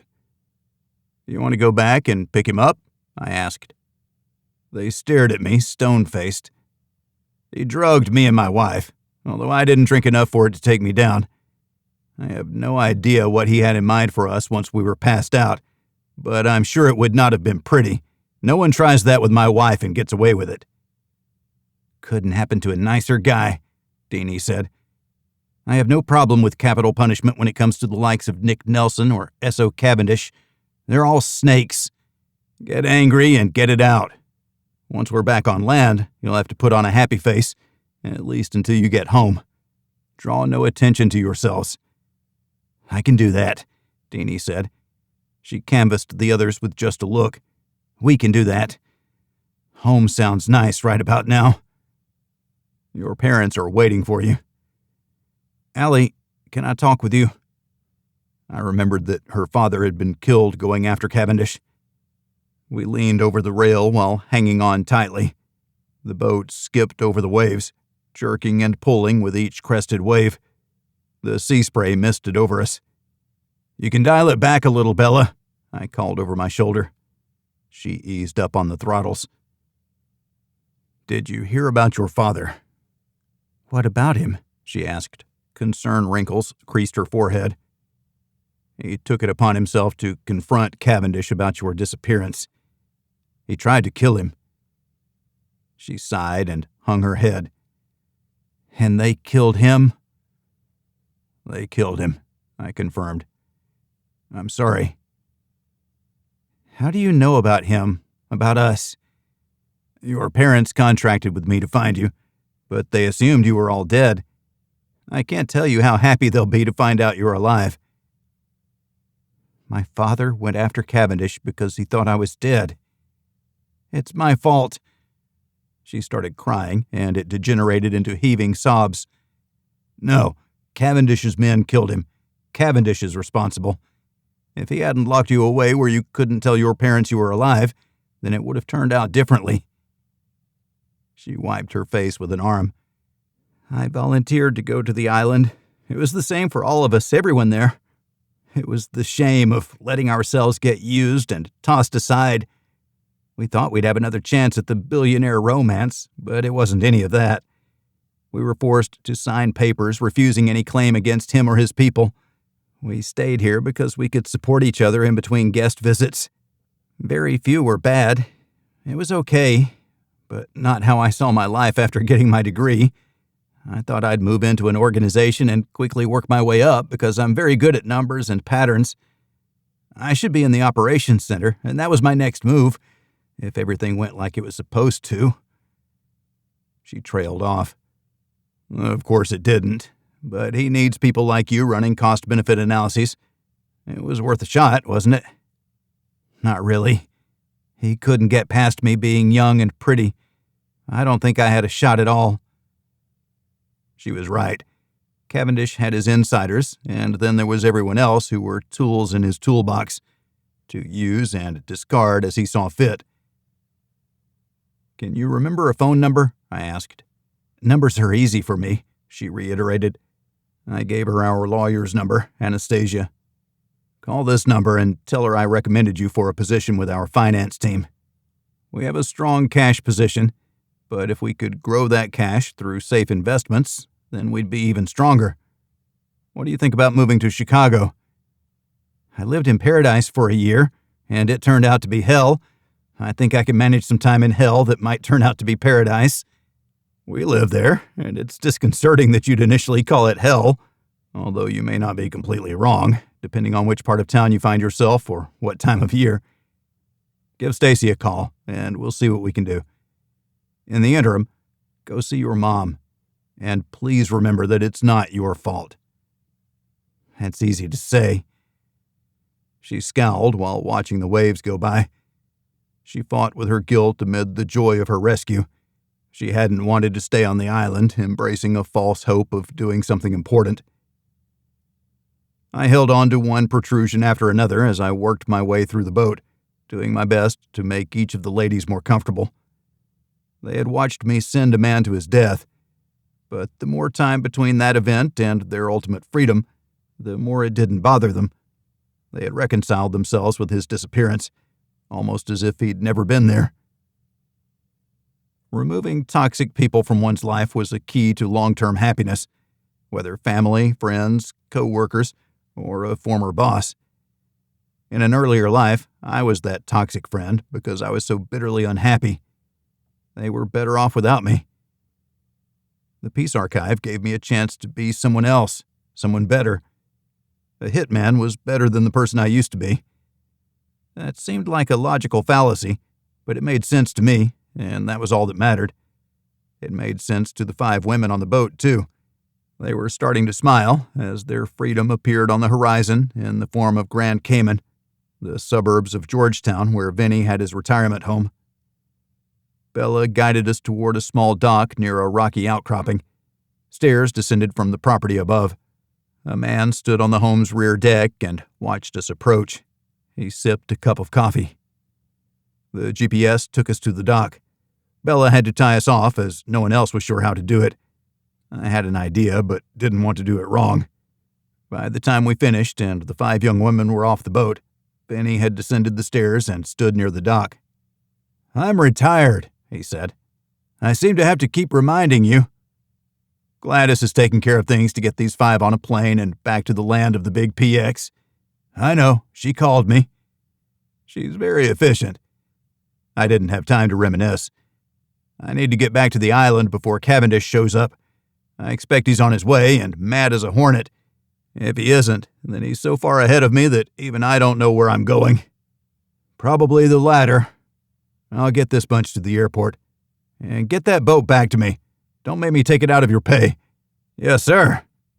I saluted him and untied the boat, paying attention to how it had been done so the next time I returned, I could secure it properly to the dock. I fired up the engine and backed the boat clear of the rocks before bringing it hard about to return to the last coordinates where it had been. I kept the throttles at 50%. I had no desire to beat myself up on the waves as well as beat up the boat. I knew it was designed to handle it, but the heavy thumping and smacking didn't give me a great deal of confidence. Where it had taken over an hour to get to Grand Cayman, it took me 2 hours to get back to the island. I hoped that Paradise hadn't self-destructed in that time. But then again, Jenny was there. She wouldn't allow any nonsense. I moored the boat where it had been before and eased myself into the water, holding my phone up as I swam to shore. The sound of a helicopter taking off encouraged me to hurry. I ran through the woods, my shoes sloshing and squishing with each step. The foliage smelled heavier than when I left. I suspected it was perception and not that the scent had changed. Who was on that helicopter? That was the question I needed an answer to. Old expectations of what the island provided, or a response to the new expectations? I burst into the courtyard and found people I didn't recognize standing there with Jenny. She engaged them in conversation. They didn't look happy. I slowed to walk with a deliberate step, ignoring the squish of my wet shoes.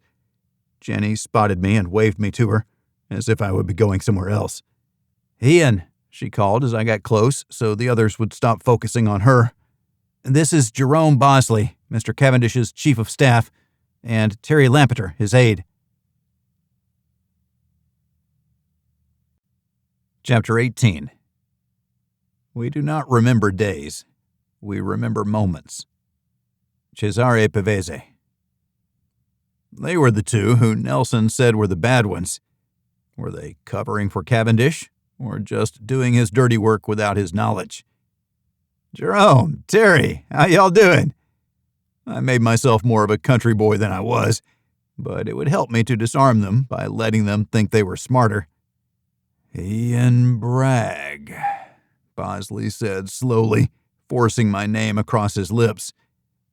"Mr. Cavendish will be along shortly, but before he gets here, I want you to know that I'm watching you.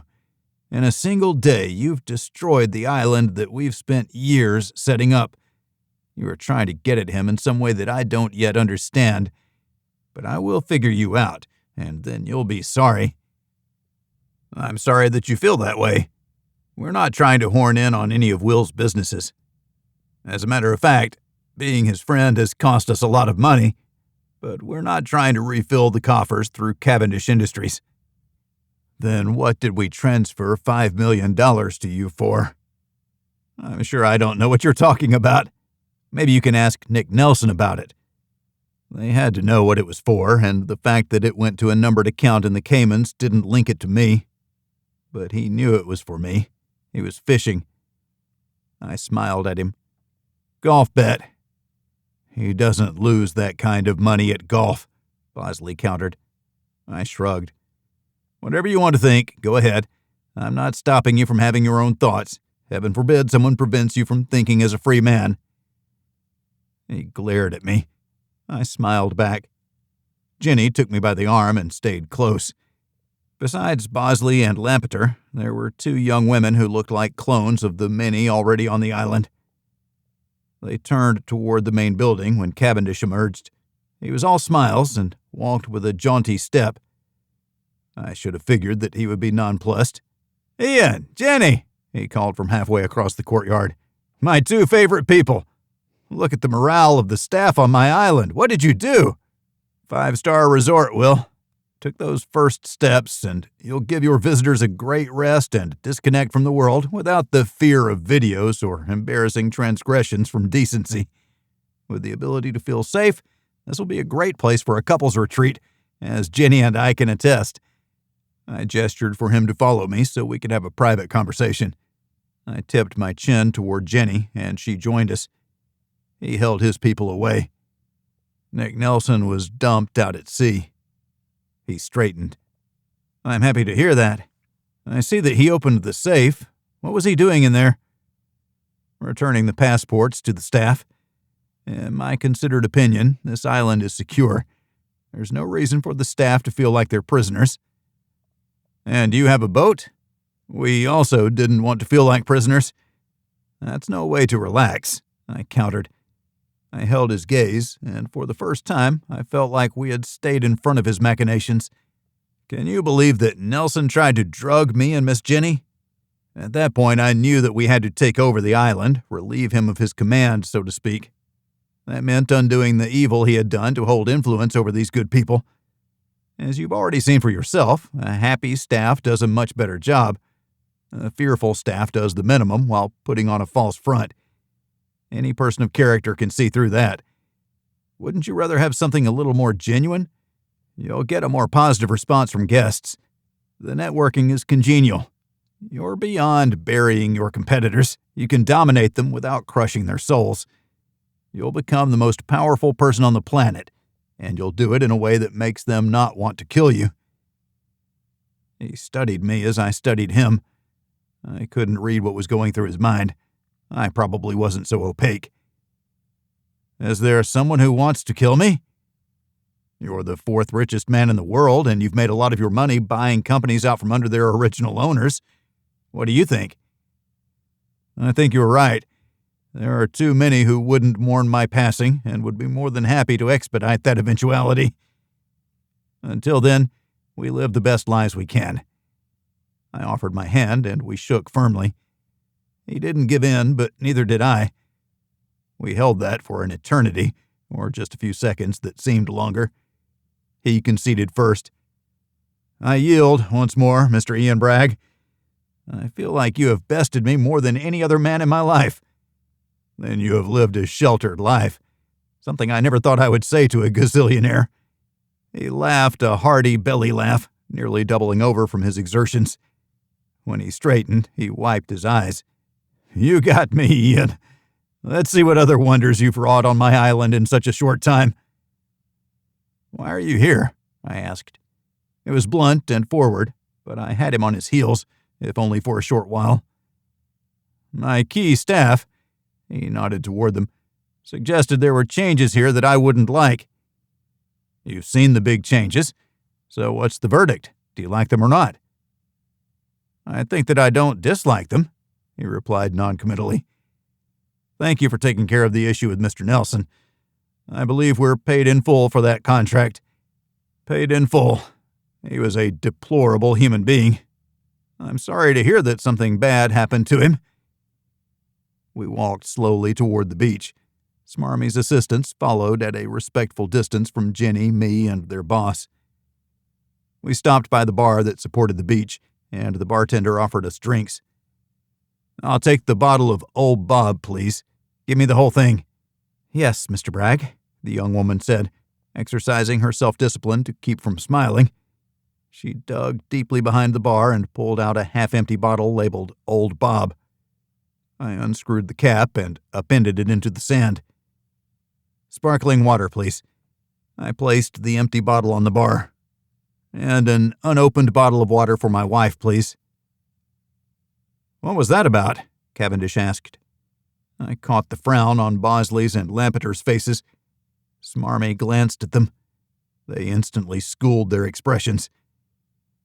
It was about removing a substandard brand, and it is never to return. Do you two understand me?" They bristled at being called out.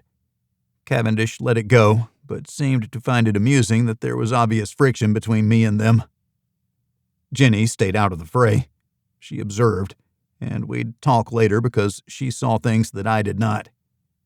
"I don't want either one of your jobs, or anything that remotely resembles your jobs," I clarified. "Jenny and I are happy with running the club. Relax, hard chargers. You don't have to always be on, especially here. That's what we're trying to establish. The island is a retreat where people can disconnect and disengage. Relax and enjoy paradise." Cavendish nodded. "Exactly so. Boss, relax. That's an order." Smarmy turned his attention on Miss Jenny. "No swimsuit?" "That was earlier. I'm all swimmed out," she said. "I wondered if you'd be swimming au naturel. Pity." He shifted to a humble persona, a look that was rare. "I've been informed what happened, and I'm sorry about it. That was reprehensible. I hope you can accept my apologies. That employee is no longer with Cavendish Industries. We won't tolerate that kind of behavior, because we're better than that." He fixed his people with a quick stare. Bosley and Lampeter froze. They had misjudged Smarmy's support for their efforts, even though I believed beyond a shadow of a doubt that he knew exactly what went on.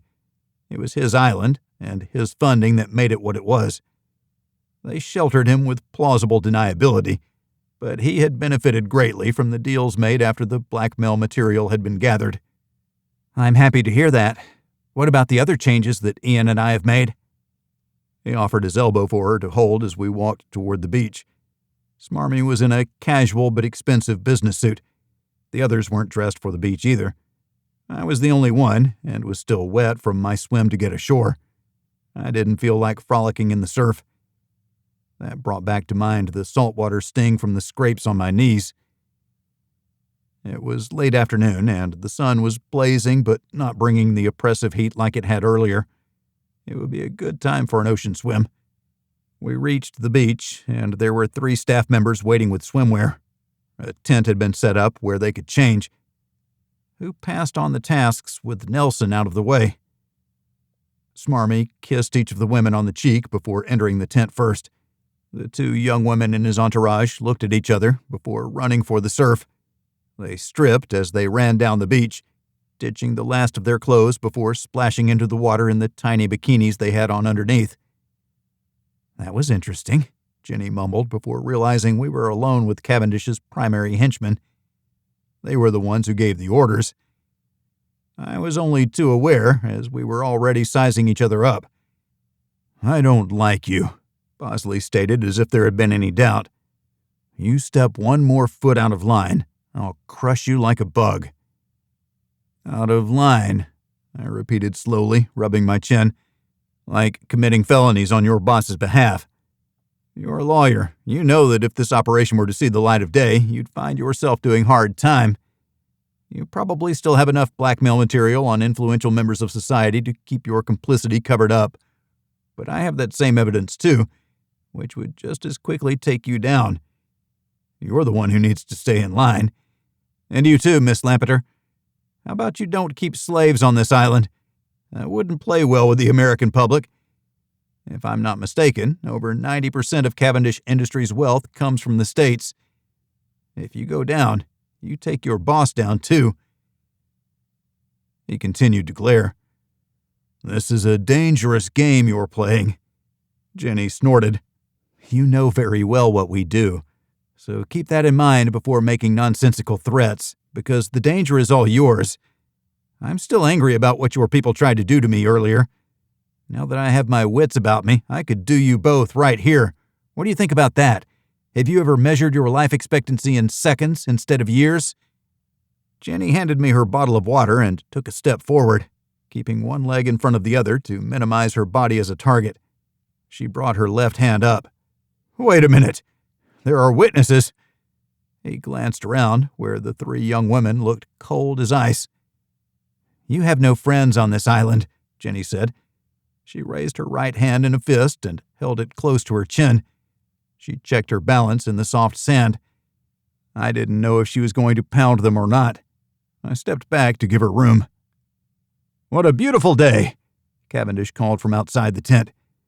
He wore loose shorts. I half expected a Speedo. He jogged across the space between us and stepped deftly in front of Jenny. "Are you going to beat my chief of staff to death? You can't do that." "I can," Jenny replied with a smile. "I mean, yes, you can, but not until I've had time to put a proper wager on the outcome. But then again, there would be little chance for either of them to survive, so even 100-to-1 odds would be a bad bet." He covered her fist with his hand and gently pushed it down. She complied. Jenny wasn't that angry. Smarmy talked over his shoulder while keeping his eyes on Jenny. "I don't think you understand the level of physical violence these two are capable of. I suggest you don't cross them if you wish to remain in my employ." Bosley and Lampeter stood still like stone statues. I clapped him on the shoulder. "You guys, this is supposed to be paradise. Dinner is fairly soon, and I thought I saw fresh lobster in the kitchen. Get changed, go for a swim, and then we can meet again in the executive dining area?" "Yes, in my private quarters," Smarmy confirmed. He finally noticed the two younger women that he'd brought were already frolicking in the surf in their bikinis. "I missed them changing into their suits. Shame." "We didn't," I confirmed. He looked at me, and I shrugged. Cavendish raised Jenny's hand to his lips for a kiss. "You have the most magnificent eyes." "My God, man! Can you not hit on my wife?" I quipped. Jenny took her unopened bottle of water from me and unscrewed the cap. She took a long drink while Bosley quickly retreated into the tent, leaving Terry Lampeter standing with us. Jenny spoke softly. "I'm sure yours is a hard job, watching as your boss is on his sexual merry-go-round, leaving the mundane tasks to you. I figure you were one of his playthings at some point in time. When will he replace you with someone younger and just as eager? What would it be worth if we could change him into an upstanding member of society, both in front of and behind the cameras?" She smirked. "I doubt he'll change, but you're welcome to try. His lifestyle is very expensive. With minor changes, he could save millions. But his business also has a hard edge, and it's not for the emotionally weak." Terry scoffed at the women in the surf. "They couldn't replace me." "Your replacement isn't out there. She's in the operations center. If not this one, then one of those in other places of his world. I believe he has 3 fully operational centers." "You know a lot about his business," she observed. Bosley stepped out of the tent and gave us a wide berth as he walked down the beach. He stopped to gesture toward one of the 3 who had brought his clothes. "G&T, make it a double," he ordered. "If you'll excuse me, I'll be returning to the compound. I have work to do." She walked away without looking back. She carried her swimsuit with her, a tiny bikini. It reinforced her role and her vulnerability. She had peaked in the job she did for Cavendish. It was no longer enough for her, even though she undoubtedly made good money, affording her the luxury of buying the most expensive clothes, shoes, and accessories. At one time, that would have been sufficient, but not anymore. Those items had lost their luster. Her departure left Jenny and me alone on the beach. We sat in 2 of the beach chairs. We drained our drinks. I turned to order more, but one of the staff was hurrying toward us with 2 more. I hadn't seen a bartender or server. It made me wonder if precognition was a job requirement. "We thank you both," said the young woman who dropped off the drinks. "We have our passports, and there is a phone in the operations center that we can use to call home. There's a line to use it. We're supposed to get 5 minutes each." "That is good news. Can you leave if you want?" "Not yet, but only because we would have to be replaced. Sam has stepped into the general manager role and is looking into how we can advertise the positions here. Sam is good. She was the kitchen manager. We'd follow her to the moon and back." I wondered how everything had been arranged for Mr. Cavendish's visit on such short notice. I made a mental note to talk with Sam, but if she was looking to advertise positions on the island, she was already far ahead. The logistics of running a 5-star kitchen were comparable to running a 5-star resort, just different scale. She smiled at each of us and then left us on our own. If I left you, I could have me a billionaire, Jenny said. I fear that would leave you dissatisfied in too many ways. Money cannot replace love. I batted my eyelashes at her. It was a fleeting thought. Beside the fact that he gives me the creeps, $1 billion is $1 billion. We keep giving our money away. I fear we'll never reach $1 billion. Smarmy carried both of the bikini babes at one time until he tossed them into an incoming wave. The surf wasn't that high here. It was the Caribbean, not Hawaii. He wasn't going to change his ways. Not anytime soon. Terry Lampeter knew him far better than we did. Chapter 19. Nothing in life is to be feared. It is only to be understood. Now is the time to understand more, so that we may fear less. Marie Curie. We left the beach before Smarmy finished playing with his girlfriends du jour. On the way back to our room, we had much to discuss. Have we satisfied our contract? Jenny asked. I think we've taken care of both of them. Returned 5 of 6 daughters. The other refused to leave, but at least she got a message to her parents. I sent Nelson out of the boat, far from land. He had no life jacket. That one's complete and paid in full. What if the parents still want him dead? Jenny whispered while covering her mouth. I think we leave that up to the daughters. I'm sure some of them suffered some abuse. Was it enough for them to support capital punishment? I don't want to be in the middle of a billionaire's messes. We can talk tough with his evil henchmen. I had to chuckle at a superhero's antagonist. A private island lair, isolated and populated by beautiful women who had fallen over themselves at one time to win the favor of the overlord. But when it comes down to it, he can bury our businesses and us without anyone being the wiser. Money talks, and he has access to a lot of money. Jenny stopped. Yeah, I think these contracts have run their course. It's time to extricate ourselves from all of this and anything to do with Essoe Cavindish. Concur. We'll take the boat back to Grand Cayman tomorrow morning. We won't give Cavendish a heads up. We'll say our goodbyes after breakfast and leave. What if he wants more from us for the island? Jenny knew that cutting ties wouldn't be so easy. There were going to be traps and tendrils that would serve to keep us engaged. He has power over us, Ian. This has turned into a complete debacle, all because we couldn't tell the families we weren't doing it. We've gotten too big. Too many people know about us. Too many people can make trouble for us. A thought came to me. If we changed our phone number, then no one could call us. Is that your answer? Jenny snorted and shook her head. That's my final answer, I said before turning serious. We're going to have to play this one through to the end. But I don't know what the end looks like. Hey, would you look at us? We're making it up as we go, Jenny quipped. Arm in arm, we strolled through paradise on our way to our room, where I wanted a long hot shower. I'd been in the ocean and hadn't rinsed off. The salt water had turned me into a glazed donut.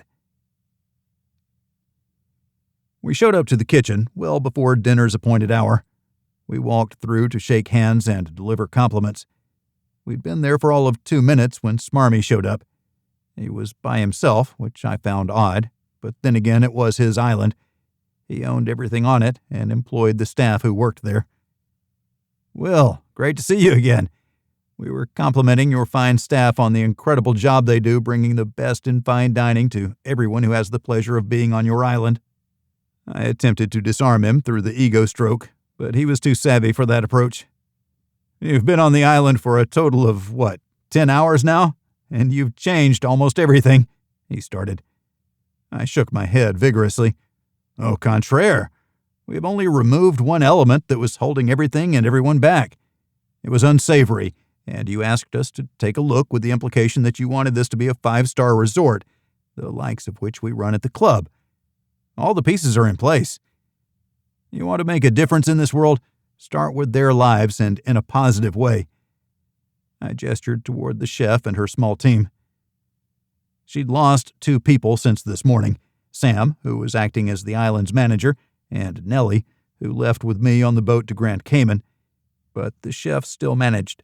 The aroma of dinner made my mouth water. Jenny shook the hands of relieved women. It appeared that even the kitchen staff wasn't protected from having to privately serve the master and guests. I wanted to think that they were now. I'm sure some guests would show up with preconceived notions, but those would be quickly dashed by a firm denial and support from a security team that had yet to be formed. Protection of the staff was something Jenny and I took seriously. I wanted Smarmy to take it seriously, too. Do you agree that the previous, shall we call it a business model, may have had value in the beginning, but no longer? You're well beyond such things. An adult playground is for lesser souls. Are we not masters of our own domain? Are we not focused on business essentials? It's nice to play, but let it be where no one has to be demeaned. Like how you let me win on the golf course. I felt good about that, even though you are the far better player. I fear I'm set up for the next time when you take me for 180 big ones. His lips worked as if fighting against saying something he knew not to say, but he was far too experienced for such things. He was at a loss for words. He was on the spot before his staff and given no choice but to agree. You are, of course, correct in all things, except that I didn't let you win. I wouldn't be me if I let people beat me at golf. The thing about the game of golf is that you can see a person's true character. Anyone willing to fudge the mark on the green to gain an inch of distance, or to change the line of his putt or kick a ball out of the brush, is one who can be coerced to take shortcuts in business. Those are the kind of people we dominate. You did none of that. No requests for a mulligan, hold out every time. You are a man of character, and one who I cannot coerce into doing something you don't want to do. You will stay true to your conscience. I thought briefly of buying the club, but discounted the idea. I couldn't run it like you. Your employees honestly love you, both of you. Maybe I wanted a little bit of that here, but you can't demand respect or love. You can only win it. Bravo to you, Ian, and to you, Jenny. He nodded to us both. If you'll excuse me, I need to attend to a short meeting from the operations center. I'll be back by dinner time. He waved and started to walk out before catching himself. He stopped by each of the small staff members, shaking their hands and slipping them a $100 bill each as part of his gratitude. He left with a final wave, his head held high. The staff looked at us like we were gods. We have time to kill, and it looks like you need help. Ian and I can be handy in the kitchen. Just tell us what you need done. Ian loves prepping vegetables. Jenny winked at me. For the record, I did not love cutting up vegetables. My name is Denise, and I'll be your cruise director for today's event, she said with a flourish of her chef's knife. I ducked away from her, my reflexes taking over without conscious thought interfering. She stopped herself. Oh, I'm sorry. She put her knife down and directed us to the prep table, where we were given aprons and knives and direction to cut the pile into 1-inch pieces. I looked at Jenny and she looked at me. For a brief moment in time, the world stopped and everything outside of us receded to non-existence.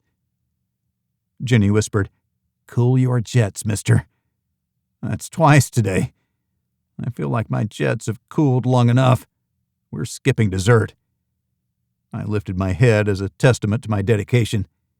She chuckled lightly. We worked like fiends for all of 20 minutes until everything was washed, sliced, and chopped. I checked the time, and there were 10 minutes before dinner was supposed to start. Cavendish was punctual. That meant we had 10 minutes to be in place. We took off our aprons. The smell of fresh-baked bread reached me. I sniffed the air to see where it was coming from. Denise pointed her knife, which seemed to be a natural extension of her arm, at a multi-drawered bakery oven. Dinner rolls filled one of the drawer's windows. I'm in heaven, I muttered. We bowed to the staff. You're welcome back any time, Denise stated. We will be happy to return as long as we can sample the delicacies before they leave the kitchen. Denise held up one finger. She took a bun out of the oven with her bare hand and gave it to me. On the house. I could barely hold the thing, it was so hot. I managed to rip it in half to share with Jenny and waited until she took a bite. "It's the butter," Denise said without us having to ask the question. "I spread it everywhere." We devoured the bun quicker than we should have. "We defer to your mastery over the culinary arts." I bowed once again. I held Jenny's hand while we walked out. "Is there time to talk with Sam?" Jenny asked. "I don't think so." The window was closing. "We should probably grab a drink and relax while we wait. We know dinner is going to be a rock banger." "A what?" Jenny knew what I meant. I used words that weren't to keep her on her toes. I smiled. I was hoping to take the edge off. What was Cavendish's next move? How could we extricate ourselves? These were hard questions we had no answers to. We milled about, sipping our sparkling water, when Smarmy arrived with both his young ladies of the day in tow.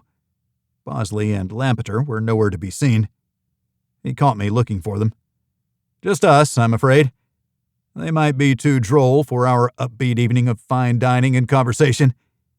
He turned to the women and pulled them into a hug. He kissed each on the head and then patted them on their butts. "I'll be along in a while. Your meals have already been sent up to the room." They giggled as they walked away. Jenny stared at him until he frowned. "They add nothing to you or your brand, even here," Jenny stated bluntly. "Damn, if I can't find a woman like you, I shall be forever mired in the misery of patently physical relationships that are intellectually stunted." Jenny half smiled while making sure her arm was wrapped tightly around my waist. "You have intellectual powerhouses on the island. You don't give yourself enough credit for attracting the best and the brightest." I opened the door to the dining area. "Shall we?" "After you." Cavendish held the door for us. We walked through without argument. He wasn't the door-holding type. That put me on edge more than it should have. What was the next move? Then again, what was the game? I wasn't sure what the play was, but the pieces were already out. There was a central table with 3 place settings. The other tables around it had been moved back to give us more space. I wondered how this setup had magically appeared since we were in the kitchen on the other side of the door and heard nothing of tables being moved or only 3 people being at dinner. I pulled out Jenny's chair before Smarmy could swoop in and try it. Once we were in place, the serving staff, 2 young ladies who hadn't been in the kitchen with us, delivered the first course, a cold fruit soup. I ate it with a smile despite not liking it. I vowed to never serve such a thing at the club. "Do we have cold soup at the club?" I asked. Jenny thought for a moment and then shook her head. "I don't think so." I smiled. "Let's keep it that way." Cavendish laughed out loud. "You can take the blue collar out of the workforce, but you can't take the blue collar." I'm sure that's some sort of put-down, but I'll wear it proudly. I am that, elevated 50 levels above my station. Jenny, on the other hand, is where she belongs. He raised his glass to us. It had been at his place on the table when we arrived. I didn't think it was alcohol. He was always sharp and not one to lose his edge, although one drink here or there wouldn't take him off his game. We raised our drinks, too, in a quiet toast. He took a sip and said, "You intrigue me. Assassins who act like executives. Very James Bond. I think of myself more like Batman. I swoop in during the dead of night. So many billionaires, and none of them are Batman. It's disappointing, unless you are. Then more power to your keeping Gotham safe. Speaking of Gotham, I'd like to meet you in my New York City offices in a few days. Terry will coordinate with your assistant for the date and time." "What has to be said there that can't be said here?" Jenny asked. He smiled. "You look at the details, while Ian thinks through the logistics and opportunity. What good can come from our relationship?" He let the question hang. "We've already turned paradise on its head.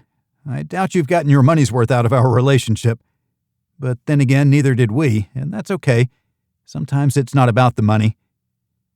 He watched us with complete impassivity. He remained unreadable while the servers appeared to pick up our bowls and drop off salads. They disappeared into the kitchen. "You know that's sacrilege in my business." He leaned forward and motioned with his hand in the traditional presidential power-pointing style. "It's always about the money." "And that is why we'll never be billionaires," I replied. "We defer to your business acumen. What can we do for you?" "You've already done me a favor with this island's former manager." "We allegedly did you a favor. It was pure chance that we were here during his foray into the ocean, where it seems he became disoriented and probably drowned." I smiled. I wasn't going to admit to anything. I didn't trust him, pure and simple. "New York. I have a short list of potential contracts for people with your talents. We'd be more than happy to take a look, but make no promises, since we're not in that business. But we may know people. Aren't we beyond the verbal jousting stage, Ian?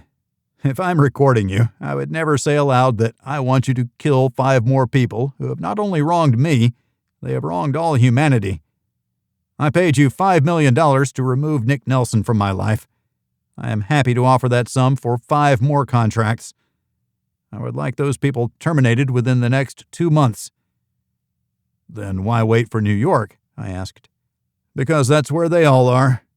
I believe you know one of them, Mark Gadsden." "Mark is a good man.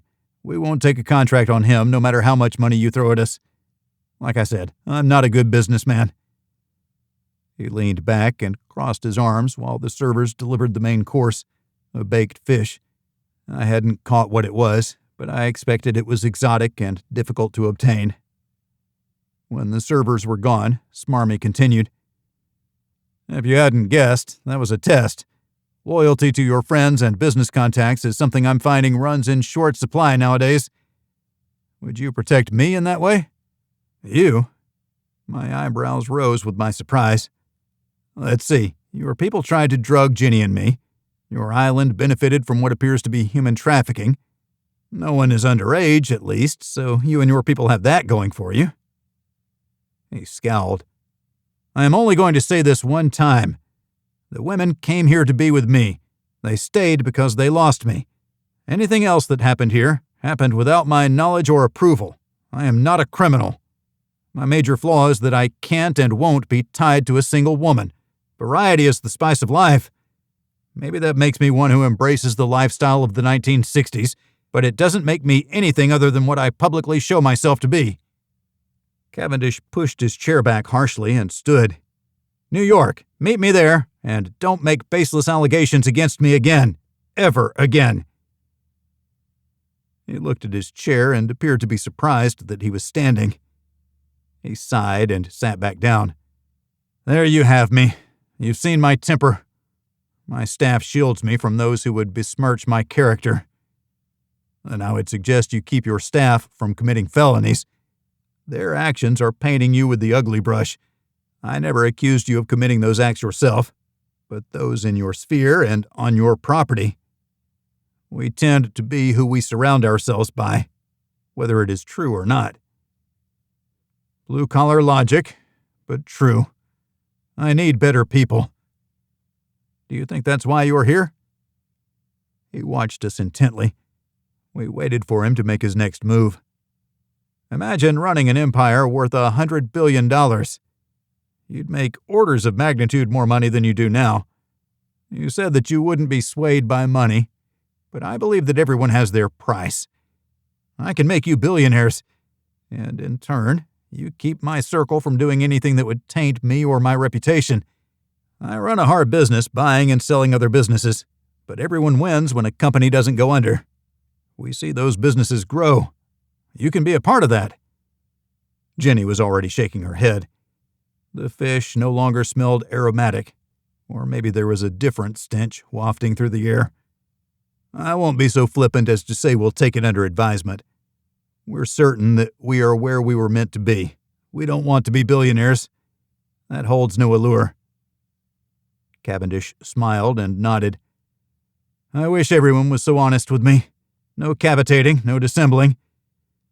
You've given me more to think about than I have given you. No matter. 5 contracts in New York. A fairly short timeline. I'll see you in the morning. Maybe take an early swim in the ocean. I'll have coffee on the beach at 7. Please, join me if you're up and about." He stood and started toward the door, but detoured after 2 steps. He pointed to us and dipped his head quickly. He went to the kitchen, where he delivered accolades to the chef and her crew, and asked for 3 special desserts to be delivered to his private residence. Chapter 20. Wisdom outweighs any wealth. Sophocles. After a long hot couple shower and a substantial amount of private time, we slept well. It had been a very long day. I rose before 7, but there was no way Jenny was going to get up at that time, not after the day she'd had. I changed into my swimsuit, kissed her on the cheek, and quietly let myself out. It wasn't a long walk to the beach, but the morning on a tropical island was filled with happy birds and swishing palm fronds. The sand crunched faintly beneath my bare feet. I strolled to the beach without a shirt and without a towel. I wouldn't have to leave anything behind when I went into the surf. Cavendish was already there, standing behind a beach chair and sipping his coffee. He stared into the infinity beyond the shore. Although only 12 miles distant, the horizon veiled everything farther away. The world of Cavendish's island was a small place with only water to see for 12 miles in every direction. This beach faced west, putting the warmth of the sunrise behind us. A member of the staff had been standing out of sight in the tree line and approached me with 2 coffees. "Will Mrs. Bragg be joining us this morning?" I chuckled. The corners of her mouth ticked upward as she fought off laughing at the mirth of my reply. "I'll take hers. I could use a little extra sugar this morning." I gripped the mocha in both hands and held it to my lips. It was still too hot to drink. "Thank you. You were very kind." I walked away so she didn't think I was hitting on her or anything untoward. Cavendish didn't turn around as I approached. "Did you think about my offer?" he asked. I had to be honest with him. "We did not. We gave you our final answer last night. There was nothing to revisit." He continued to stare at the sea. The surf made barely a splash as it gently rolled ashore. "Infinity is mesmerizing, don't you think? It's like staring into a black hole, wondering if something will appear that defies nature itself." "Will you get into space travel with some of your business?" He shook his head. "Number 1 has that locked up. I'd be starting too far behind. It would be expensive to catch up. Everything has a cost in money or time. When time is the currency, then the cost is astronomical." Number 1, the richest man in the world. He had the contracts and an insurmountable lead in the space race. Even NASA had been left far behind. Having a zero-defect attitude held them back when defects were unavoidable. Managing those defects and their resultant failures weren't within their abilities. They had set the program so far back that they might never see another manned space launch solely operated by NASA. It was cheaper and more efficient to contract it out. Number 1 had never lost an astronaut. Someday that would change, but until it did, there was no reason for NASA to fund its own programs. The private sector was far more efficient. Just like Cavendish, competition for assets and the resultant products that consumers desired, balancing supply with demand to deliver the most at the highest price. Not everyone would get their desired widget. Things still needed to be scarce enough to command a respectable profit margin. Cavendish was a master of the supply and demand processes. He bought failing businesses, not because they were bad businesses, but because they didn't own the entire process, which included the supply chain. Monopolies were how billionaires were made, even though they fought constantly against antitrust claims and threats to break up the biggest companies.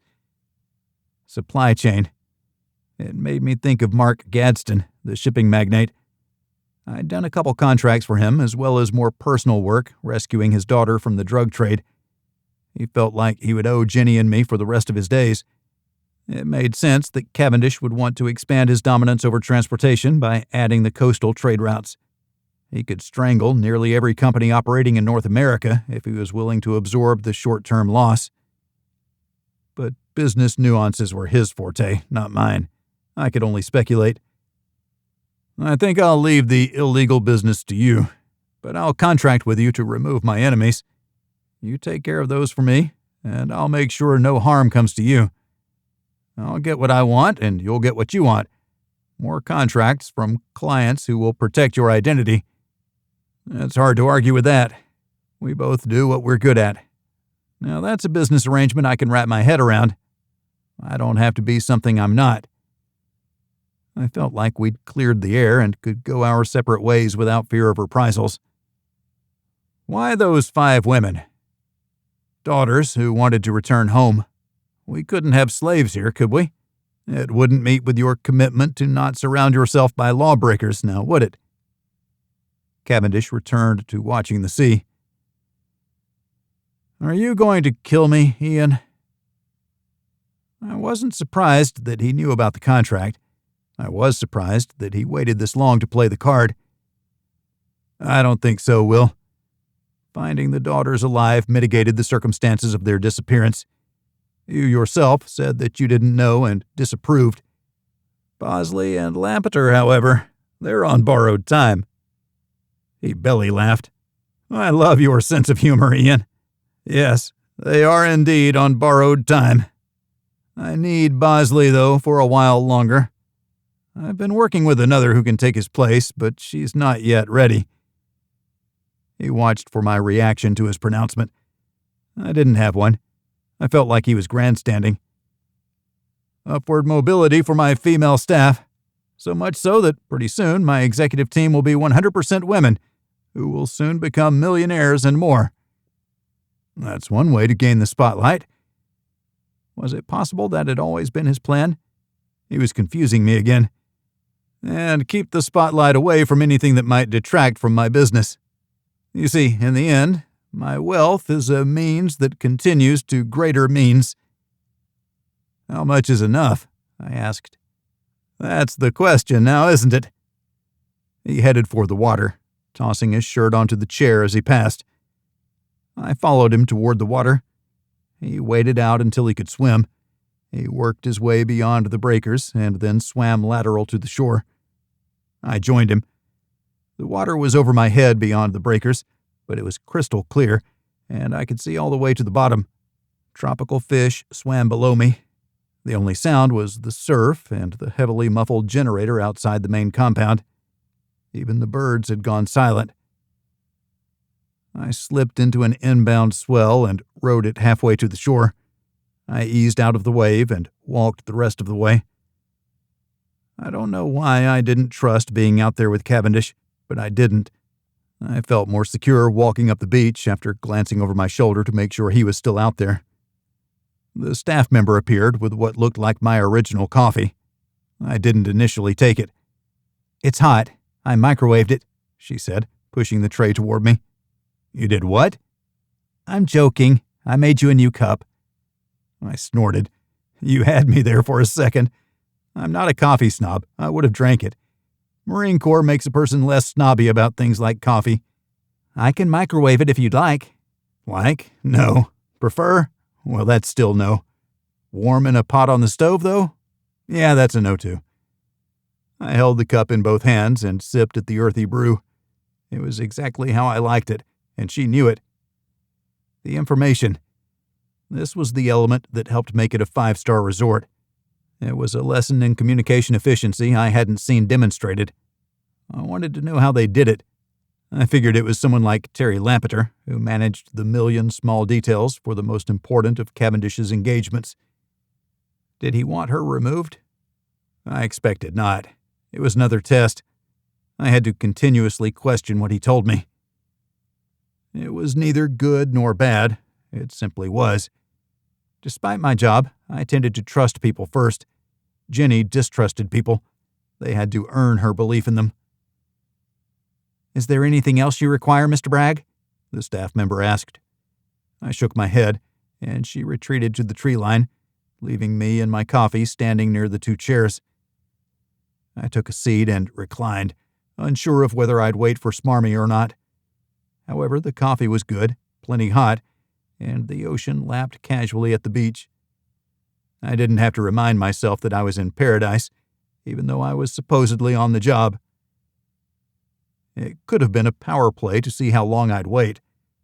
I determined to stay until the coffee ran out. Then I'd see if Miss Jenny was up. We'd grab something quick for breakfast, and then we'd swim out to the boat and see ourselves back to Grand Cayman. Cavendish came out of the surf while I still had half a cup left. Maybe it wasn't a test. He might have wanted a certain amount of swimming. He admitted to not working out as much as he should. Even the swim wasn't as long as it could have been. The staff member approached with a towel and a bottle of water. He took both and thanked her. He tossed the bottle into the chair and went through the process of drying himself off. "It is beautiful, is it not?" he asked without looking at me. "This is a tropical paradise. How can it be anything but beautiful?" I replied. "That's why I bought it. You know what they say about real estate? Location, location, location." I took another sip. My coffee had cooled, so I drained the cup and stood. "Exactly. It was once paradise and will be again." He kicked at the sand. "How Bosley had warped this place has bothered me. I've walked around and talked with the good people who are here. They've confirmed how they were treated. Some poorly, most well." He shook his head. "You have to believe that I was not a party to this. The women? Sure, they were all me. Sending them here was the booby prize for spending a night or three with me. I couldn't just kick them out the next morning. No matter what the Puritans might think, I'm not a monster. I have feelings for these girls. I figured paradise would take the edge off losing me, when the secret was they never had me. I'm not an easy catch. I'm not one to be caught at all." "Do you need me to judge you? Because I'm not. It's your life, but I suggest you have an outsized impact on others." I had already judged him. Not everyone could have a relationship like Jenny and mine, but they didn't have to play the field, then discard their partners like garbage either. "Outsized. A good word." He turned to me. "Are you leaving today?" "We thought this morning, right after we grabbed something to eat." "I can have the helicopter return you to Georgetown," he offered. I shook my head, a single and slight movement. "No need. I have to return the boat. It's a rental. I have no need of watercraft. I'm not a boater." "What are you then, Ian?" He fixed me with an assessing eye. "Just a blue-collar man trying to make it in a white-collar world." I clapped him on the shoulder. "Time to get going. We'll see you in New York." Chapter 21. Wealth is the product of man's capacity to think. Ayn Rand. We'd spent a full day traveling from the Caymans. The flights didn't line up, so we had a long layover. We managed to finish reading our books and start new ones. We talked about the previous day, but surreptitiously. Had it all happened in a single day? There had been so much. What had we learned? That's what we struggled with. Had Smarmy not been responsible, or had he sacrificed Bosley on the altar of expedience? Cavendish put on a good face, but I found that I couldn't trust him. He didn't articulate his goals, neither tactical nor strategic, to someone like me. He glossed over any particulars. New York greeted us as it always did, with a cacophony of traffic, horns, and shouts. We nestled into the back of the limousine and settled in for the drive to the Hamptons. We both fell asleep and had to be roused by the driver, who found it amusing. "You two must have had some vacation," he said while holding the door. "It was the longest short trip we've ever been on," I said. "Thank you." As usual, I slipped him $100, but all I had were 20s from an ATM. I had run out of Franklin's a while ago. I needed to restock. That called for a trip to the bank, where they'd try not to look at us like we were money launderers. I'd smile and shove the stack of bills into my pocket. It was the same every time. We realized we spent more on tips than we did on ourselves. That was a good feeling. As long as we had a home to ourselves, we were happy. We didn't need to live like the rich and famous. That persona for the contract on Cavendish was wearing us down, even though we held high-end events for current and future clients. Maybe it was the strain of having to be on our game at all times with Cavendish. Smarmy had become less smarmy. I needed to call the Littlemeyers, get their take on the contract. Their daughter should have made it home to Pittsburgh a day before we returned to the Hamptons. I had to look up their number, which was buried on the dark web behind 10 different security barriers in a place where no one could get to, even with cutting-edge hacking tools. I dialed the number and waited. Rhonda Littlemeyer answered on the second ring with a tentative hello. "Rhonda, Ian Bragg here. Checking in to see how you're doing." "Ian! Honey, come here. It's Ian on the phone," she yelled without covering the microphone. "We're doing fantastic. We can't thank you enough." "You're welcome. We were pleased to find all the daughters. I'm sorry to say that we didn't find them before Mr. Fassbender tried to take things into his own hands. This could have ended without anyone losing their life." There was a short pause. "It's why we decided to hire a professional, and we all benefited, even Mindy. She's on her way to Chicago to meet up with her daughter. Give them both a chance to grieve. I'm happy to hear that they'll get a chance to reunite and that your daughters are home and starting the next chapter of their lives. From what I saw, they are all exceptional human beings with bright futures." She mumbled something in reply that I couldn't understand. "Which brings me to the contract," I said. "I see the contract with the families as fulfilled. We have found and returned all your daughters alive. The premise of the contract was incorrect, and that voids further engagement in my mind." "I'm not sure about that," Tony Littlemeyer snapped. "He kidnapped our daughter and how many other daughters? He needs to pay for his crimes." "There's the rub. Every woman I talked with said they went willingly to the island. Once they arrived, they found they were cut off. I can't in good conscience carry out the rest of the contract. I'll refund your money minus what we spent. That's the best I can do." "I demand justice!" Littlemeyer shouted. "We have a contract and you need to fulfill it." "You have your daughter back. Be happy about that. If you want to take me to court to challenge the contract, have at it. There's a felony in there, and it's all yours. I'm not sure you want to present that to a court of law to demand that we carry out something that doesn't need to happen. I'm going to hang up, and you can stew about not getting your pound of flesh, or you can celebrate your daughter's return. I suggest you cannot do both simultaneously." I pressed the end button and hung my head. Once the young women were found alive, it was supposed to be easy. We were supposed to have an out. Jenny's hands slid over my shoulders to massage my neck. It was tight, but it was always tight. "I heard," she told me. She heard everything, whether it was on speaker or not. I had grown accustomed to her uncanny sense. "We're much better off by not working to sanction a multi-billionaire. I've already been afraid for us, the club, the Peace Archive, and everyone who counts on us for their paycheck. We put it all at risk for a $2 million contract. No amount of money would be acceptable for such a target. It's not that he's unreachable, but whoever did him wouldn't escape. It's a one-way trip to the end. We didn't know for sure, but now we do." Always the voice of reason. I pulled her around to my front so she could straddle my lap. I was at our dining room table, not the office. I only wanted to make the one phone call before I lost my nerve. Now, I was sorry that I had called them. I'd refund the full amount. I wasn't even going to pull the $500,000 donation to the museum. We'd write it off our taxes and be done with it. I hugged Jenny tightly. Why has this contract worn me down? "The deprivations of humanity," Jenny replied. "One man who stands above it all, doing what he wants to the detriment of anyone who stands in his way. He uses people, Ian, even you and me. That's what bothers you." She chuckled softly. "You're a good man, despite your night gig. You can't abide those who don't share your morality. I can't either, and that's why we make such a good team." I buried my face between her breasts, as I often did, and stayed there until I needed air. I drew in a big breath. Let me make the refund and be done with it." Jenny slipped off my lap, and I accessed my computer, bringing up the bank through a VPN on our proprietary browser. The payment was still in the transfer account.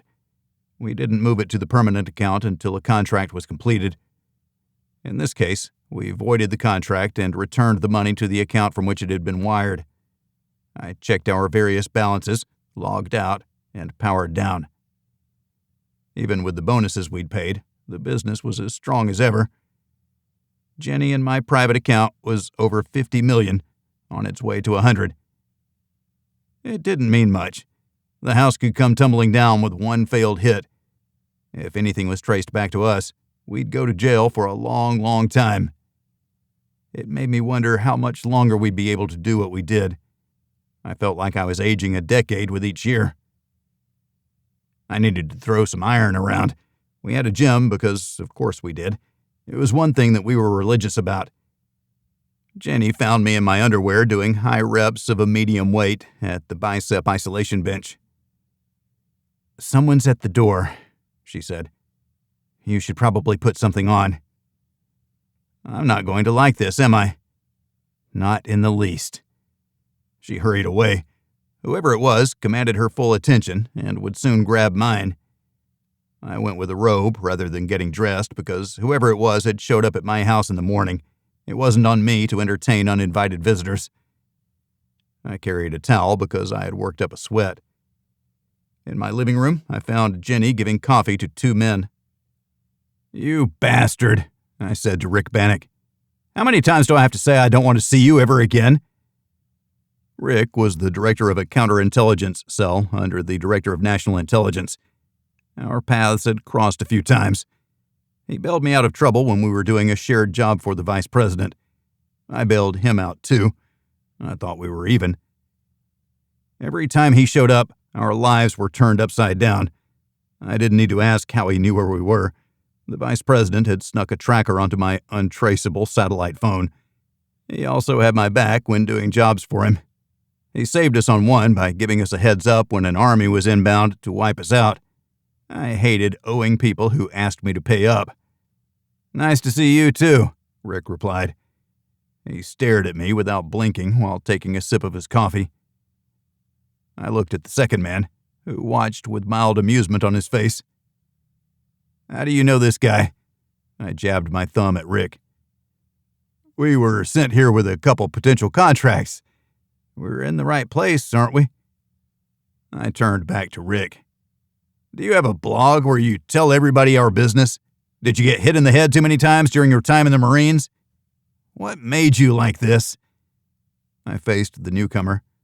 "I didn't ask why you were here. Can't you make small talk before hitting me in the face with the Rick Bannock sledgehammer?" He laughed. "You said they'd be entertaining." The man shook his head at Rick.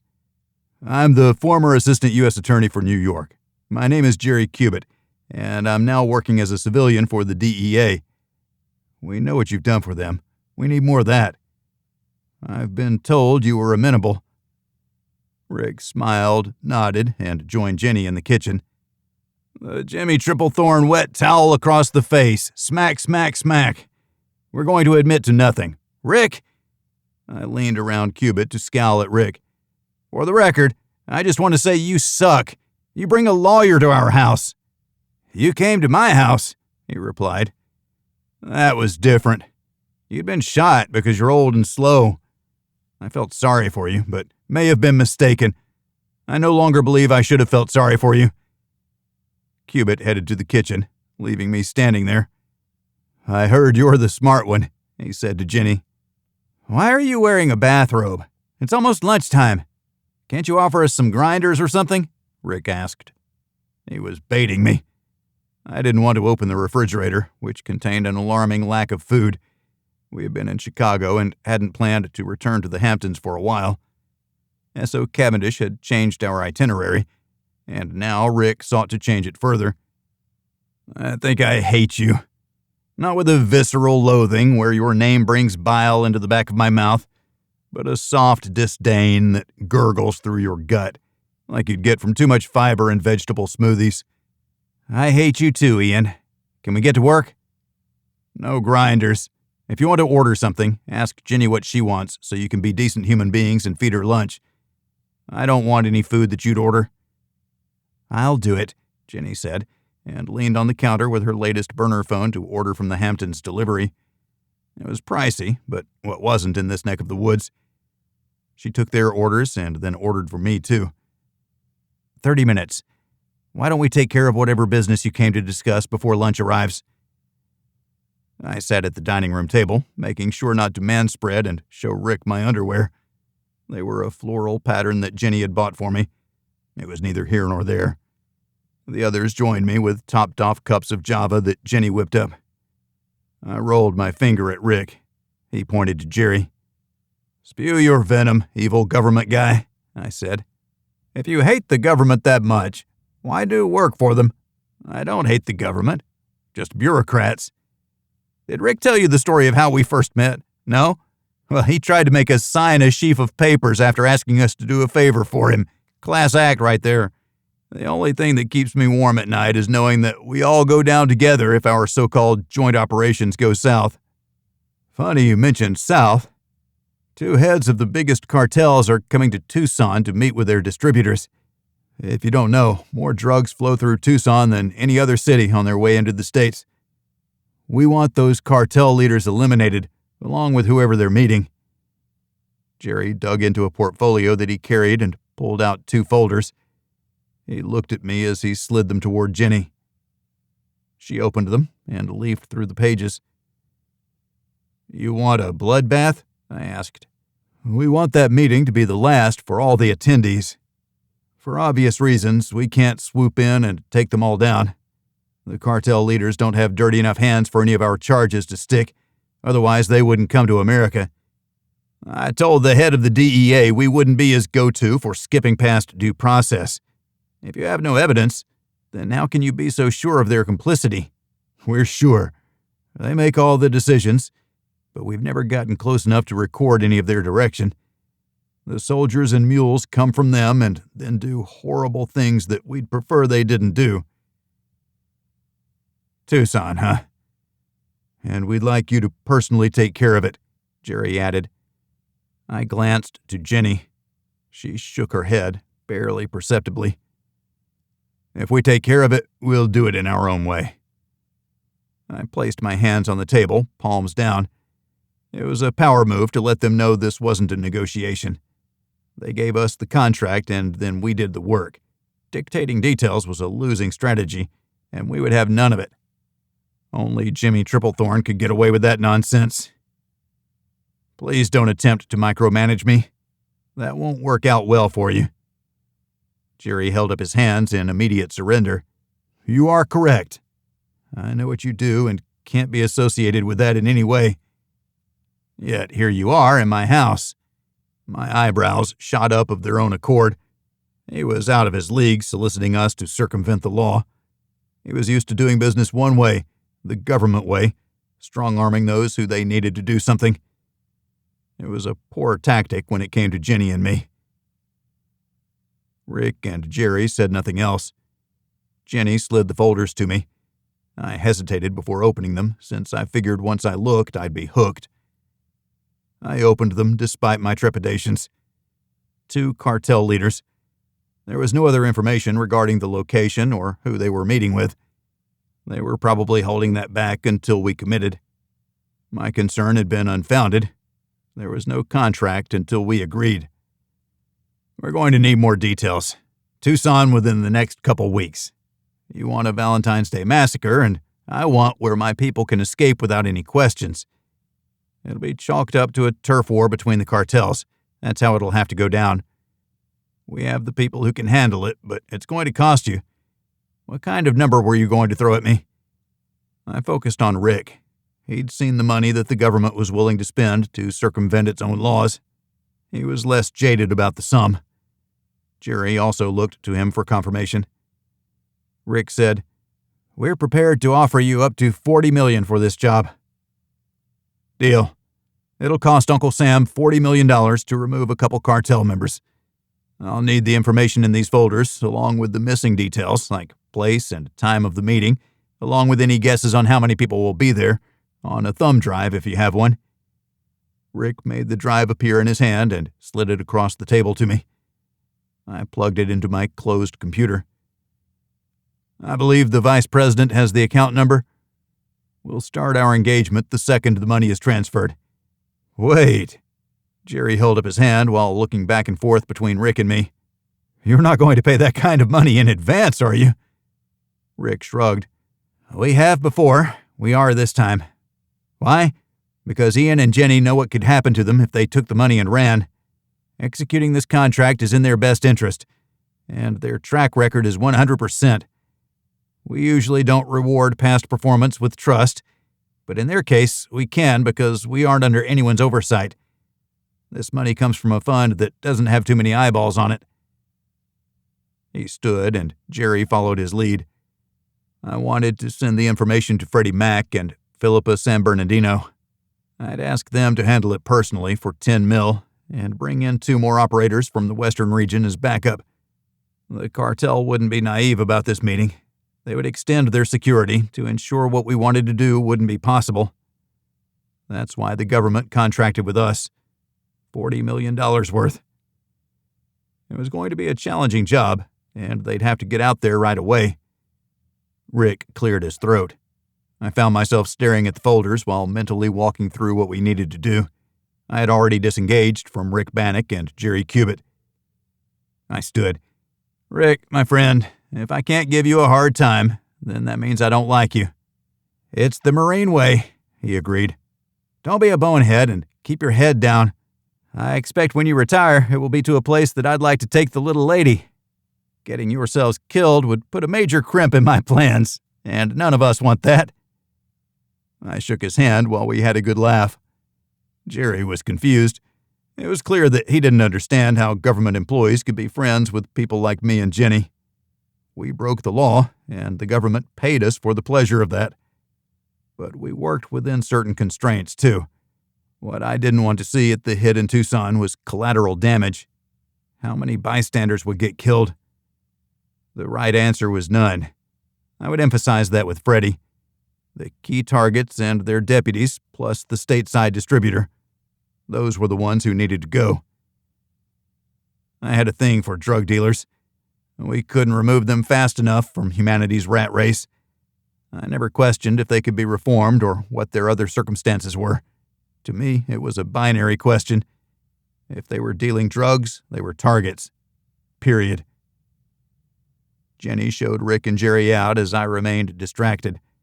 I heard her talking with them before the door closed. Chapter 22.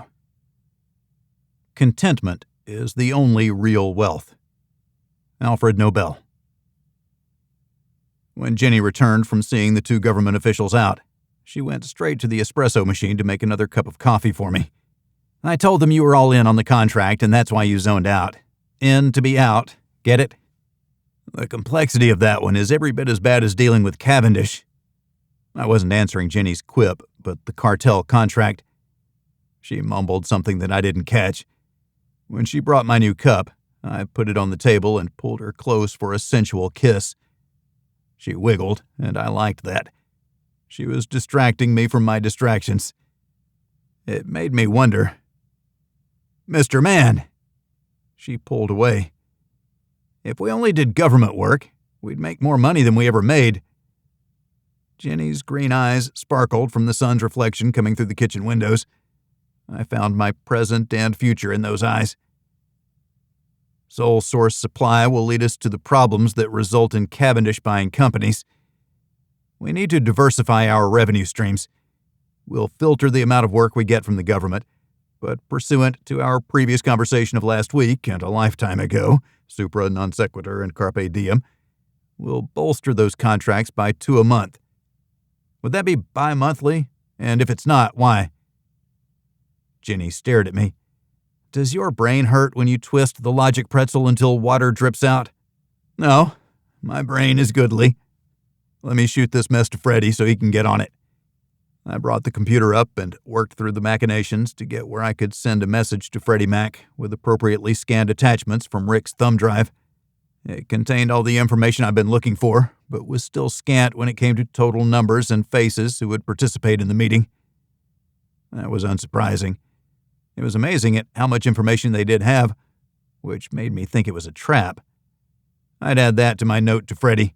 Look out for duplicity. Maybe the information had cost a great deal to obtain in money and lives. I didn't know and didn't need to know. The government believed it, and they bet $40 million on its veracity. I sent the message and immediately dialed Gladys's number. She answered on the first ring. "It's chaos here. Half the building burned down overnight." "It did? Did anyone get hurt?" "It didn't. I wanted to see if you were listening." "Why would you do that? My heart can't take too many shocks like that. If I were a cat, I'd have 2 lives left." "Your heart is just fine. What do you need, Ian? Or should I talk with Jenny?" "Gladys, I don't know what I'd do without you. I sent a contract to Freddie Mac. I'm going to need he and Philippa to get on it right away. This is straight from the top." That was our code word for anything that came out of the vice president's office. "I'll let him know. Are you two okay?" "We are. We're back in the Hamptons. We've had bureaucrats in our home this morning, which was none too pleasant, even if the result was a big job. We're still meeting with Cavendish later today. I don't know what to wear. I was thinking of painting my toenails." "Goodbye, Ian." Gladys hung up. That's on track. I put my phone on the table. I blew out a breath and stared out the living room windows toward the water. What to do about Cavendish? "At least we don't have to end him," Jenny said. "Don't we?" It weighed heavily on me. I vacillated between the two conditions. Finish him or not. I wasn't sure we could walk away, when the best thing that could happen was that we distanced ourselves from Cavendish. He knows we were sent to kill him. "You didn't tell me that." Jenny looked angry. I have no idea how he knew or if he simply guessed, but he asked me straight up if I was going to kill him. Then he suggested Bosley and Lampeter should be on my list because they were the masterminds behind the island prison. We'll find out today what he has in mind. "I'm dreading this meeting," Jenny muttered. "Me too. What do you say we dress up all the way? Consummate business professionals." "Make it so, number 1, Jenny said in the deepest voice she could muster. She bolted for the bedroom, and I found myself running after her. There was a lot of time before we had to leave. Manhattan. I never liked driving into the city, but we were assured a parking spot in the garage beneath the high-rise that Cavendish Industries used as its global headquarters. It was expected to have such a presence in the city for global powerhouses, even though the majority of Cavendish's wealth was from inside the United States. Still, to expand globally, he could do that from right there in Manhattan, including influencing diplomats and foreign representatives who worked out of the UN headquarters across town. Far enough, while also being close enough. Representatives from any country were only a short trip away. Cavendish could influence any of them for a working lunch where a little cash might also find itself in certain hands to smooth the way for a business agreement. We arrived early because we gave ourselves plenty of time. We had a good 30 minutes to kill, but decided to break protocol and show up early. We walked slowly from a spot reserved for Smarmy's personal guests. The elevator was close, and we took it up to the second floor from the top. We exited to find that we were in a security area, where we were checked before being shown to the stairs to the top floor. We strolled up the stairs.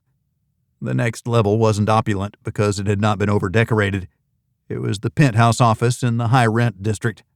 Original artworks adorned the walls, each highlighted by its own spotlight. A statue stood in the middle of the reception area.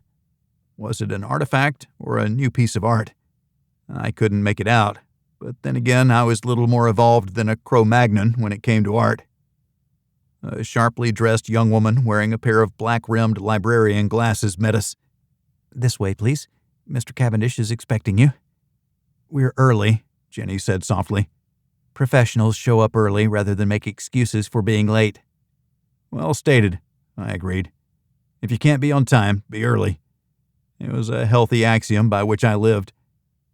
We were taken to a classic boardroom, wood-highlighted walls with framing and hardwood chair rails. The main table appeared to be cut from a single piece of wood. Its size suggested it was unique, made from a giant redwood that had fallen in the distant past. The chairs were each executive level, with numerous levers to adjust comfort. It's what I expected. Only the best for smarmy's guests and business conquests. He walked in right after us. A half hour early. I expected no less from my two favorite people. Jenny shivered slightly, but he saw it. I'll have the temperature brought up. Sometimes the air conditioning gets ahead of us. The temperature was pleasant. Jenny wasn't cold, but she nodded to affirm Cavendish's proposal. He disappeared for a moment and then reappeared. I appreciate how the island is running now, as quick and painless as you made it. All it took was an outside view.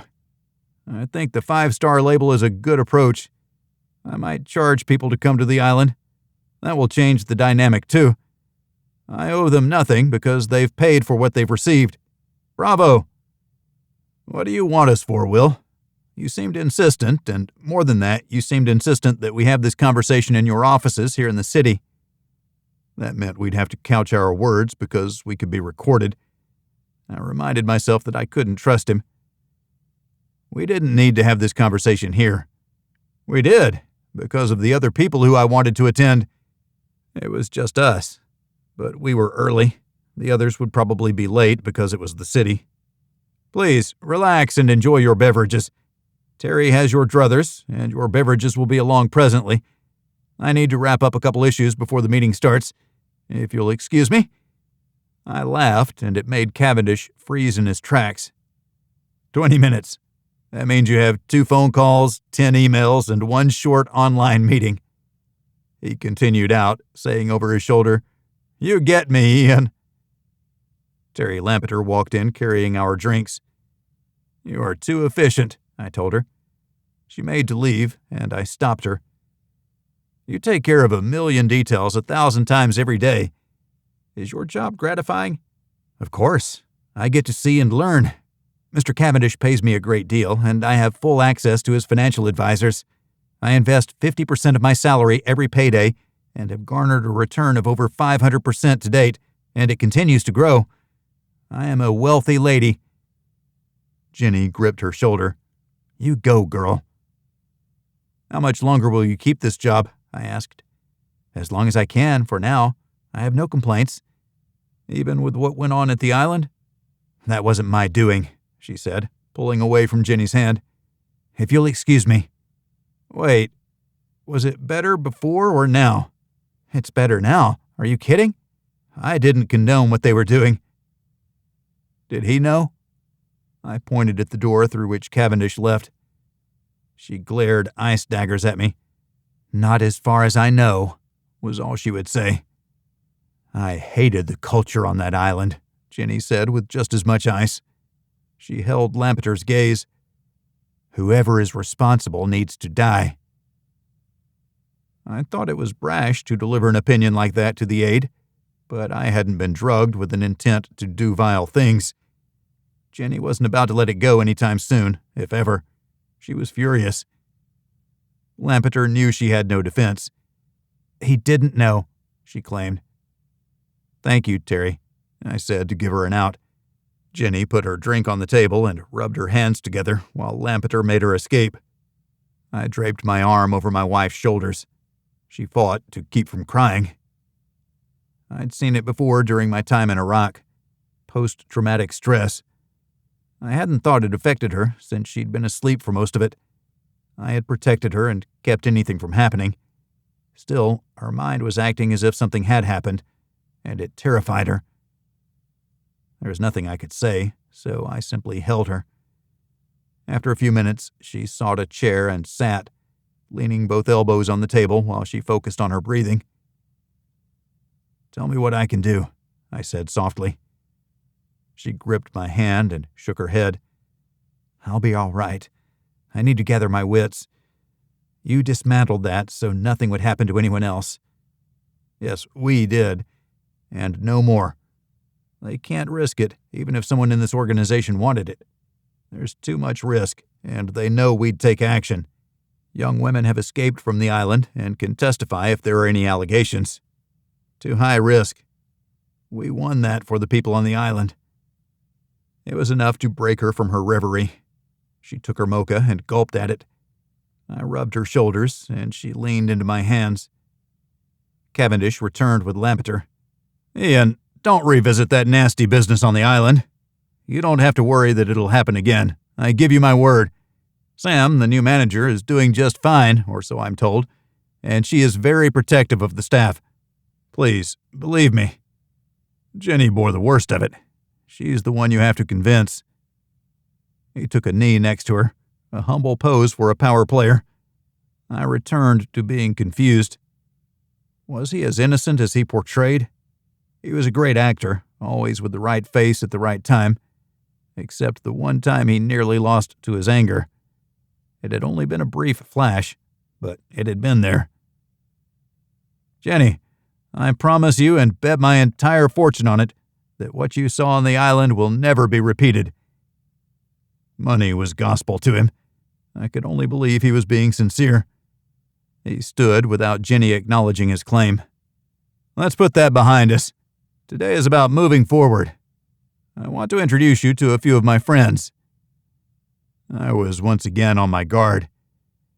"This is the mayor of New York City and the district attorney. Behind them is the governor of New York." Two men in suits walked in. The governor was behind them. I'd seen both of the men on the news, along with the governor. She seemed to spend most of her life in front of the cameras. I stayed behind Jenny, my hands still on her shoulders. "Gentlemen, ma'am, Ian and Jenny Bragg. They're the ones I've told you about who can solve problems for us. I'll fund their operations, and you can consider them campaign contributions that no one will know about." Jenny pushed her chair back, slightly bumping me to let me know she wanted to stand. We faced the elected officials together. A cannonball settled in my stomach. As if Jimmy Triplethorn wasn't enough, these three wanted action outside the law. "I can't imagine what we might be able to do for such an august group," I said. Chapter 23. Everything negative, pressure, challenges, is all an opportunity for me to rise. Kobe Bryant. "Always on your guard, aren't you, Ian?" Cavendish offered. "The mayor and the governor have real enemies, above and beyond political adversaries. These enemies are violent and dangerous to far more than just them. They would like those adversaries eliminated. You can make that happen, and that's why we're here and why we couldn't hold this meeting on the island. You needed to hear it from them. We allegedly can help with that. All we'll say is that we might know people. State your needs, clearly." I figured I wouldn't like what they had to say. Government officials. I had had enough of them. Just when we thought we were going to expand our operation with the DEA. Couldn't they simply handle their issues themselves? Reduce their police force and then hire hitmen? It made no sense. They could have hired a great number of law enforcement professionals for $5 million a head, which was what Cavendish was going to pay us. The mayor was first to speak. "A rabble-rouser who is extolling the virtues of inner-city crime. We can't touch him, but maybe you can, without him organizing and rallying the fanatical fringe. He has social media accounts where he challenges his massive following to commit crimes." "Arrest him," I said matter-of-factly. "We have, and we've gotten nowhere. I don't know how he makes his money, but he's flush, and his lawyers are better than our lawyers." "Social media companies pay people for having active followers. Those with the most active content to the largest audiences can earn millions a year," Jenny explained. "Sounds like you might not have the strongest case." "It's a misdemeanor if we could link him directly to crimes committed. We don't have enough police to catch all the criminals, let alone link them to this guy." I leaned over the table and held my head in my hands. It was hard not to lay into them regarding their policies that made criminals heroes and turned the police force into villains. They pruned the DA's office of the best and brightest, leaving only new lawyers with stars in their eyes regarding social justice. They weren't properly jaded to be effective trying real criminals committing real crimes.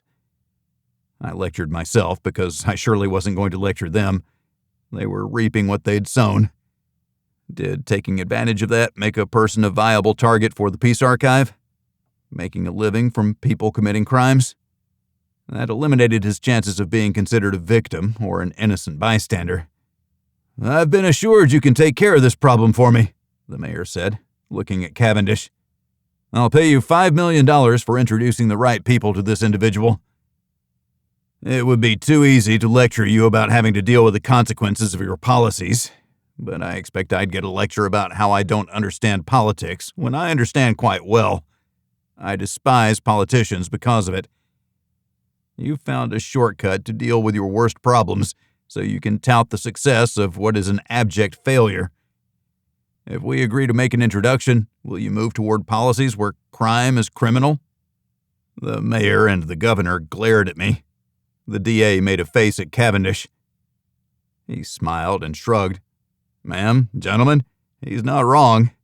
If you do your job well, then you don't have to hire people like him, and that bars people like me from buying influence. If I do this, you're going to owe me, all of you. But that's politics. You stay in power, I'm out a few $1 million, and Mr. and Mrs. Bragg are enriched, and they're also Teflon. You'll not touch them, no matter what. Do we have an understanding?" The mayor stood. "I don't think I like being beholden to a murderer and a billionaire." "Sit down," the governor stated, leaving no room for misinterpretation. "We all have skin in this game. Just by being here, we're inextricably linked to the series of events that we've set in motion. We can only accept that they happened, but not our roles in this backroom deal. It costs us nothing and gains us everything. You're not going to claim any moral high ground. Come on, Lawrence. Take it like a man.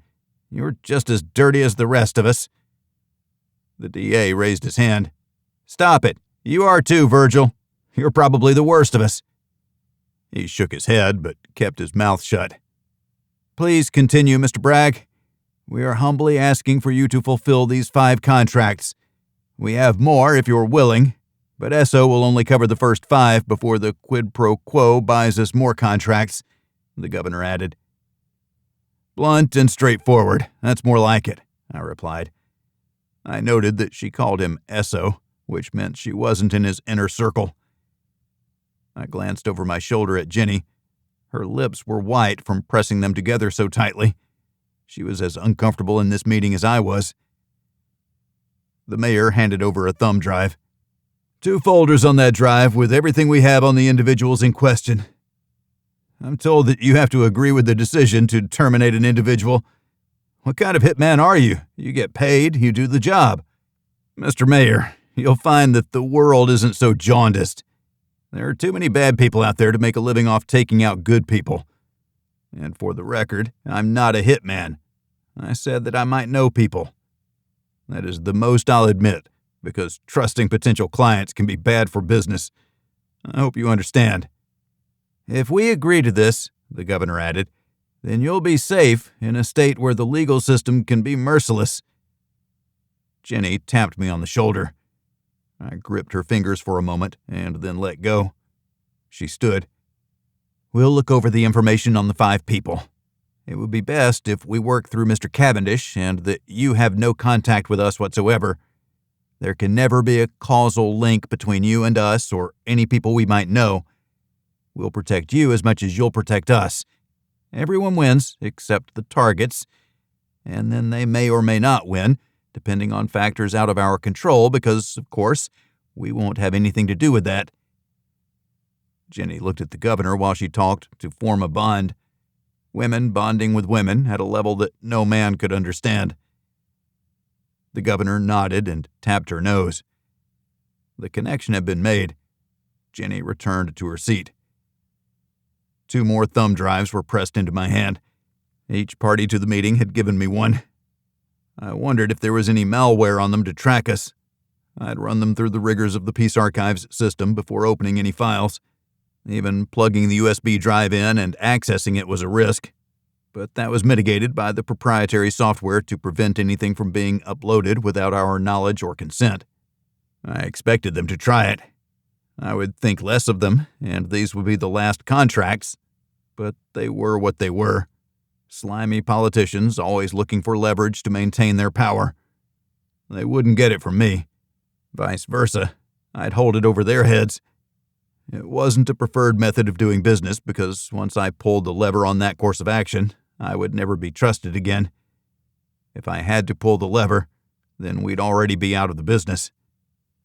Don't make us regret looking at these, I said softly. Cavendish spoke up. We won't take up any more of your time. You were never here, and neither were they. He shook hands warmly with each and saw them out. Jenny and I didn't join him in the pleasantries, but we stood to show some respect to the offices. They didn't make eye contact with us as they left. Cavendish walked them out to the front door, leaving us on our own. I sipped my cold coffee and then chugged it. Jenny pushed hers away. I need a shower, she said. I chuckled. I bet that's what they're saying. I nodded toward the door. I have to reiterate my point that I despise politicians. You stated that very clearly. To politicians you don't want to make enemies of, my dear, Jenny replied. I used to be better at holding my tongue, but the powers that be put me into a position where I don't get to stay silent. That meeting hadn't been my best performance. I was surprised by politicians I had no respect for. Cavendish had set us up to fail. From his perspective, he considered himself the man, the one who made things happen through the right introductions and subsequent business agreements. I didn't like surprises. My reaction should have told him that. I made my money through planning, but flexed with each situation, using materials on hand to complete my task. I used to be good at improvising. I still was, but not when it came to verbal jousting. Cavendish returned. He looked apologetic. That may not have been my best idea. Something like that, I said without further exposition. Take a look at what you've been given and give me a figure. I'm not going to argue. Whatever amount it is, that's what I'll extract in favors from those three. He raised his hand. Nothing illegal, mind you, but beneficial to my companies. Of course, beneficial. Free entrance and travel throughout the city, no surcharges. Tolls. It's expensive to drive here, among other things. We know only too well, I agreed. I'm sure tax assessments for far less than the actual value is another opportunity to help a struggling business stay afloat. Something like that. There are a great number of options available when you know the right people, Cavendish stated. You have my private number. Call when you've had time to look over those contract offers. He offered a fist, and we bumped knuckles. I had the stronger handshake. He wasn't ready for a third round, since he'd lost his 2 previous efforts to show dominance. Smarmy remained an enigma. He had moments where he seemed decent, and others where I felt like I'd been used. A meeting with 3 politicians who had no business working with someone like me. Then again, the same could be said of the vice president. Government contracts. Take their money, Vinny had said. I held up the 3 thumb drives. We better get going. I handed them to Jenny, and she secured them in her purse, which she slipped under her arm and pinned tightly against her body. I stood in front of Cavendish. What about Bosley? Jenny has some issues with him she'd like to resolve. Cavendish rubbed his chin. I'm not sure about that one. He does important work for me. He's also exposed you to the condemnation of the world if they only knew. And he's gained our animosity. I left that thread implied. While you're contemplating those contracts, I'll think about Bosley. He stepped away. Ian, Jenny, thank you for coming. He headed toward his office, with Lampeter intercepting us and guiding us toward the exit. We parted without words. I feel horrible about all of that. I lost my cool with 3 people who I most definitely didn't want to lose my cool with. I interrogated Lampeter, who didn't necessarily deserve my ire. We put Cavendish on alert, as if he wasn't already. This whole day was a complete debacle. Jenny rubbed my back while we walked. It was her turn to be comforting. "Aren't we a pair?" she asked. I stopped on the stairs to the floor below. As Shakespeare said, "We don't suffer fools gladly." Those three are fools or evil. The group surrounding Cavendish have their own agenda, and he is a chess grandmaster playing at a level we can only dream of. That has us seemingly off our game when maybe we aren't. We're steady. It's the world around us that swirls in a chaotic miasma. Let's grab something to eat on the way home. We have an alarming lack of food in the house. Grocery shopping? We better order out. Jenny looked at her purse. It wouldn't do to risk losing the thumb drives. We need to give Lenny Goldman a call. These will fall under his umbrella, I said. Have him out to the house, and we can discuss these along with handing him the thumb drives, Jenny suggested. Let's pass these off and get back to the matter at hand. Which is? Jenny asked when we summoned the elevator to the garage. Exactly. What are we doing? Back to Chicago to check up on our new employee, see how she and Stacy are getting along, and contemplate what to do next about him. I pointed with my thumb toward the upper floors of the building. The elevator dinged and the doors opened. Jerome Bosley stood there. He looked up from a sheaf of papers and recoiled when he recognized us. Instantly, a plan took hold. I hadn't contemplated it or even thought of it, but it was an elegant answer to a complex equation. I walked in, blocking him from leaving. Jenny stepped in behind me and pressed the button for the garage. He looked back and forth for a way to dodge around me. No. He deflated. Are you going to kill me? He asked, reminiscent of Cavendish, but with real fear tinging his voice. Why would you think that? He stared at me, torn with how to answer. Because you know what we do and that Will is tired of you. We're sure you established the island prison on his orders, but he's going to let you take the fall for it. Those actions are already in place. No amount of money can save you. You'll find that your passport has already been suspended and you won't be able to leave the country. So, what are you going to do, Jerome? How are you going to make amends quickly enough to get the target off your chest? I don't have a target on my chest. I have evidence. Are you sure? I asked, having no idea what he had or where he'd stash it. The only thing I had was Bosley's fear of the real man that Cavendish was. It's in a place where Will can't get to it. If anything happens to me, it'll see the light of day. He'll go down hard. His voice reached a fevered pitch. I'm not taking the blame for this alone. Of course not. Unless you are. Who has the better lawyers and more of them? He shifted nervously. We were running out of time. The elevator was almost to the ground floor. Give me your phone number. He dug in his pocket for a card. Your private number.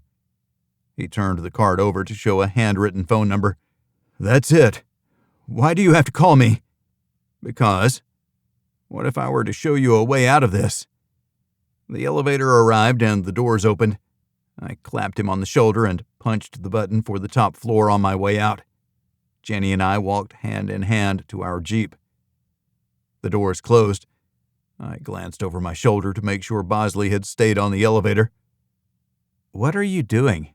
Jenny asked, not in an accusatory way, but because she hadn't discerned where I was going. Chapter 24. Some are born great. Some achieve greatness, and some have greatness thrust upon them. William Shakespeare. Once in our Jeep, Jenny kept her hand on the gear shift until I answered. He's going to do it for us, I said. Eliminate Cavendish? Say goodbye to Smarmy, and then say goodbye to Bosley. I'd say it was genius, but there's no way he's going to confront Cavendish. You can't get him that worked up. Jenny took her hand off the gear shift. I caught it and pulled her hand to me for a quick kiss on her fingers. We shall see. I want to see Bosley's evidence first. How much of what Smarmy tells us is the truth or a tangent to the truth? There's no way Bosley created the environment on that island by himself. He needed the boss man's approval. I thought we weren't going to finish him. We returned the money. We might have to eat this one, but like I said, I want to see the evidence. What does Bosley have on him? It has to be substantial. What else has Smarmy done? Jenny countered. Can we let his empire collapse? A lot of people are counting on him for their living, and many are the young women on that island. So we buy ourselves a 5-star resort in the Caymans and we run it. The staff is already there. We sell the rooms for $5,000 a night or some ridiculous number, I don't know. We have people who would manage that. Lifestyles of the rich and famous. We've been introduced to it and know that most of them have more money than they know what to do with. A retreat from the fast-paced world and a digital disconnect would do many of them good.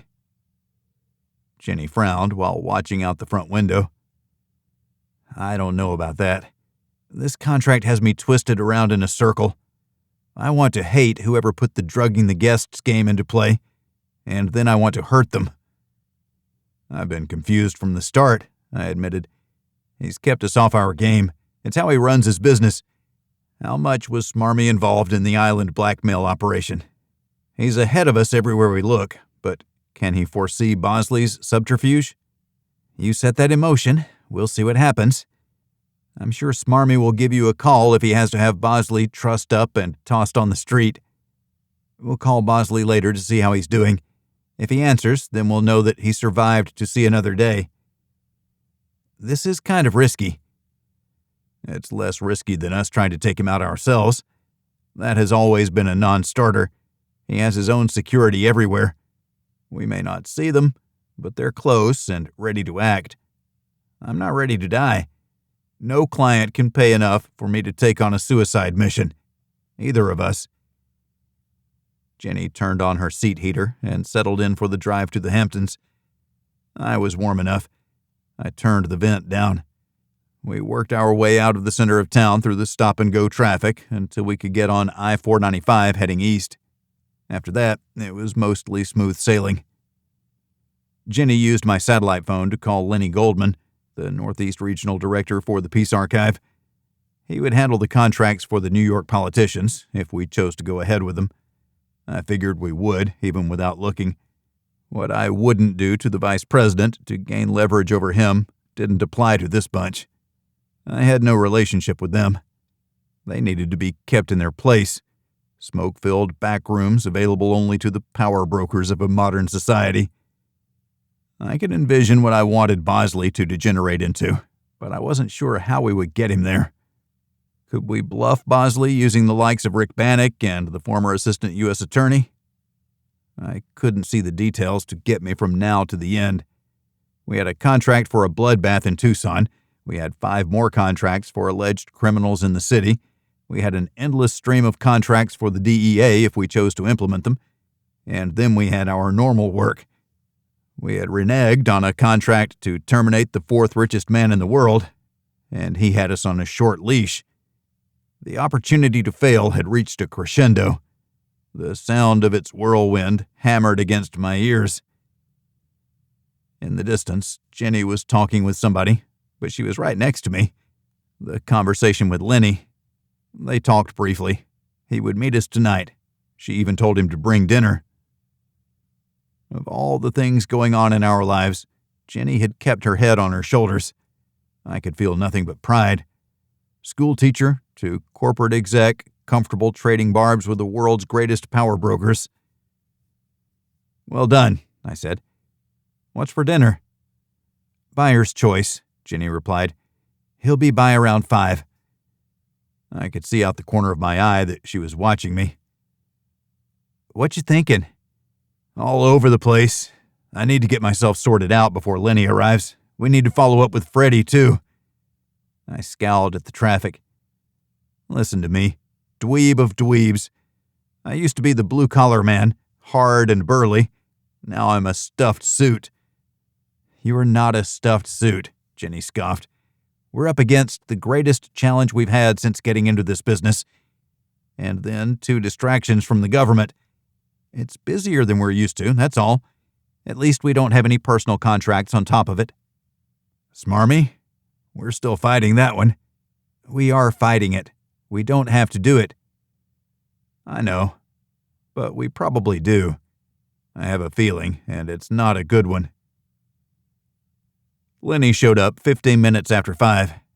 I was getting ready to chew nails since I expected him at 5. Jenny laughed at me. You and your deadlines. This is New York. An hour late is on time. Is not. My desire for more discipline and committing to being on time didn't mean others would adhere to my standards. Jenny tolerated my foibles. We opened the door before Lenny knocked. He held grocery bags instead of takeout. Inside were Wagyu A5 steaks, baking potatoes, and a pile of fresh vegetables. I was much happier with that than takeout. I didn't use my grill enough. Nicely done. I dropped the steaks onto a plate and headed outside. Lenny joined me after prepping the rest of the meal with Jenny and getting it cooking. I was sitting outside with an ice-cold beer, waiting for the grill to heat up. The steaks remained on the plate, uncooked. I thought, Lenny started. I toasted him with my beer. Jenny came up behind him. He's incorrigible, if you haven't already figured that out. The files are on the table. 5 contracts. All valid, all criminals, all drains on society. Yours to do with as you can. Bring in operators from outside your region if need be, I told him. I figured. I'll study them after we've had a bite to eat. You have to watch those steaks. The fat on them will start a massive fire, Lenny said. I'd grilled them before. I had a squirt bottle to fight the fires, but I couldn't take my eye off them for a second while they were cooking, and they cooked quickly. Once I put them on the hot grill, we'd be eating 10 minutes later. Not that I was in a hurry to chase Lenny out of the house, but I needed time to think. We made inane small talk while I grilled, and then during dinner, the food drew our complete attention as it represented a deviation from what hadn't been my best day. Nice touch on the wine pairing, Jenny said. He'd brought a bottle of wine that I hadn't seen because I had immediately bolted with the steaks. I didn't have any wine since I'd had a beer. I raised my can in honor of Jenny's appreciation. She saluted back with her goblet. Lenny took a slow sip. The sommelier at the wine store gets that question a lot. What pairs best with Wagyu? He was ready with an answer and a variety of wines based on price range, which went from simply expensive to astronomical. I went with the lower end, despite the opportunity of 5 contracts. It could change the price range of what I'm willing to pay for a bottle of wine. If it's good, do you have to spend more? I asked. It was the trap of buying expensive things because one could, despite having perfectly acceptable options at lower price points. Why spend money when you don't have to? There's good enough, there's great, and then there's rude. I think we should always shoot for great. Have to stay humble. I was lecturing myself more than the others. Sage advice, Ian, Lenny said. But the Wagyu? That's money well spent. You can do that again and we'll be most appreciative. Now, you and Jenny go through those contracts and I'll clean up. Jenny raised an eyebrow. We usually cleaned up together, but I wanted time to myself. The contracts would stand on their own. I could offer no insight to inner-city operations. He'd have to find the right operators. That was his job, and I was learning to let other people do their jobs. All we had to do was establish the parameters within which the contracts were executed. We'd done that. We were going to get paid $5 million for each contract. Lenny would bid them out for $1 to $2 million each, and Jenny would help him shape the language in the contract if Lenny needed the help. He didn't. By the time I finished cleaning the dining room table and the kitchen, Lenny had wrapped up and was heading for the door. I have what I need, but obviously there's a lot of work to do to set these up for bid. The operators will have a field day, and within a week, we'll see movement. I wouldn't expect all 5 of these to be satisfied in under 2 months. These guys are going to require more surveillance and tracking to find weak spots. Sure. Business as usual, right? We shook hands and he left. That was easy, Jenny said. Vinny is a smart man. Which means Freddie leads a new region that tackles DEA contracts? Exactly. As long as the people giving us contracts pay their bills while also shielding us from law enforcement, I don't see how it's anything other than a win-win. Are you going to call Jerome Bosley and rattle his chain? Bob Marley was the first ghost to visit Ebenezer Scrooge. I guess I'll play that role, in addition to the ghosts of Christmas past, present, and future. It's nowhere near Christmas, Jenny replied. Christmas was just the backdrop.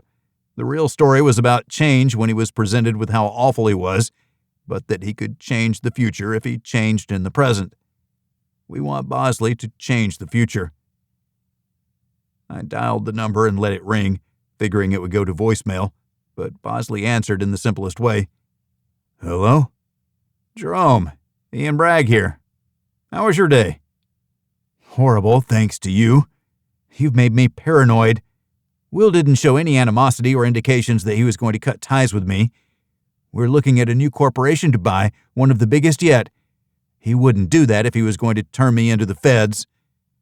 Do you deserve to be turned into the feds? You seem afraid of that possibility. Or should I say, eventuality. He sucked the air through his teeth. No one gets out alive. That's a jaded way to look at your career. You've made a huge amount of money, you're rich, and it seems miserable.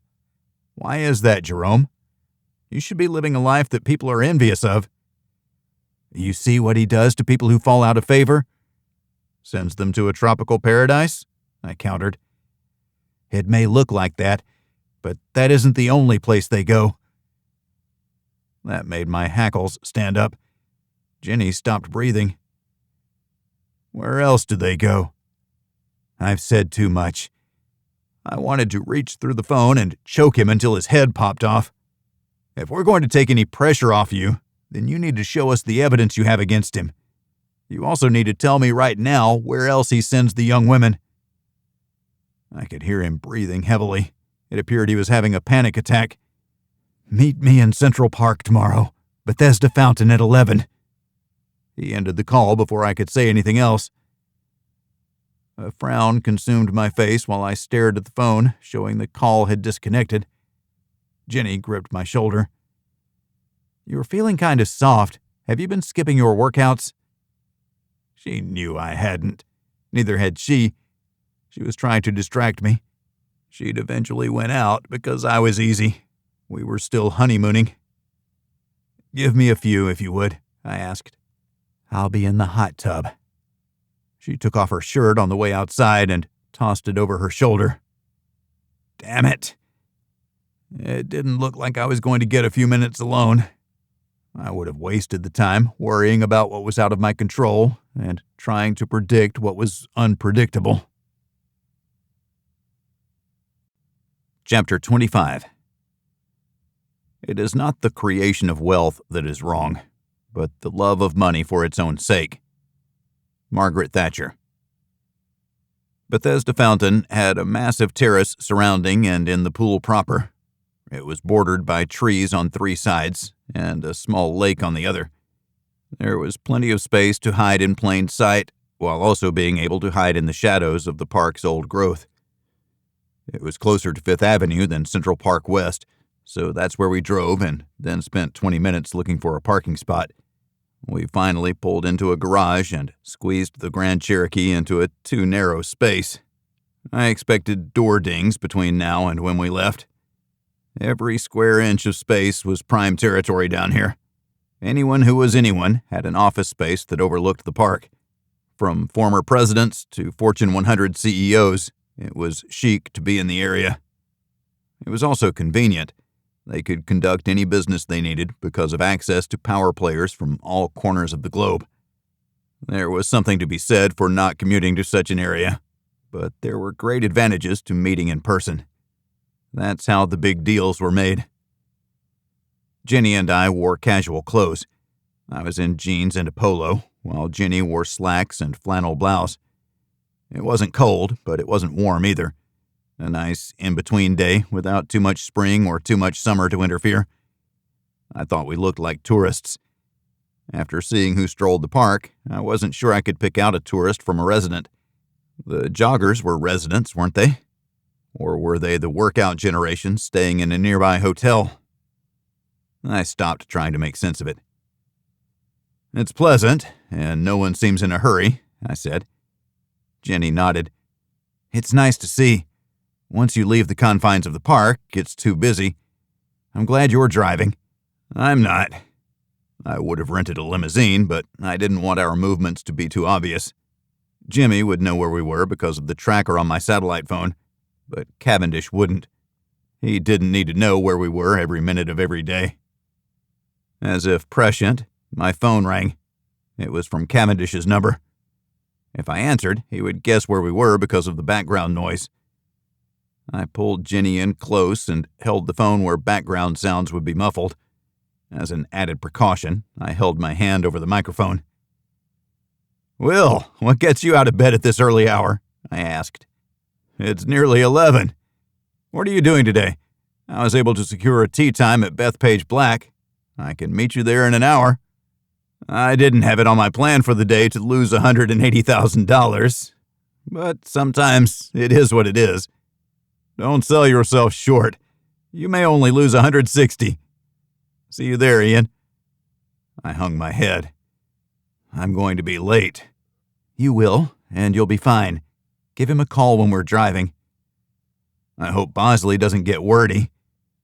I tucked the phone in my pocket, and we continued to the terrace. It was busy, as usual, with maybe 100 people milling about. We took an indirect route to the fountain proper and faced it, glancing around surreptitiously to look for Bosley. "Anything?" "Nope." We turned around to broaden our visual search, but still saw nothing. "I'm not sure he's going to show." I sat on the short wall surrounding the fountain's pool. I had to play golf in under an hour, and we were probably a good hour's drive away. I wasn't in the right frame of mind to mentally thrust and parry with Cavendish. I'd have to get into the mood. I had an hour. Still no Bosley. "We can't wait too long." I stood.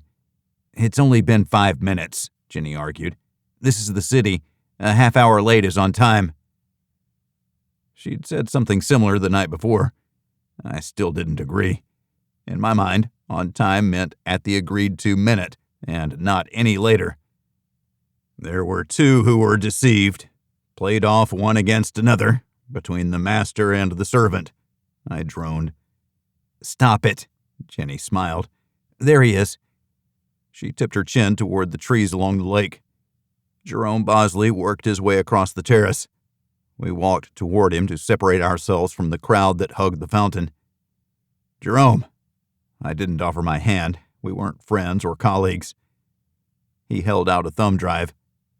"That's a copy of everything I have. And remember, I have a set ready to be sent to the media and the feds if anything should happen to me." The instant I took the thumb drive, he pulled his hat down over his face and shuffled into the crowd. I gave the drive to Jenny, and she tucked it into her purse that she clamped under her arm and against her side. "We need to go." I had a hard time not breaking into a run. I don't know why I felt the time pressure. It was my own stigma. Down the street and into the parking garage. The vehicles on either side of us had changed, so now we had a solid 2 inches of space for both side doors. I popped the rear hatch and crawled in. Jenny waited while I got myself situated and then backed out. Jenny guided me back and forth until I could orient the vehicle toward the exit. She climbed in and we were off. I white-knuckled the drive. Jenny offered to change places so I could relax, but that wouldn't have helped. She activated my Rush playlist. Limelight kicked it off. Jenny turned it up for me. I calmed. All of a sudden, we were on the expressway and racing toward the golf course. Time evaporated, and we were pulling into the parking lot. I was wearing jeans, and that wouldn't fly.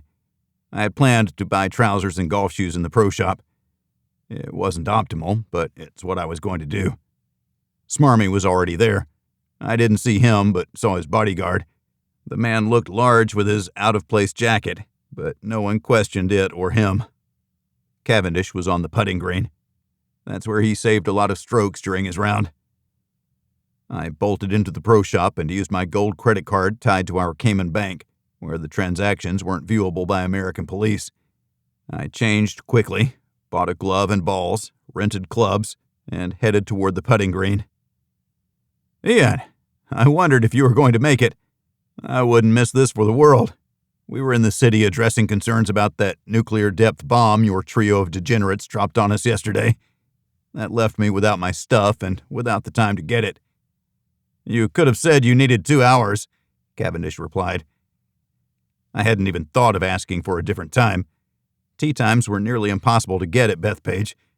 But then again, Cavendish could have been a part owner or owned the owners. He was in a completely different league. It reinforced how much of a nobody I was, which I was okay with. I knew people who could get us on the course, and they regularly took my money. That was my price of admission. None of that mattered. We could have been on a mini golf course, and my task would have been the same. We no longer had a contract. There was no reason for me to continue working up a hit plan on Essoe Cavindish. Working up was far more than what I had. If someone paid us $100 million to finish him, I'd be no closer than I was right now. My only plan was a remote belief in the psychological degeneration of Cavendish's right-hand man. Jenny would go through the provided files while I was out here. Human trafficking, forcing young women into a life of servitude and random prostitution. I wasn't good with that, but I was a professional. Without a contract, if I made a hit, it was just vigilantism. Those people were always caught. Even more so when the target had such a high profile. Then again, there was that other guy who died in prison. Suicide, they called it. I didn't believe it. He didn't kill himself.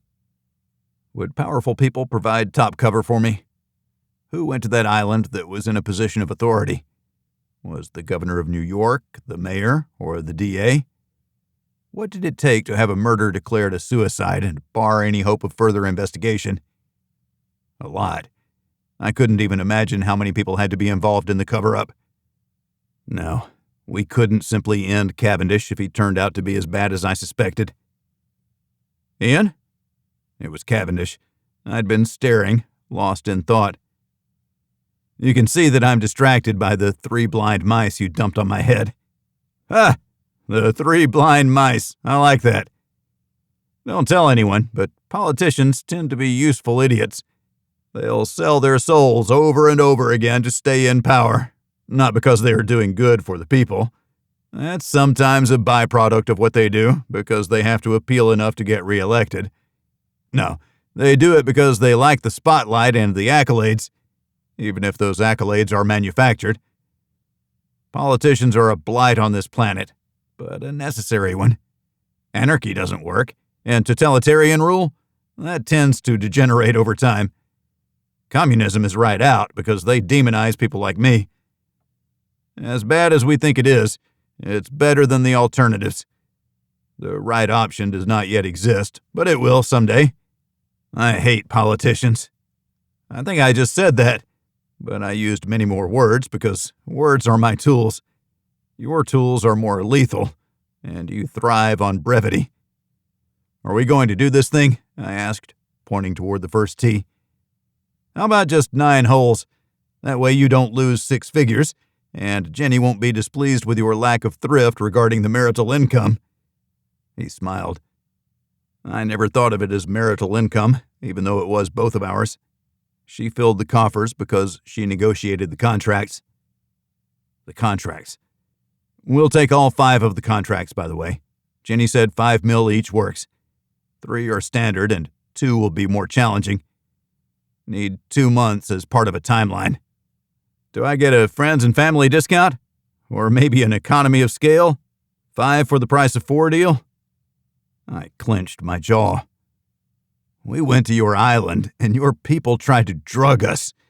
They managed to put Jenny out for nearly 2 hours. You're lucky I don't rip off your head. You said it wasn't you, but what I learned in the Marine Corps was that the leader was always responsible, even if he didn't know anything about it, because it's his job to know everything that happens with his people. Ignorance is no excuse.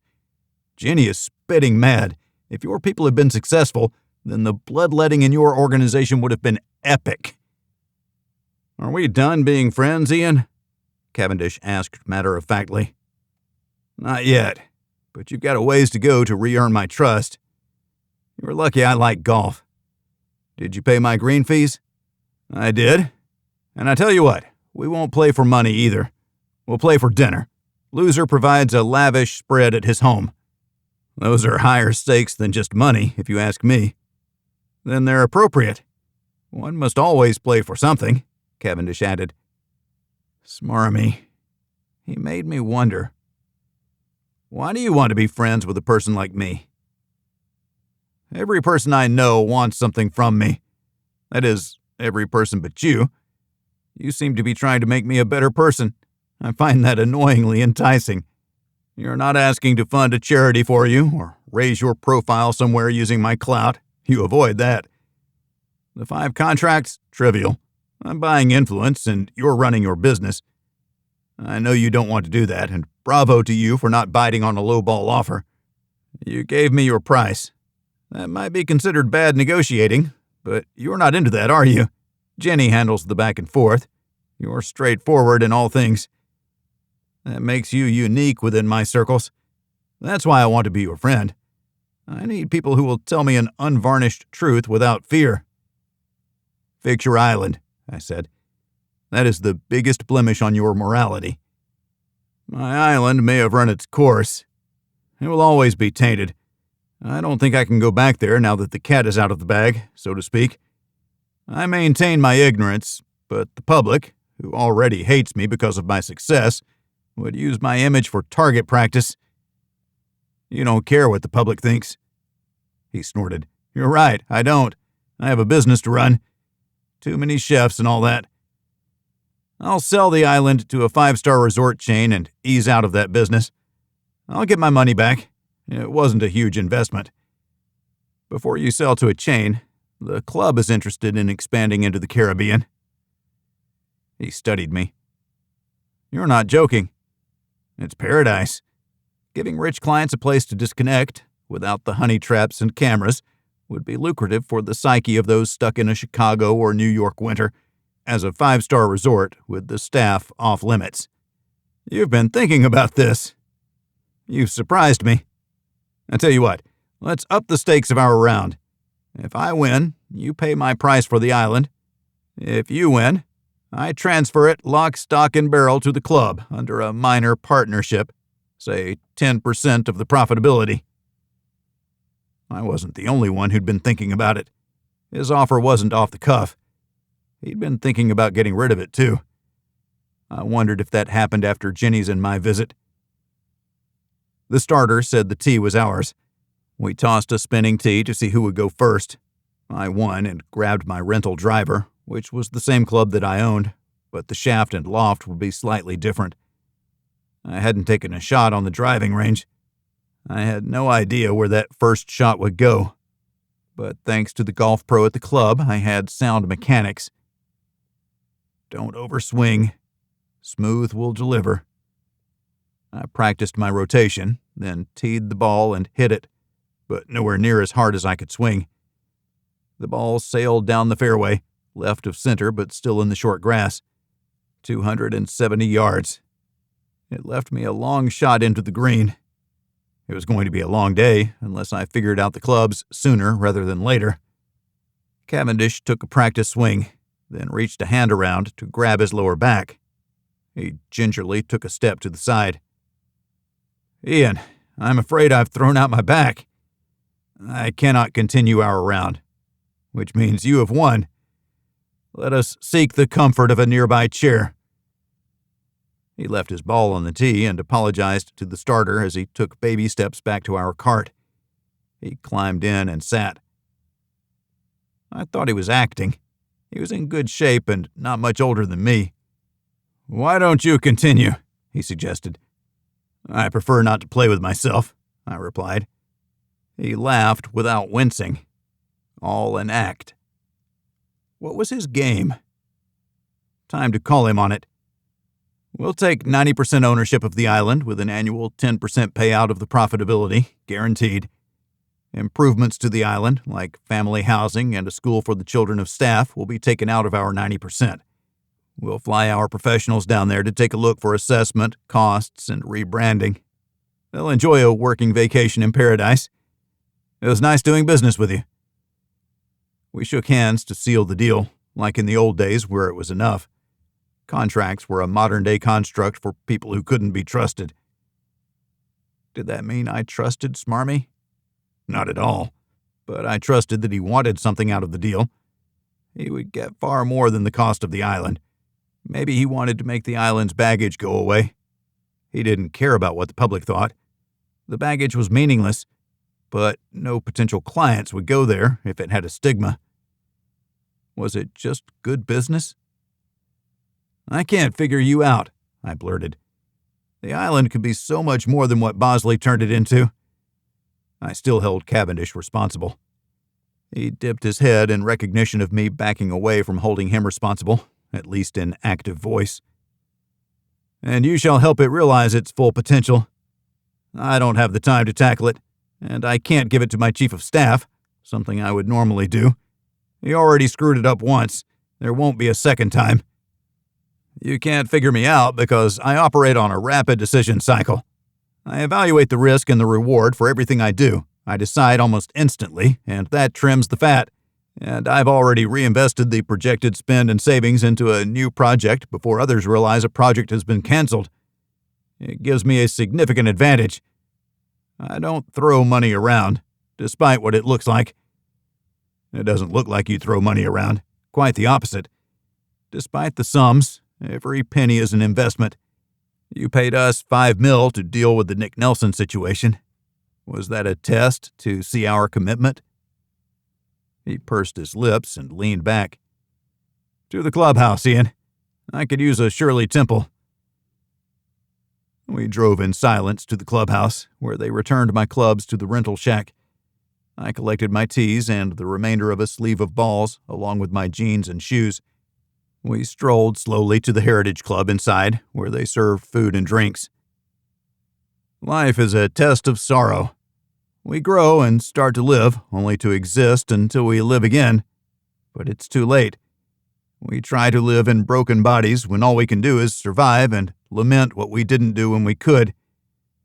I want no such remorse. I intend to live every day by building an indomitable empire. My goal is nothing short of the pinnacle of human existence. He stopped walking and stared at a picture on the wall of professional golfers. I didn't want to interrupt him. He was telling me what Jenny and I had wanted to know, what motivated him. He stopped staring. He blinked twice and turned toward me. What's your goal, Ian? I'd love to have no regrets, but that's not going to happen. I'll settle for making the world a safer and better place for humanity. What I do won't be seen by people. Asking them to recognize the absence of pain and fear isn't something they'll ever do, and we don't want the visibility. We'll keep our success to ourselves while enjoying the fruits of our labors. Because of money. The love of money may be the root of all evil, but its acquisition and possession are not. They're quite necessary in today's society. You need large sums to do what you do and to protect yourself after you do it. No one who avails themselves of your services would begrudge you that. Maintaining a clean separation between you and your targets is probably important, isn't it? Is that why we played golf when there was no golf to be played? We had a tea time, but I had no intention of playing. I have a meeting coming up that I must attend, a new acquisition, a shipyard to refurbish freighters. I need it and the ships to grow the sea freight side of the business, since you won't take care of Mr. Gadsden for me. I have to do it the old-fashioned way. Beat him in the marketplace. There's a lot to be said for the old-fashioned way. Aren't you going to buy me a drink? Yes, sparkling water all around. We entered the club, which was hopping. The host guided us to a table without hesitation. Drinks only, Cavendish said. The host summoned a server, who gave us her full attention. 2 Shirley Temples, please. Quick as you can. She hurried away. What am I getting? I asked. Grenadine and 7-Up with a cherry. A simple drink, but decadent in its own way. It took 2 minutes for her to drop off our glasses. I removed the straw so I wouldn't poke myself in the eye. I had some dignity to maintain. Here's to an unexpected but fruitful business relationship, Ian. I'll have the money transferred to your business account to take care of the matter for the 3 blind mice. He laughed. Yes, I like that name for them. Take care of that business, and there will be more. An endless supply of favors to be bought and paid for, I remarked. He held up his glass. You really do hate not just politicians, but politics itself. It's slimy. Here's to the 5-star business. We clinked glasses.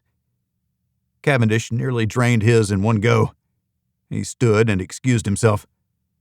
Meetings on top of meetings. I'll leave you to it. You'll cover the bill, won't you? Of course. He stuck me with the bill. I don't know why I found it amusing, because it was trivial, especially after he just gave me his island. What other secrets did it hold? I had too many questions, but those were for later. I'd rotate the staff from the Chicago Club to the Caymans for short stints. Volunteers only, of course. My mind spun with the opportunity.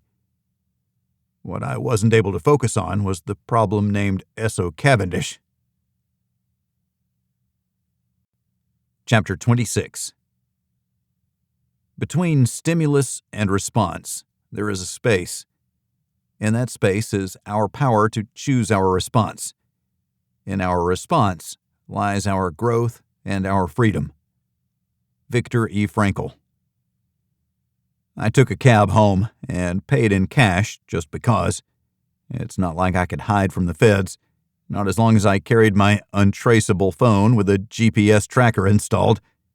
It was an anomaly that was defining my life. It was anathema to the guiding principles established by Chaz and Vinny. I hoped Chaz's memory would forgive me. We were doing the best we could to steer the company in the right direction, to only execute contracts on people who didn't deserve to be in the same reality as the rest of us. It was a fluid bar, and challenging to stay above it with each new contract. Bad people who society would be better off without. It was a test that we had to pass every single day. That's why we couldn't ever sanction political enemies. Jenny was on the computer when I walked in. She sat with her back to the wall, and the computer screen blocked from all but her. There's everything we wanted to see, she said. The island, his business as a whole, driving others out of business through choking off the supply lines, and other unsavory details, like the blackmail schemes against others in the industry. Any politicians in there? Not that I saw, Jenny replied. Pity. Did you see another location that Bosley alluded to? Something like the island? Nothing. I think he might be losing it. He seems unhinged and more than a little paranoid. His boss consorts with people like us. He has every right to be paranoid. But then he met with us. Jenny checked the time. Doesn't golf usually take a little bit longer? Nice pants, by the way. I thought I'd go full-on debonair. We ended up not playing, and he conceded the loss. He gifted us the island, while retaining 10% revenue from the profits. He did what? I had Jenny's complete attention. It was far too easy. Makes me think the island is dirty somehow, beyond what was going on with the women. He's unloading it before it gets too toxic, especially since some of his inmates have escaped. We've hashed that and rehashed it. The question is, do we want it? Do we want a 5-star tropical island resort at no cost to us? I'm not sure that's a hard question. Depends on how the transfer is worded, but we'll ask Stacy to make sure we're insulated against previous claims. You know, all that sexy lawyer stuff that she loves. Jenny shook her head and shut the computer. There's enough evidence on this drive that if federal law enforcement got a hold of this, Cavendish would have to answer too many hard questions. From what I see in these files, he's deserving of not only our scorn, but to be on the receiving end of our justice. I sat beside Jenny. I asked him specifically what his game was. He disappeared into some philosophical soliloquy regarding his climb to the pinnacle of success. He is driven, that is certain. What billionaire isn't? We don't know enough of them to judge, but I don't want to be him. I don't want to be near him. I think he knows that. I sulked. There was no train of logic that brought me out of the pit in which Cavendish was keeping me. It's time to call for help. Who? Rick's assistant U.S. attorney buddy, the feds, and what about the DA? If that person thought they were going to be found out, they'd fire the first salvo. With the information on that thumb drive, state authorities could get him, and the feds too. And most importantly, we can clear out. We might get some uncomfortable questions, but the purchase and transfer of the island will put us in the clear. We'll become saviors of the ill-treated, and no one will be wiser about the peace archive. Jenny laughed. The people who would prosecute this know exactly who we are, but I get your point. Plausible deniability.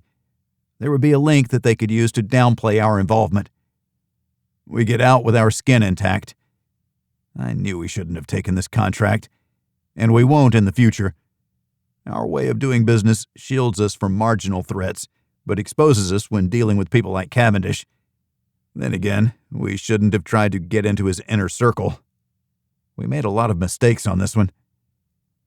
Jenny gave me a big hug, piling in on top of me.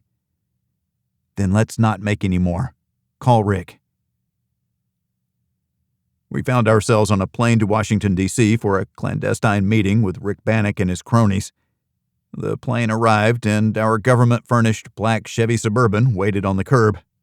We hopped in without fanfare, and they drove away. I didn't try to make small talk with them. This contract had aged me. The totality of engagements had worn me down. Jenny had the start of bags under her eyes, and that bothered me. She was a trooper, though, doing what she could to help me carry the burden. It was how I thought.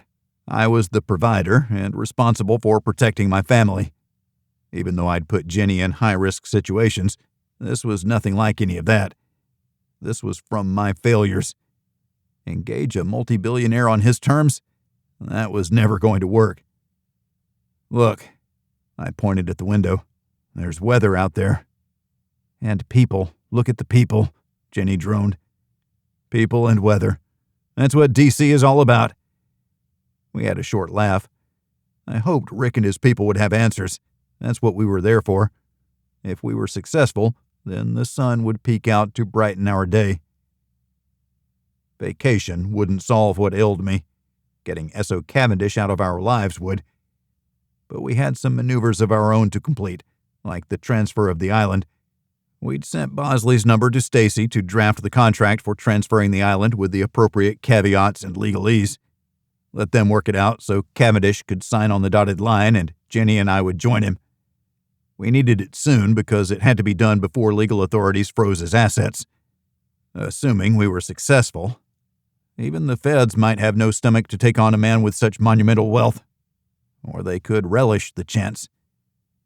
I was fighting within my own mind when the answers were only minutes away. I couldn't relax. We pulled into an area of marble buildings and wide sidewalks. It was downtown, but then the SUV rolled through a gate and down a back alley where we were directed to a side door. We went through a metal detector and down a short corridor to another corridor that was longer. Our guide hadn't introduced himself. We hadn't introduced ourselves to him either. We mirrored the dehumanized approach. The conference room they brought us to wasn't a normal room. It was connected to other rooms with glass between.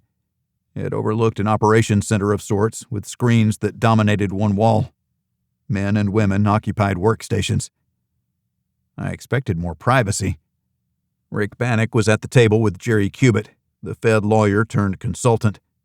2 sharp-dressed women and 2 other men also sat at the table. Rick and Jerry drank designer coffees, while the other 4 were without. At the empty seats, we found disposable cups of the same type that Rick had. He nodded toward them.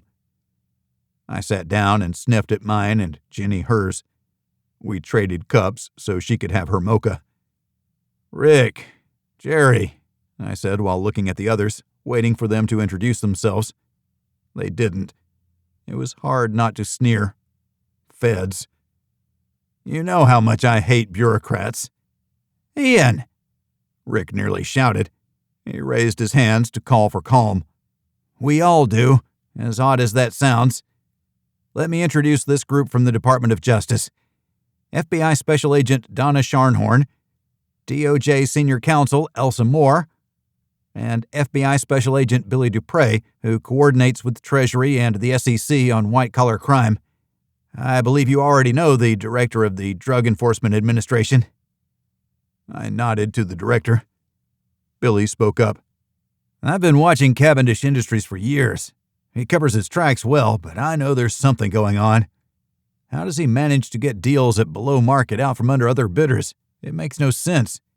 His cash supply seems endless, which also sets off a lot of alarms. Blackmail, I said. Jenny pulled a thumb drive from her purse and slid it down the table to Rick. That has all the information on it, she said. You'll find it enlightening. It's actual documents, pictures, audio, and video. It's not baseless allegations. There aren't any allegations on there, only facts of transactions. Where'd you get this? Jerry asked. I replied, Jerome Bosley. He's afraid after we discovered the truth of Cavendish's private island in the Caymans. Human trafficking, forced prostitution, and blackmail.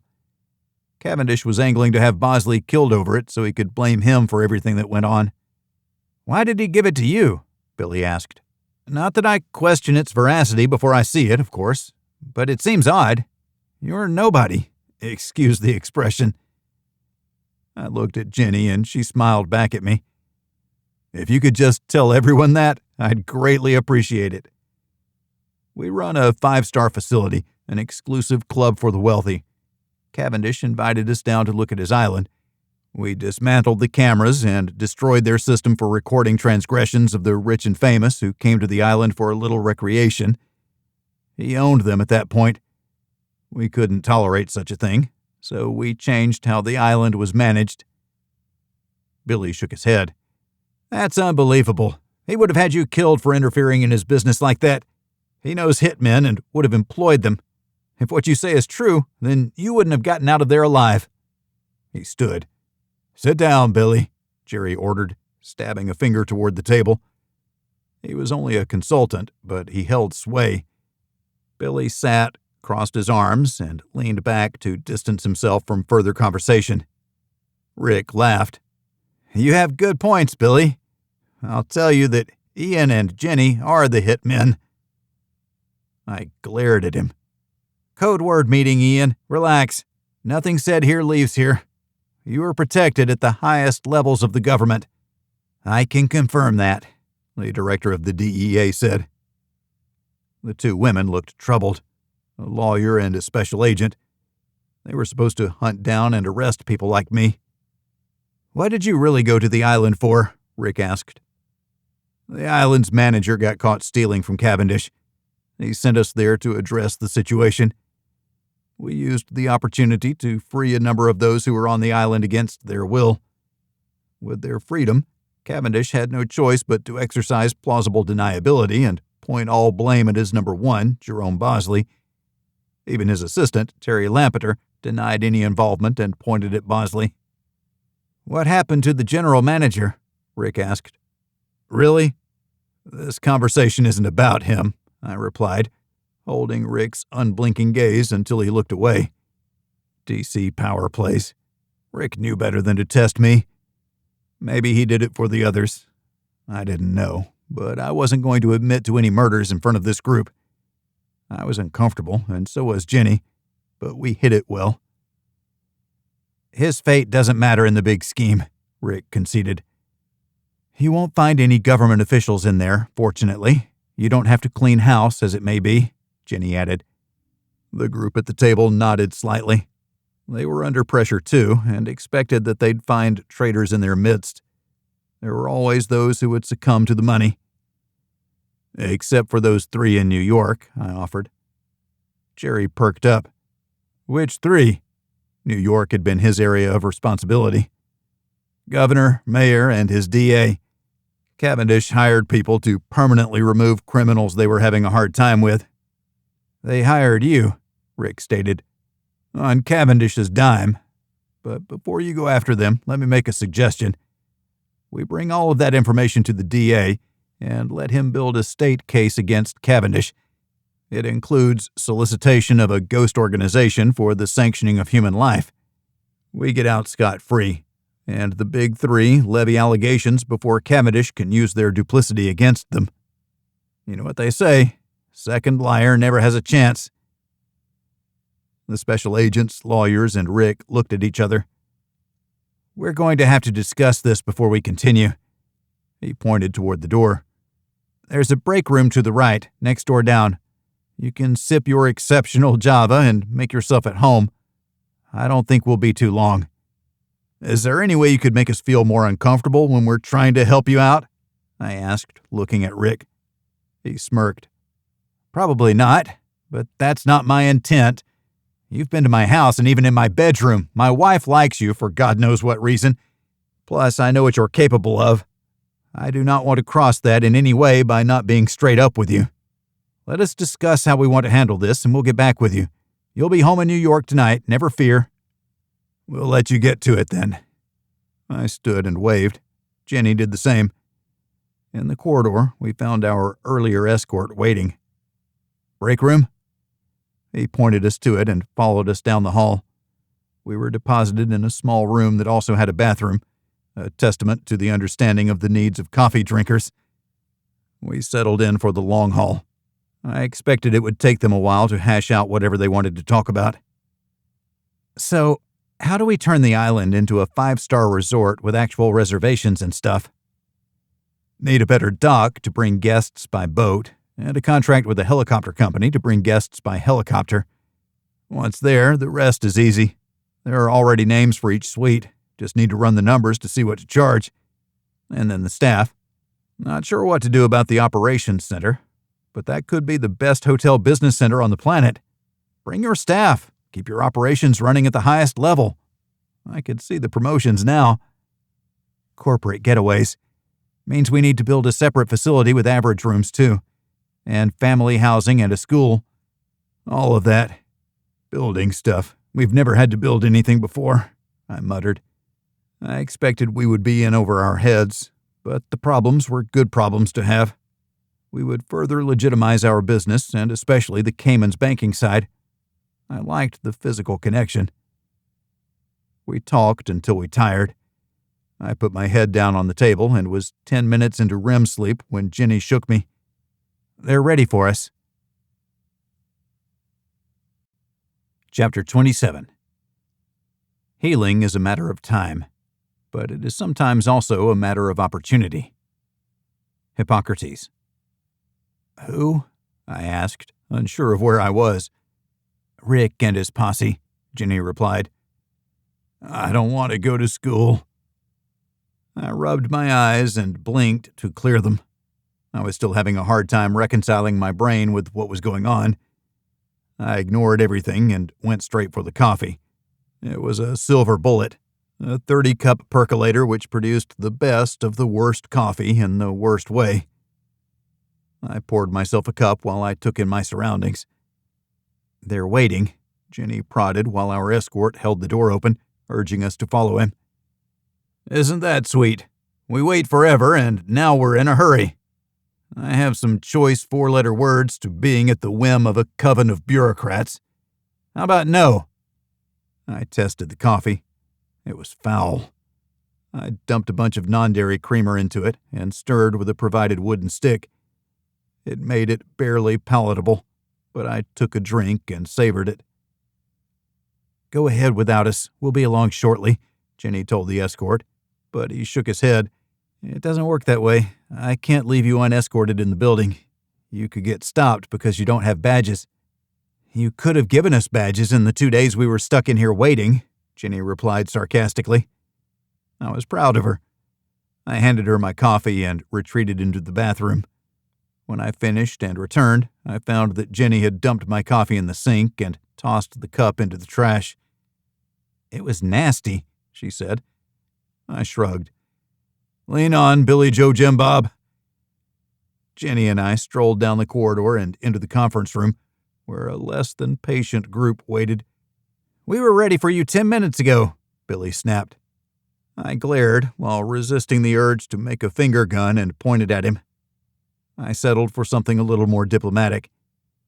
You'll watch your mouth when talking to me or anyone. You draw a government paycheck, which means you work for the people. I'm the people. I don't answer to you. It's the opposite. You draw a government paycheck too, he said, but he looked down. Au contraire.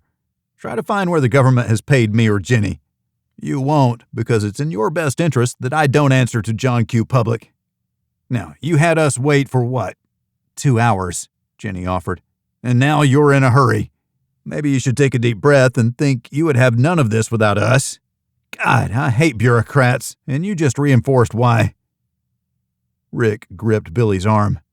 I need you to settle down, he told him with a sharp edge to his voice.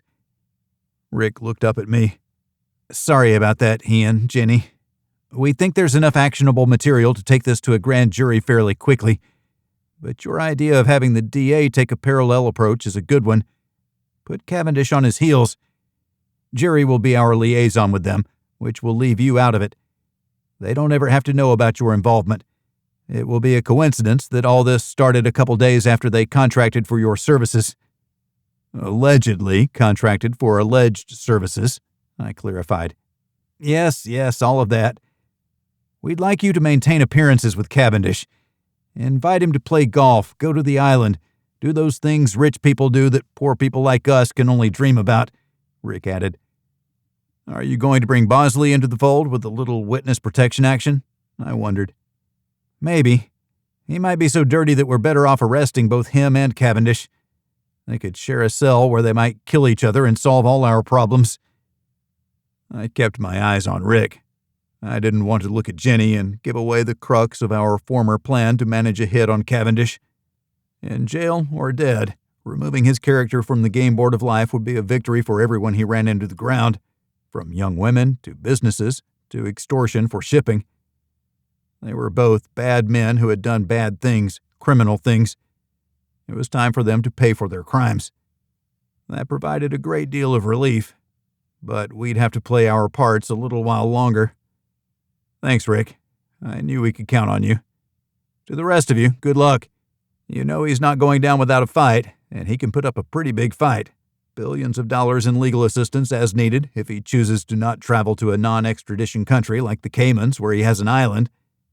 We need you to make it your island as soon as possible. We will guarantee that any regulatory issues will sail through without getting caught up in any red tape.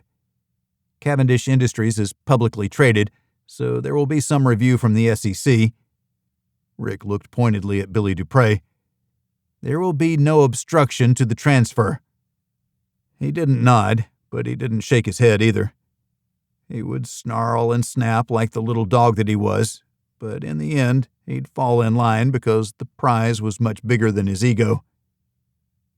It was the Department of Justice's senior counsel who settled it all. She stood, and the others quieted to give her the floor. I want to say thank you for bringing this information to us. Years of effort have been invested in gathering 1/100th of what you brought to us. I really don't care what you two do. I know that powerful people in this city trust you. The DEA's director nodded. I look forward to seeing Mr. Cavendish wearing bracelets and headed to jail. In the snapshot of what we've seen, there's enough to put him away for a long, long time. Good luck, happy people of the government, I said. And you too, Billy. Lighten up. You'd be amazed at what it'll do for those crow's feet around your eyes. Jenny nudged me. Thank you for your time. We'll be returning to our home with the high hopes that we never have to come back here. We walked out to get immediately stopped by our escort. He placed his palm in the middle of my chest. I looked at it. If you want your arm broken, you'll keep your hand there. Your ride isn't here yet. Let me call them. He backed away from me.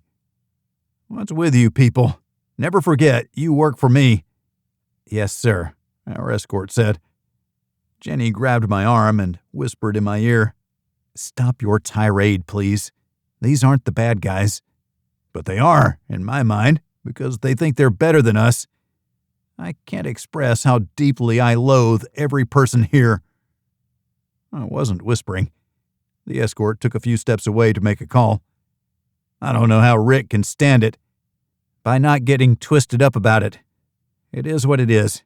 Sometimes you have to learn to work with the system as it is, not how you want it to be. Maybe you could remember that next time." "Don't want a next time, Rick. I'm pretty angry." "I see that. Everyone sees that. You did a good thing today. I appreciate you bringing this to us. I figure you could have handled it yourself, but then the spotlight would have been on you instead of the crimes perpetrated by those guys. You know we're going to have to get a plea deal from Bosley. It's the only way to confirm that information in our possession before the court. As much as I want to see him prosecuted, I don't think we'll be able to, but his life will be ruined. Witness protection is no way to live." I offered my hand and we shook. "You keep me sane when dealing with this madness. You and Jimmy both." Jimmy Triplethorne, Vice President of the United States of America. I wondered if he had been a part of the conversation. There was a speakerphone sitting in the middle of the table that hadn't been there the first time we sat down. "We try, because we're insulated to how stupid it really is. Thank you for ruining my day by reminding me of that." He pushed me. "That makes everything better, Jarhead." Our escort cleared his throat to get our attention. "Your ride is here. We'll be on our way. Don't be a stranger. Next time, let us know when you're in for a visit, and we'll grill some Wagyu steaks. We just had our first ones, and they were something to be experienced," Jenny said. Rick nodded. "Out of my price range, but I have no qualms about eating them if you're buying." "On us," I agreed, and we headed out. New York waited for us. We only had a couple phone calls to make. Lenny and Freddie Mac to see how they were doing on their projects. I'd break it to Freddie that he was going to get an avalanche of new work. "We need to talk with Smarmy," Jenny said. "About what?" I wanted to think that we could sit on our back deck, overlooking the pool and the ocean beyond, and have a conversation that didn't include a certain billionaire. I had been wrong. "Transferring the property. Let him know that we have the lawyers drawing up the paperwork. Maybe invite him out for dinner." "Do you really want him out here?" She shook her head. "But to stay out of the line of fire, we have to stay close to the target. Up until the legal hammers descend and start pounding on him. We'll offer what help we can. Of course, it'll be vacuous." "And we'll continue walking a tightrope over a pit of alligators," Jenny suggested. "Exactly that. I'd like to enjoy my beer in peace." "Without me?" Jenny frowned. "Not at all, my love. No Will Cavendish will bring me peace, at least tonight. The trials of our life weren't debilitating, and worrying just wasted what we were doing in making the world a better place for all humanity. I had to believe that what we did achieved that end. If not, then we wouldn't do it. The money was necessary to keep doing it and to maintain a cadre of consummate professionals. It also kept people who had no business hiring hitmen from doing so.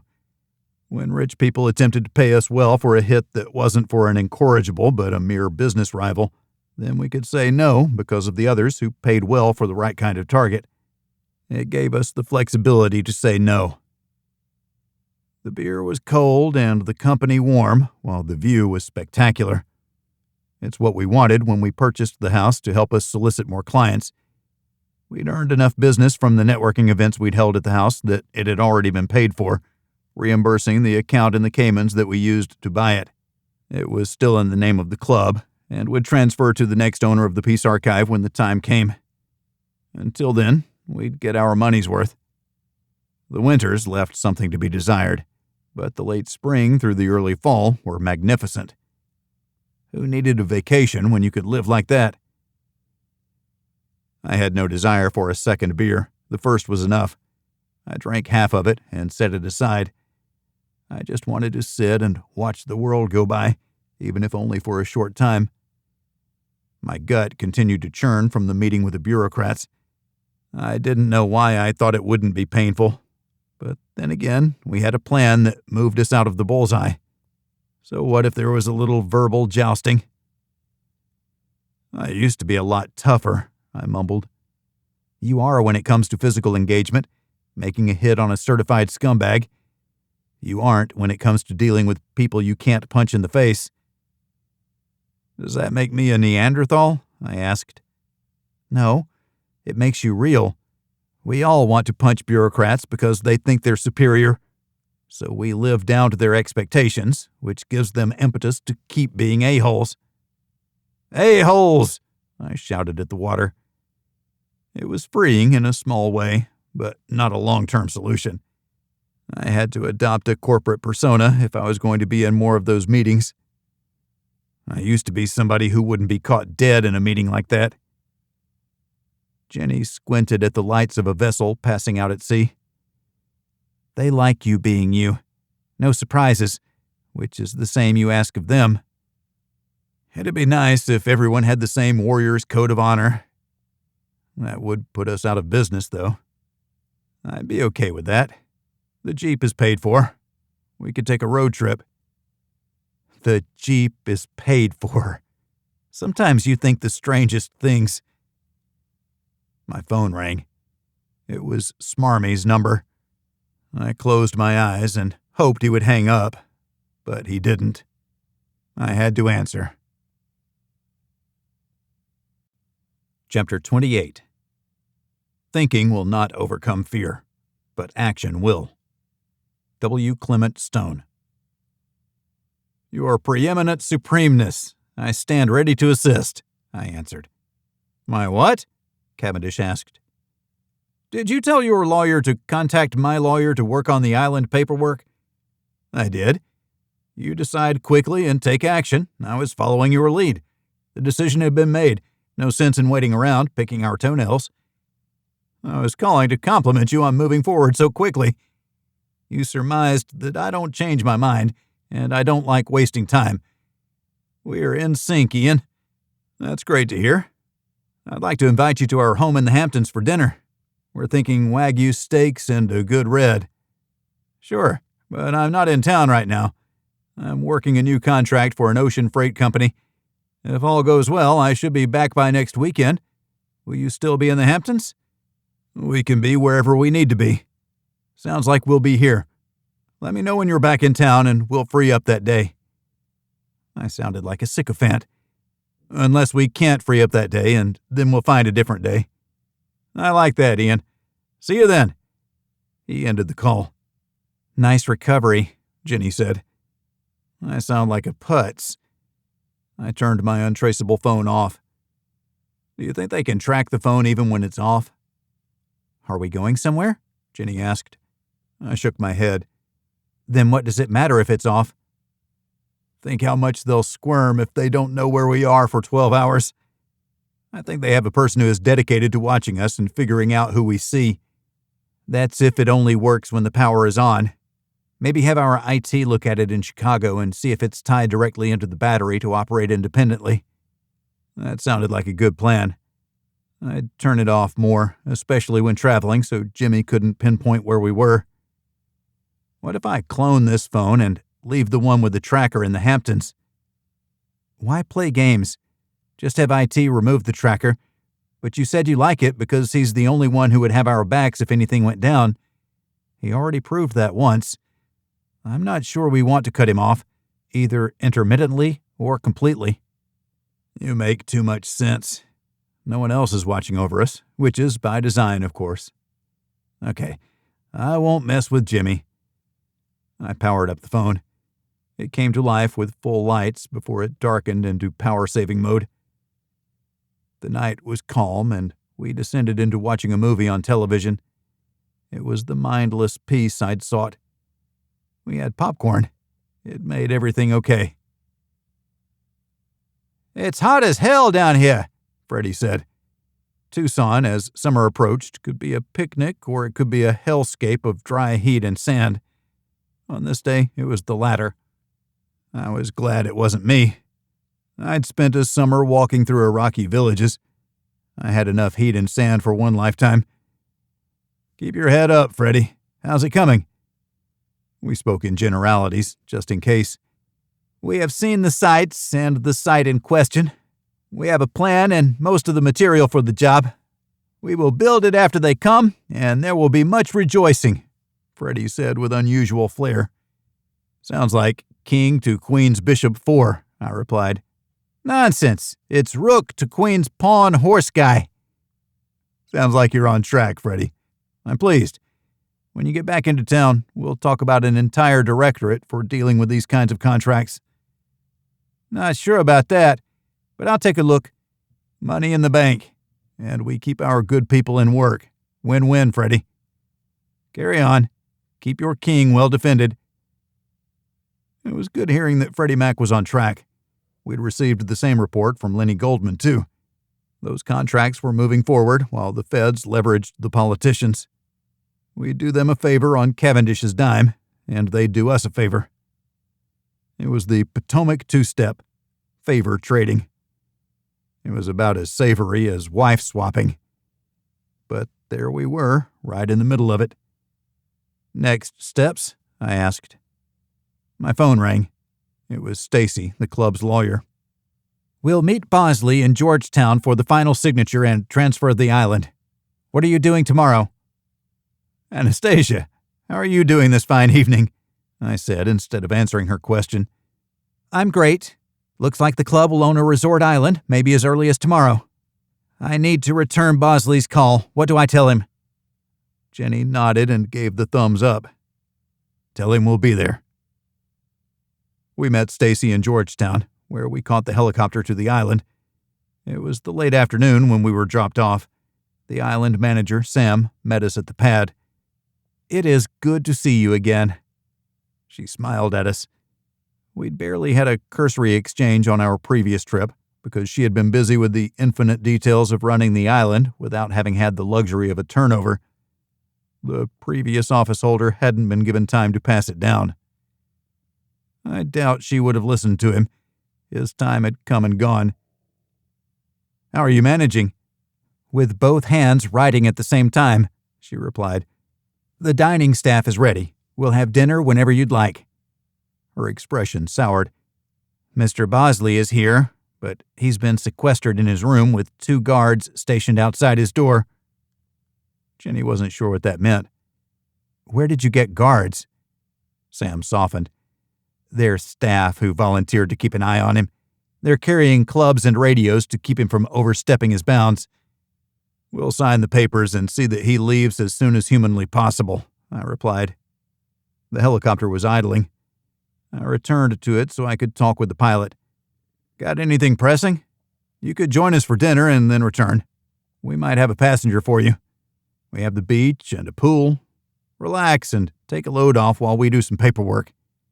This is my last flight of the day.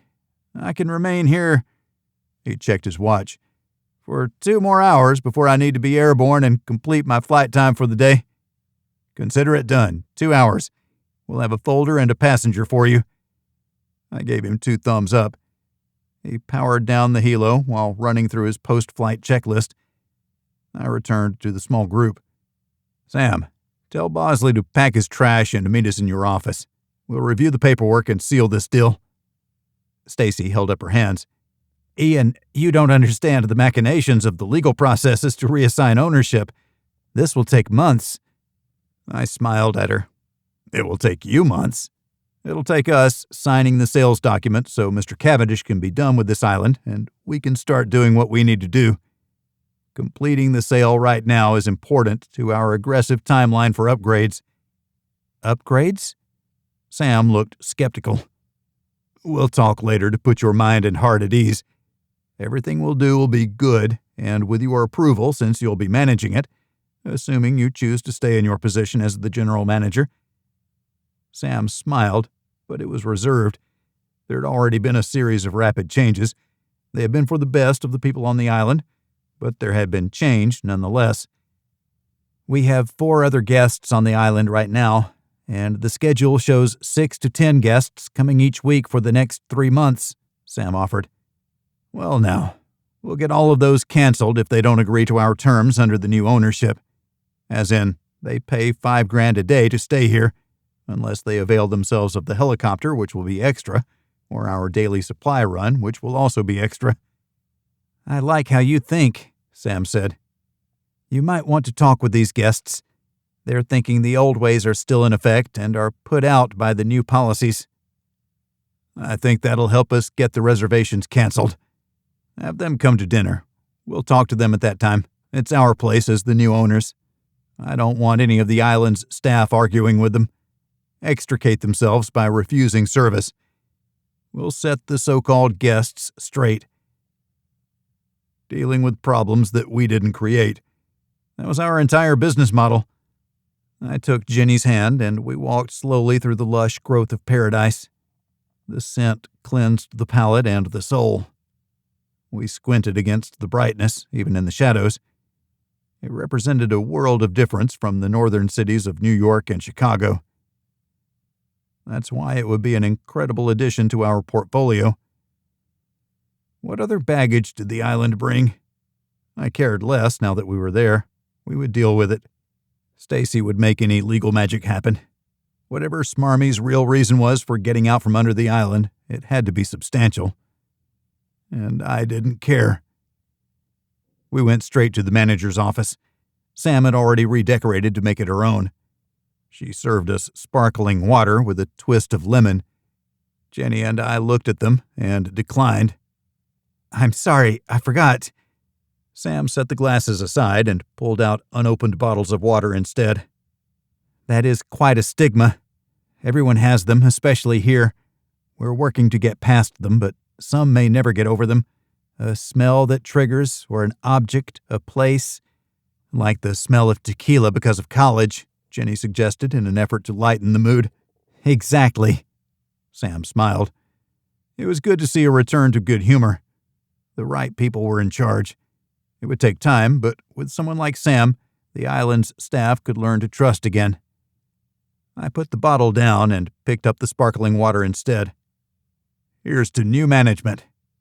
I toasted Sam. She picked up the other sparkling water, and Jenny unscrewed the cap from her bottle. Stacy held onto her sparkling water, having no idea what we were talking about. A soft knock on the door announced Bosley's arrival. The two young women with short billy clubs showed him in. He scooted inside and shut the door behind him. He glanced rapidly from face to face before taking the last seat. "Jerome, what do you say we get this done and you can get out of here tonight? The helo is waiting." "There's a lot of paperwork we need to go through." "That's why Stacy is here. She'll read through the contract to make sure it is what we are expecting. We'll make pen and ink changes as necessary, and then we'll sign on the dotted line." He stared at me. "Can't finish if we don't get started." I pointed at the briefcase he clutched to his chest. He fished out a 1-inch thick stack of papers with numerous tape flags sticking out the side. "You can sign right now. I've highlighted where your signatures will go." "I think we'll read it first." I didn't trust him at all. "Stacy, you're up. Make us proud."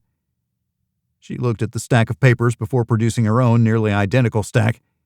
"Paragraph matching to ease the review process. Take my desk, please." Sam collected the papers on it and moved them to the sideboard, clearing enough space for Stacy to handle multiple pages simultaneously. Bosley made to stand. "Not you," I said. "Let Stacy handle it, and we'll go outside for some fresh air. Stacy, Sam, it's all yours. We'll be back." I crooked my finger at Bosley. "Come on, Jerome. We have some things to talk about." Stacy took the papers from him and settled behind the desk while Sam stood next to her and glared at Bosley. He continued to clutch his briefcase, which made me wonder if he had a weapon. "Come on, Jerome. Let's take a walk. And no, we're not going to hurt you. You still have to sign, and then it'll be in your best interest to take the helicopter off the island as soon as we're finished." He looked skeptically at me. "I want to talk to you about that thing you gave us last time we met." I winked at him. It didn't put him at ease. He got up and followed me out as if walking to his own funeral. Jenny followed him. I beckoned for the two guards to join us, but but to stand at a discreet distance. They seemed more than happy to try and appear menacing. Bosley shied away from them, choosing to put me between him and them. I thought it was funny, because they normally wouldn't have appeared to be menacing, but the looks on their faces suggested they were done being victims. I applauded their attitude. We stopped in the middle of the courtyard. "We gave your files to the feds," I said. Bosley recoiled. "Those were just for you." I grabbed his shoulder and yanked him toward me to keep him from trying to run away. He wouldn't make it very far. He wasn't grossly overweight, but he was out of shape. "What did you expect? You two were running a big business that operated outside the margins. From what we saw, about 2% of Cavendish Industries wasn't legitimate, like this island, which had no business being what it was. People are going to burn for what happened here." "You mean me?" I shook my head. "I think you should be tortured to death for what happened on this island, but I don't get to make that call. Feds think you can be the best witness against Cavendish. That means you might even walk, but under the cloud of witness protection. Your wealthy lifestyle days are over. If you run, they'll find you. If they can't find you, I will, and you know what I do. So you're going to play nice. Go back to New York and keep doing your job. The feds will be in touch." "We're negotiating a deal in Miami right now. I have to go there first." "Then that's what you're going to do. We'll go back to New York and wait for you there. We'll make sure nothing happens to you once you turn yourself in to federal authorities." "My life is over." "Your life was over the second you agreed with Cavendish that it was a good idea to traffic young women and blackmail the men you handed them to." He instantly deflated. He had no stomach for a real fight. "Get back in there and make sure the paperwork is sound and ready for our signatures. We'll be along presently." I motioned for the guards to return him to the office.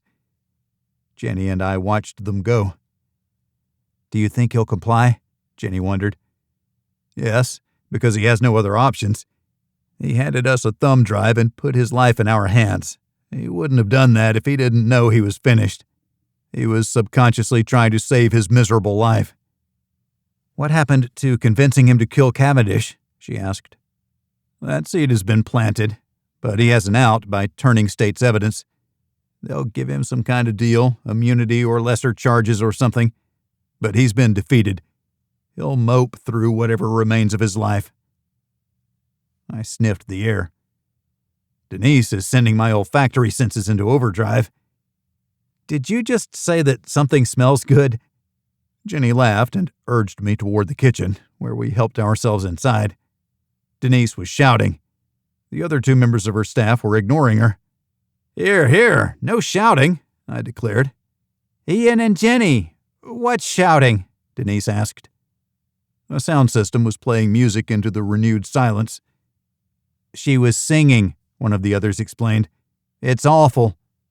Share our joy through song is what I always say." Denise waved her carving knife around as if that would help make her point. She set it on the carving board and rushed over to hug Jenny and then me. "I'm so huggable," I told Miss Jenny. I wasn't.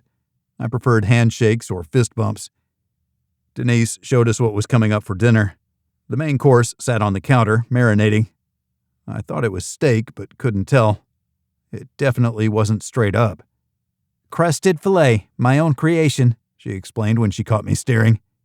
"Get out before you ruin the surprise for everyone else." "Buns?" I asked. Bread was baking. "Not ready yet. Get out." Denise returned to her cutting board and waved her knife at me.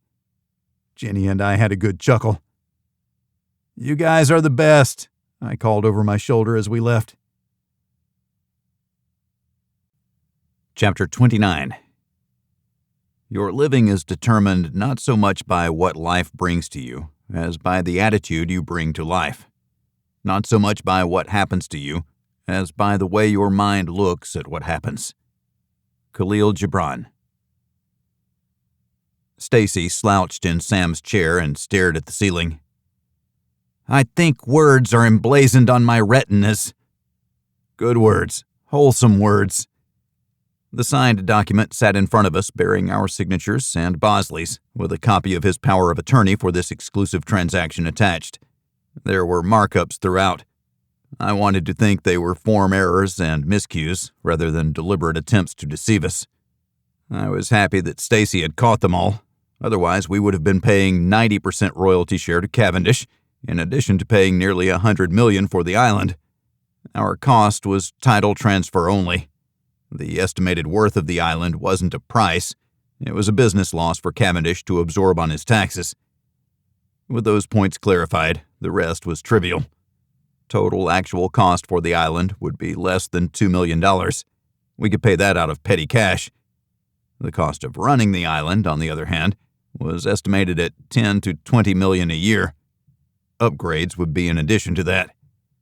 It didn't make me regret the bonuses that we paid our people. The new government contracts were going to cover our costs until we were able to fill the suites with paying guests, and the island could break even until it could turn a profit. We need an artist in residence, a painter, and maybe an author, like a married couple who can paint and write stories like Hemingway in his tropical clothes and straw hats. "Hold your horses, big guy," Jenny said, holding her hands up. "How about we get paying customers first before we give anything away? The club members can stay for 1 week free if they can get themselves here. Need to reserve it 3 months in advance," I said, countering her as if we were in a business negotiation. "Fine," Jenny replied. That put me on guard because she never meant fine when she said it. "Dinner," Sam announced. Stacy secured the documents in the safe. I was happy to see that Sam had changed the combination. I thought Nelson was long dead, but if he had survived, I didn't want him showing up and wreaking havoc. We found the operations room to be closed down and most of the equipment packed into impact-resistant cases. The screens on the walls appeared to be staying, since there were no cases for them. "It's a start on a new business center," I muttered. "A very small start." Dollar signs showed before my eyes, and the sound of a cash register ringing up an endless load of supplies sounded in my ears. I worried about money far more than I needed to. I felt in my pocket for the stack of $100 bills that I'd brought for tips. "Did the pilot eat?" I asked. "Sam said they fed him in the kitchen before dinner so he'd be ready to take Bosley away the second the contract was signed." The helicopter spun up and lifted off in response to my query. I failed to tip the pilot, but I'd catch up with him next time. He was a charter and not an employee. It made a difference. I didn't want to own a helicopter or a boat, but I expected we'd end up buying both to support the island. More cash registers threatened to deafen me. In the dining room, we discovered the 4 guests, all older men, all dour. I eased in next to them but didn't take a seat. "Gentlemen, I'm glad you could make it. What do you think of our island?" I asked. They stared at me. "It'd be better if it was like it used to be," one of them tried. "I understand, but it will never be like that again. It's under new management as of last week, and it's under new ownership as of today. Tell your friends and colleagues that coming here will soon have a cost associated for a complete 5-star experience.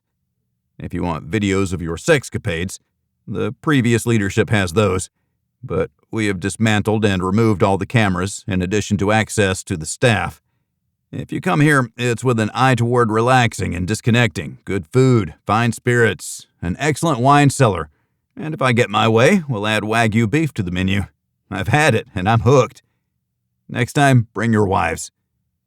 I smiled and clapped the shoulders of the 2 that I stood between.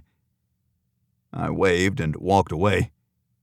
We had been set up with an empty table between us and the men, but I called the server over.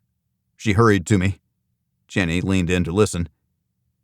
"We're going to move to the table next to those guys so we can interact. They may have come here with the wrong idea, but I want them to leave with a better understanding." "And then never come back," Jenny added. "That's the understanding I'm looking for," I agreed. We helped the server move our place settings to the new table. I flipped the silverware to the wrong side. The server nudged me out of the way to fix it. I only need one fork, I told her. She looked at me like I'd told her there was no Santa Claus. Give him all the forks, and I'll teach him to use them. Can you make egg foo young? I asked. The server stared at me. I'll have to ask the chef. Jenny poked me in the ribs. No. Because you won't eat it. Hundreds of servings of egg foo young to find the perfect taste. There is no perfect taste. You don't like it, yet we order it every time we go somewhere new. And you're going to teach me about forks? I thought I'd slammed the trump card in the middle of the game, and it was over. I thought wrong. And we'll keep getting it until I find it again, the one recipe that will serve me forever. I groaned. I always ended up eating it because I didn't like wasting food. I didn't like egg foo young. And here I was lamenting something that I wasn't being served because I tried to distract Jenny from my lack of understanding of dining etiquette. How much egg foo young did I shove into my mouth using a plastic fork? Fine. You're the new owners? One of the men at the next table asked. We both brightened and faced them. We are. I'm Ian Bragg, and this is my wife, Jenny. We run a 5-star facility in North Chicago called The Club. We have added the island to our portfolio. We haven't come up with a new name, but that's on a very long list of things to do to bring this up to a commercial standard from a private resort. And you guys are? Blanchard of Blanchard Semiconductors, the closest man said. He was the one who lamented the loss of access to the staff. I would remember him. Tommy Merritt of Golf Pro Apparel. Golf is the biggest sport when it comes to annual sales. He grinned after delivering his standard byline. I love golf. I'll look up your stuff. Maybe we can put it in our pro shop. We have a course as part of the club. Alphonse, the third man said. He examined the way I was dressed with a critical eye. I expected he was in the fashion industry. Brad Delk Well Services. You'll find my equipment and people in all of America's land-based oil fields. I appreciate the introductions. We need to manage the expectations of our guests away from what it was to what it will be. If I wanted to bring my wife, I would have just stayed home, Blanchard said. The others had the decency not to laugh. Jenny moved in next to me and wrapped her arm around my waist. You'd be amazed how your wife might respond when you treat her like a decent human being. He stood. Are you saying I abuse my wife? He was aggressive. That's how he built his business, undoubtedly. You're here in paradise, and she's at home, wherever home is. Probably a mansion surrounded by jewels and extravagance. She doesn't need that. She'd enjoy being here. What's not to like about this place? He wanted to say something, but Jenny was a powerful voice of reason. She hadn't taken the bait. He sat down. When's dinner? He grumbled. I think my wife would like it here, Brad said. His fingernails were short and his hands hard. He worked in the corporate office, but would sling steel with his crews. He seemed more down to earth. Maybe he hadn't fallen victim to the earthly delights offered by the previous regime. I wanted to believe that not all visitors were scumbags. The first course appeared, and 2 servers brought them to the tables. I watched the men to make sure they didn't pinch any butts or take other liberties. They saw me focused on them. Unlike Bosley, these 4 didn't know what I did and had no reason to fear me. They could tell I was in shape and that I was serious, however. They thankfully kept their hands to themselves. It wouldn't have been a good look to beat one of them into next week. They were older, and besides Delk, they were in poor shape. I was never going to be cut out for the corporate world. I was happy to resolve my differences with people like them through a beatdown rather than maneuvering gracefully around the executive washroom. I found it unappealing to be something I wasn't. Jenny watched me watch them. You're a good protector, she whispered. I nodded my appreciation. Someone had to protect those who couldn't protect themselves. As the new owners of the island, that trust was sacrosanct. The staff needed to know that I wouldn't allow anything bad to happen to them. Not just me, though. Jenny and I would protect them, with Sam as our eyes and ears. The salads were cut from the freshest fruits and vegetables, brought every day or two from Grand Cayman. Denise personally delivered the fresh-baked buns. They were as good as I remembered them. Do you make cornbread? We could get some honey. We have honey, but we don't have cornmeal. Do you sit around and think about food? Must be nice to have a man's metabolism. I couldn't answer her because I'd taken too big of a bite from the bun, and the buttery goodness filled my mouth. I chewed slowly. Jenny answered for me rather than watch Denise wait. He's always like this, but we both are. We work out pretty hard. He eats hard, too. I still have to watch what I eat. By the way, this came up earlier. Do you make egg foo young? Denise shrugged. I specialize in certain mains, but I can make anything. I'll find a recipe, especially since we have the internet now. Thank you for that. And thank you for everything. You two are angels. Angels with dirty faces, I mumbled as I got closer to swallowing. It was the title of an old black and white movie, a gangster film, so not completely obtuse as a reference. Jenny didn't get it. She was slightly younger than me and more cultured. Of course she wouldn't get it, nor any of my Star Trek references. I loved her anyway. I was educating her one quote at a time. The meal progressed. The herb-crusted steak was an unexpected delight. I was pleased by it all, very much like the club where we were spoiled by the quality of the meals. We were going to be spoiled here, too. I wanted to add a couple machines to the workout facility. It was lacking in the free weight department. It was the little things. If we were going to add it to our rotation, I wanted everything I had in the other two places. I enjoyed having money, but not the corporate lifestyle. That went round and round inside my head. We finished the meal with a light sorbet and excused ourselves once the 4 men had left for the beach bar. Bosley's 2 guards headed that way for added support. No one would be left alone to deal with an overbearing guest. How much would they be willing to pay to be disconnected in paradise? More questions without answers that I didn't need to ask right now. We retired to our suite. Sam told us we were supposed to stay in the owner's quarters. The personal items had been packed up and moved earlier that day to make room for us. I wasn't sure I could do it, knowing what Smarmy did in there with his conquests. Once we put a new bed in there, then we'll move in, I promised. Sam tapped her nose. She understood. We'll be leaving in the morning, I told her. We do need to get back to New York, as we have unfinished business that needs to be wrapped up. Sam nodded. It's always a pleasure to have you two here.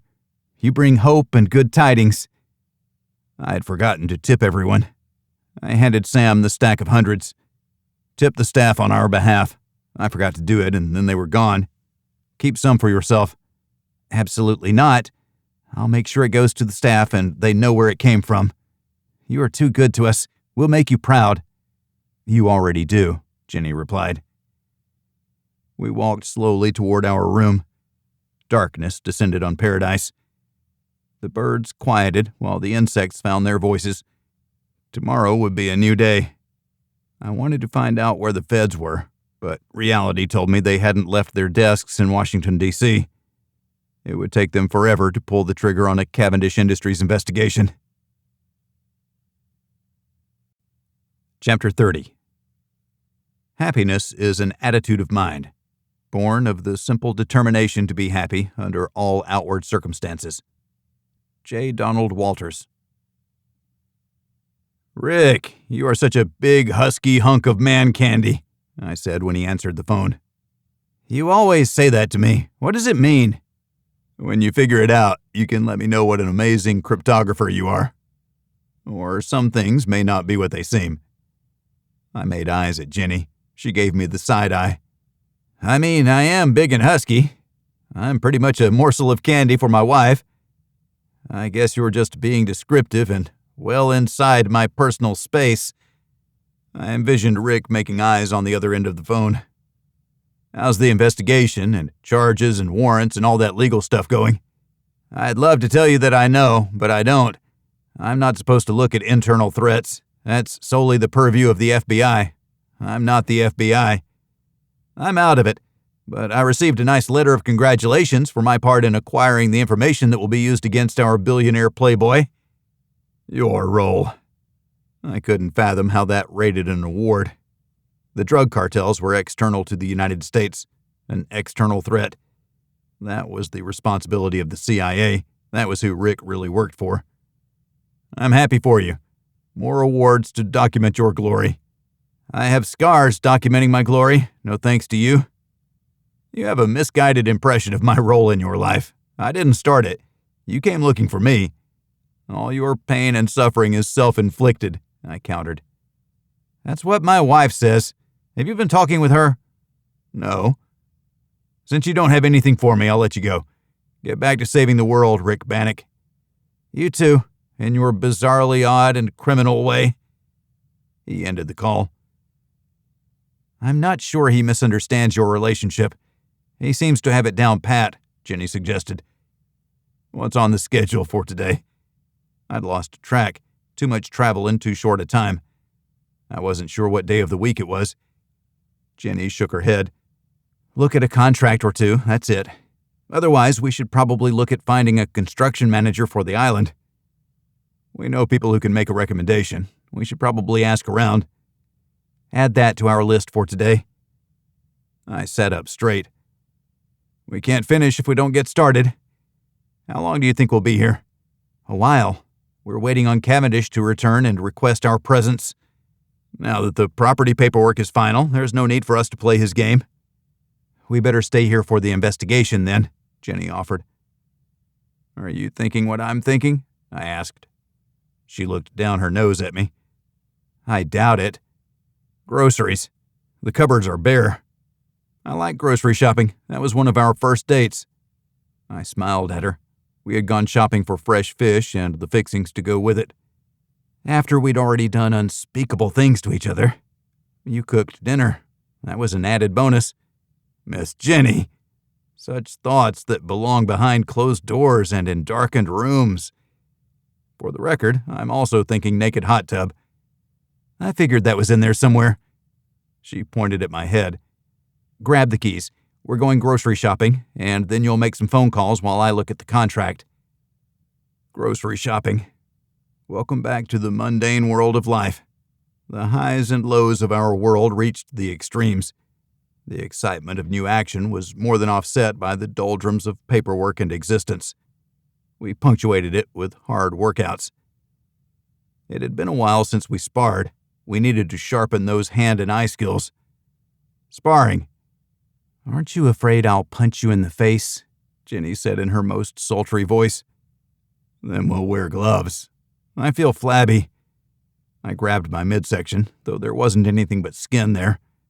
Despite my overeating on the island, my metabolism was in overdrive, and the extra calories didn't stick. Not yet, anyway. We headed to the grocery store, where we knew we'd buy too much. We weren't prepared for what awaited us upon our return. A car in our driveway with U.S. government plates. The car blocked the way to our garage. I got out and strolled up. Jerry Cubitt opened the door and climbed out. I sense movement, I said. You sense right, he replied. Bosley's dead. Say what? He was in Miami with Cavendish closing a deal on another buyout. Exactly. He fell from a penthouse balcony. But it gets better. Cavendish is missing, along with his aide, Terry Lampeter. His plane took off shortly after Bosley's death with a reported flight plan to New York, but he didn't come here. He headed out to sea and disappeared off radar. Is he dead, or is he running? That is interesting. I waved for Jenny to join us. Jerry told her what he'd told me. I would have never guessed that. Did Bosley try to kill Cavendish but lost the battle? Don't know. I never trust first impressions from a crime scene. They tend to be wrong. I'll wait for more information, but without Cavendish, we'll never get the full story, even a fabricated one. He can always say he didn't know anything about the fall because he'd already departed. Forensics will have to dissect the camera views to refine the timeline. Was he there or not? We don't know. But we will find out. That is unexpected. I could envision Bosley trying to kill Cavendish. It was the seed that I had planted. It was his only way out. Cavendish would have been condescending. Bosley was already wallowing in despair. He was primed to lash out. Had he? I expected he had, and Cavendish had heard of the investigations. He needed time to think through his options before returning. What could he disprove now that the star witness was dead? That was the question. There was nothing more dangerous than a wounded animal backed into a corner. We should have killed him when we had the chance, I said. We never had the chance, Jenny said. Allegedly, supposedly, and hypothetically. Jerry half smiled. I thought you needed to know. When Cavendish returns, you might have to watch yourselves. Are you sure he's going to return? What if he sets up shop in Malta? I knew he had an office in Malta. His operations center from the island could be in Malta within the week. They were preparing to move it off the island when we left. He'll be back. There are things his companies need him here for, especially with Bosley dead. No one is left to sign the big contracts. I don't see it. He won't be back if he's worried about getting arrested. Once you start seizing accounts, then you'll have his undivided attention. You know how fast the government moves. It'll probably be a year before anything gets seized. The sum total of what we know is on that thumb drive. Everything above board is clean. I fear that we have little beside the human trafficking, and it looks like that was more Bosley than anyone else. You're killing me. He renewed my dislike of bureaucrats. Not that I ever lost it, even though he was only a consultant. Why do you have government plates on your car? You're a civilian consultant. Borrowed from a friend. He dipped his head and climbed into his car. He started it and drove away without another word. We had a Jeep filled with groceries and no reason to stay in New York. I don't know what to do, I said. That makes two of us. After a month, no one had heard from Essoe Cavindish. The government declared him missing. They'd searched the ocean where radar last showed his plane, but they had found nothing. The obscenely rich don't live by the same rules as the rest of us, I suggested. Cavendish had plans to disappear. I bet he has a secret evil lair inside a volcano. Bosley said there was another location, but there's no record or report of a second location. Secret lair, I swear, Ian. Your mind has been polluted by too many bad television shows. Jenny snuggled next to me. They opened my mind to alternate explanations. In that, they could not possibly have been bad. Ergo, they were good. I smiled. We'd finally eaten our way through our massive grocery purchase, and our refrigerator was once again mostly empty. It's time to return to Chicago. Just when the weather is changing towards summer, this is the best time to be here. It's the best time to be in Chicago, too. The trees will be full, and the golf course will be in pristine shape. I called Gladys to arrange our transportation. Despite her usual banter, she said she was glad we'd be coming home. We had Allie and Stacy to work with on the island, along with other matters. The mundane. I floated the name of the Cayman Club, but was overruled by Jenny, who suggested Club Paradise. I had to admit it was better. My mind drifted. It was something we'd both been thinking, but I finally said it out loud. We haven't heard the last of Essoe Cavindish. He was my white whale now. This has been Contract on a Billionaire, Ian Bragg Thriller Book 8, written by Craig Martell, narrated by Chris Abernathy. Copyright 2025 by Craig Martell. Production copyright by Craig Martell.